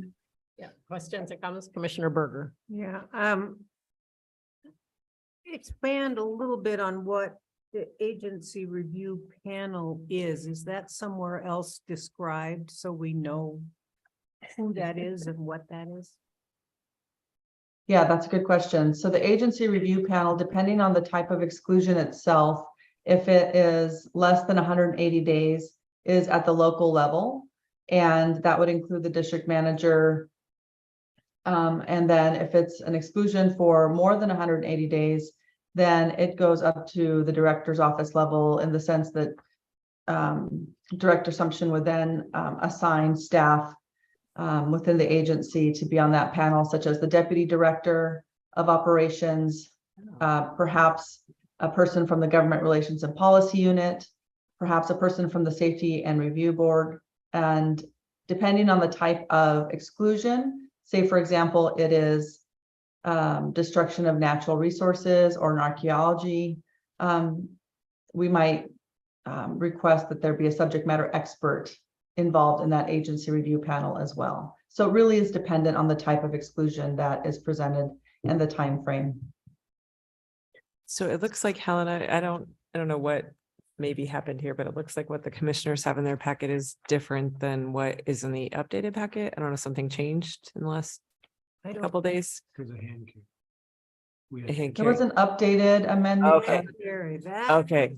All right. So if you don't have your other one, that is described in the hand carry copy you have. I was like looking at Commissioner Berger's, like, it's not there, but it's on mine. Why?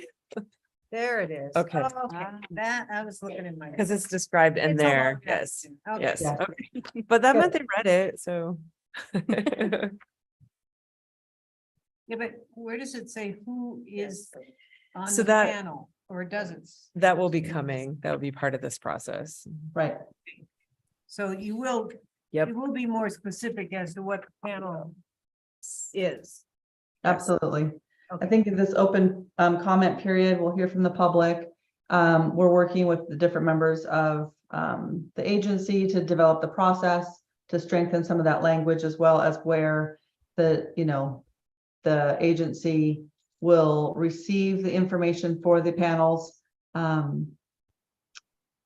such as creating an email inbox specific for these appeal requests, and then who acts on those. So that process is still being developed. We just know we have a Good great question. opportunity because we're a large enough organization that it doesn't need to go to the upline manager from the person who did the exclusion, that it can go outside of the park management Right. unit, the district, the region, maybe even up to. Yeah, and that's what concerns me is, Yeah. if you're just appealing to the That's how it's been, and that will not be how it will be. And it also sounds like, if you'll indulge me, Madam Chair, we ought to be thinking about repeated violations and persistent violations. Commissioner Berger, yes. We have that included in the updated language, that repeated violations are listed in there as well for the different exclusion Thank you. opportunities. And then the other thing, just to note on the panel itself, it'll be ad hoc because it's really, and we don't want to call that out in the rule itself because of that reason. The position may be different depending on what that exclusion is. Right.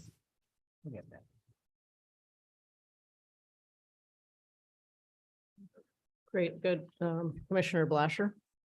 Thanks. And as part of this process too, we provide information for the public of like what that range of exclusion may be. I know hopefully we don't have a lot of these and you do a great job with educating folks and reminding them, but I didn't see that in here. So I assume that'll be part of some sort of education process to remind or let folks know kind of the range of exclusions. Yeah. Yes, good point. We do have a matrix that the staff, the commissioned officers will follow. And in that process really kind of outlines what the ranges are and what somebody would be issued an exclusion based on. And in that as well, I think is what Danny alluded to, is the conversation, is educating people and just informing them of the different, based on the situation, what the scenario would result in, and informing folks that, you know, to end this behavior, we can do X, Y, or Z. But a formal training of sorts wouldn't be a bad idea as well, and posting that information online. And I would add too, we do have a current matrix. So it was developed in 2007. And this new matrix we're developing has more to the effect of the location, the size, the number of repeated violations, the length of exclusion, and so on and so forth. So it will be a lot more detailed and clear, I think, both for the visitors and for staff. Thanks. Yeah, I agree. That transparency is important, and making sure it's understandable, and equitable out, and it's great the process that's led us to this point. I think having the public know, even the non-offending public know that range of exclusionary criteria is really helpful, and staff obviously and so forth too. And obviously staff's been working closely with mental health professionals as well, which is one of the big challenges, because a certain large, I don't know how large the proportion is, you would know, I don't, of these cases involve people with mental health challenges of different kinds. And at certain levels, they may or may not be able to track what exclusionary criteria might imply or what the process may be. And reaching out to those people is such a unique challenge. And navigating this, and I'm not saying anything staff doesn't all totally know already, but it's just a huge issue for all of us, and trying to figure out techniques to work, especially with that cohort. Will continue to, I'm sure, evolve over time, but the rulemaking on this, I know will factor all that in, and it's good to see that being looked at in the way it is now, with the kind of wide-eyed clarity that we see now discussing those mental health challenges that some visitors have. Right. Thank you. All right. I think, do we need a motion to approve? Did we already get one? I move approval. All right. Proceed with. We need a reading. second. Second. Powering through, people. Any other discussions or comments? You're almost All there. right. All those in favor say aye. Aye. Any opposed? Thanks to everybody on the hard work on this. This is a tough issue, and I really appreciate how thoughtfully you're approaching it. Super Proud of the team on this one. This was a really interesting opportunity from the lawsuit, but at the same time, it had been on our minds. So it's been a really good growing opportunity for all of us. So we're doing amending territorial sea plan Rocky Habitat site designation. Thanks, rules with Helena. Katie. Thank you. Thanks, Bye. Elena. Thanks. See ya. Great. So the next two are much more administrative. And Laurel Hillman is here with me. Oh, that's not the right. Let's find that folder. There's your glad. Yeah. Hi, Laurel.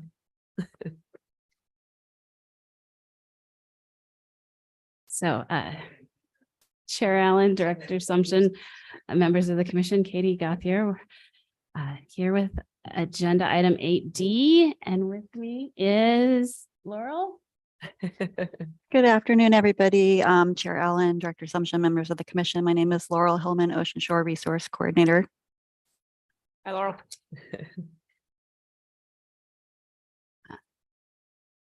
And we'll get there.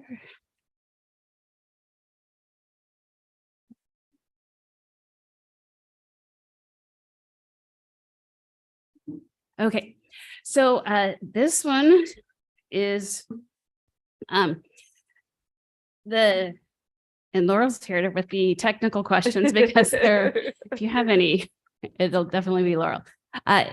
In April, DLCD amended the Territorial Sea Plan Rocky Habitat Management Strategy and created additional management types. And so we need to update our rules to allow for the collection of marine plants and macroalgae because currently our designations don't recognize all of the management designations, and some of the new designations allow for collection. So that's the first purpose of the goal, or of the proposed amendments. While we're doing that, we are also proposing to remove a requirement that was outdated that requires tribal members to seek a permit in order to gather natural materials. So that is the nature of this. OPAC met a number of times and did outreach on the updates to the Territorial Sea Plan. So there's been a lot of outreach on this. And Laurel, do you want to correct or add all of the things about why we're doing this? Oh, thanks, Katie. I don't think I need to correct anything. Just for additional information, there are 8 new site designations, of which 3 need this rule amendment. So most of them don't allow collection of plants or marine algae, but 3 of the designations do allow it, which isn't accommodated in our current rule structure. So we needed to do this rulemaking to allow for collection to accommodate a new category of flexible protected area. I hope that helps clarify.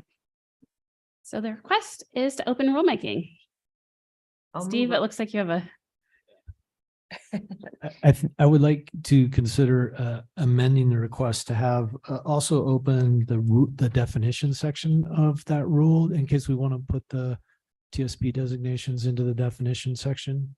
So it would be OAR 736.021-0030 and the one that's listed 0090. In case we get into it, it makes more sense to have it in the definition section. I want to make sure we have the latitude to do that. All right, so we have an amended action requested. Do we have other? We have a motion. Okay, Commissioner. Approval of opening these 2 for us as listed. Second. All right, we have a motion and a second. Do we have any other comments, questions, clarifications from the commission? All right, then, all those in favor say aye. Aye. Any opposed? Great, I see an algae collecting field trip in our future, perhaps. Great. Thank you, All right, Laurel. yeah, thank you, Katie. Thank you, Laurel. And we're on to 8E. The last one. ATV class definitions. Yes. Katie, at home.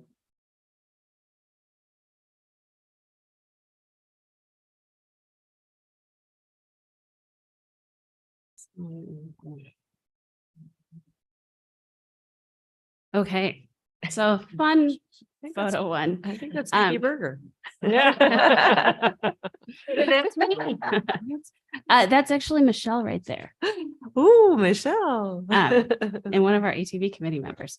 So agenda item 8E is a request to open rulemaking on 736-004-0015 ATV definitions. You may remember in the legislative update at the beginning of the meeting, we requested that Senate Bill 889 passed. So that requires a change in the definition for class 1 and class 4 ATVs. Class 1 are the quads and three-wheelers and regular ATVs, and class 4 are the side-by-sides.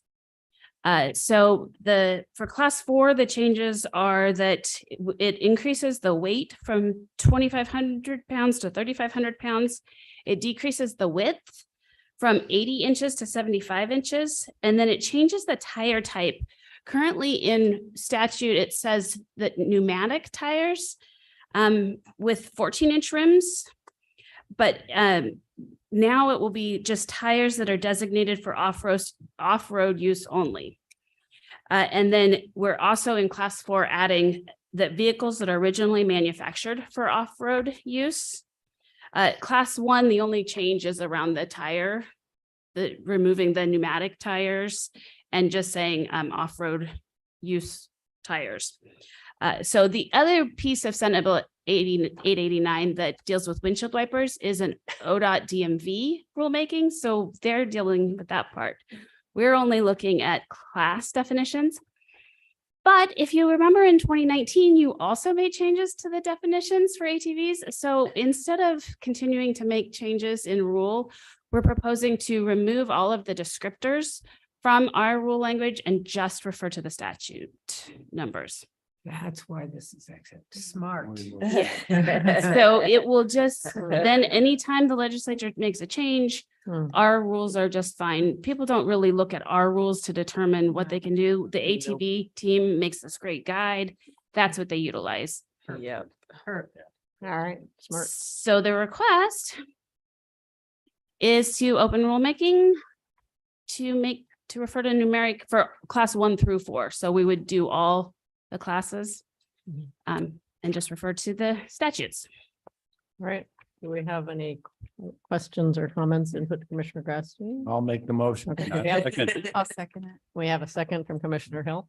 Any further discussion, input, comments? All right, all those in favor say aye. Aye. Any opposed? Thank you, Katie. All right, there you go. Thank you, Katie. Great, thank Good you. idea. One day I'll get on one of those. We're gonna get these ATV bills moved eventually. Yeah, right. One more. Well, we have a few And more then- to go. So I believe the next is reports, which is information only. I do say I really did like the way the procurement thing was also laid out by region. Yeah. Thank you for that. That was really helpful Yeah. to be able to see it in that format as well. So I know that takes time and effort and graphic abilities that are way beyond mine. So thank you for that. And then the commission planning calendar. Anything to highlight on that? So we're in 2023, I mentioned a couple times, we're going to be heading over to Newport for the November meeting, and 2024, we've moved the dates out. So just make sure you take a close look, and by November, be ready to tell me for sure that those are going to work for you. I think I can be here all the way through December, no problem. Yes, Yeah, you and no Jonathan in problem. particular. Yeah, okay, Um, worth it. But we tried to accommodate a little bit there for Liz, because I feel like she's got quite a burden every time. I mean, it's great for us to have the kiddos around, but I'm sure that she'd love to be able to come to a commission meeting and not have Nice this. to join the dinners. Yeah. Yeah, like come to dinner and not have mom. So we tried to accommodate that a little bit, make that a little bit easier. So hopefully these dates don't conflict and you guys have enough time to look at them early enough to. So I won't ask you to tell me for sure today, but the November meeting prior to that, please let me know whether they will or will not work for you. Say it again, which will or won't. 2024, we've moved the week. Yeah, we moved it a week out. So it's off by a week compared to what you did this year. Same days of the week, just different week. Anything? Do you have any status updates for us? Because I hadn't really been looking at 24 much, so I gotta go. And So, Put February on I it. see a few conflicts already. So I am hopeful. I feel bad even saying this out loud because I feel like this is like third time's a charm and now we're on fourth time. So thank you for your patience and your willingness to stay and serve. So we had folks all lined up, and there is a commissioner that had a potential new commissioner that had another priority and commitment. So we were asked by the governor's office to kind of hold for a minute, and rather than bringing on one, I'd rather bring on all three at the same time, because training and getting everybody oriented makes more sense that way. So there is a possibility, maybe at December Ledge Days, if there, I mean, it's either going to be December or February. And it may happen that it happens like the week before our meeting. And then I mean, I guess once their Senate confirmed, they're official. And if those dates and those times don't work I mean, it's just going to be very So kind of at the November moment. will So be here and November, I February believe to you'll be be here. February is to be determined. I don't think there's any chance of November. I'm looking at Katie like, no. Heck no. I really don't think December is going to happen either. I think it's going to be February. That's helpful. That's most of what it is. Like Okay. when a decision may or may not be made, so I can Yeah. help to plan around. And if that. I hear things before that, I will at least let the two of you know so we can Yeah. coordinate. And it's not you all, it's me.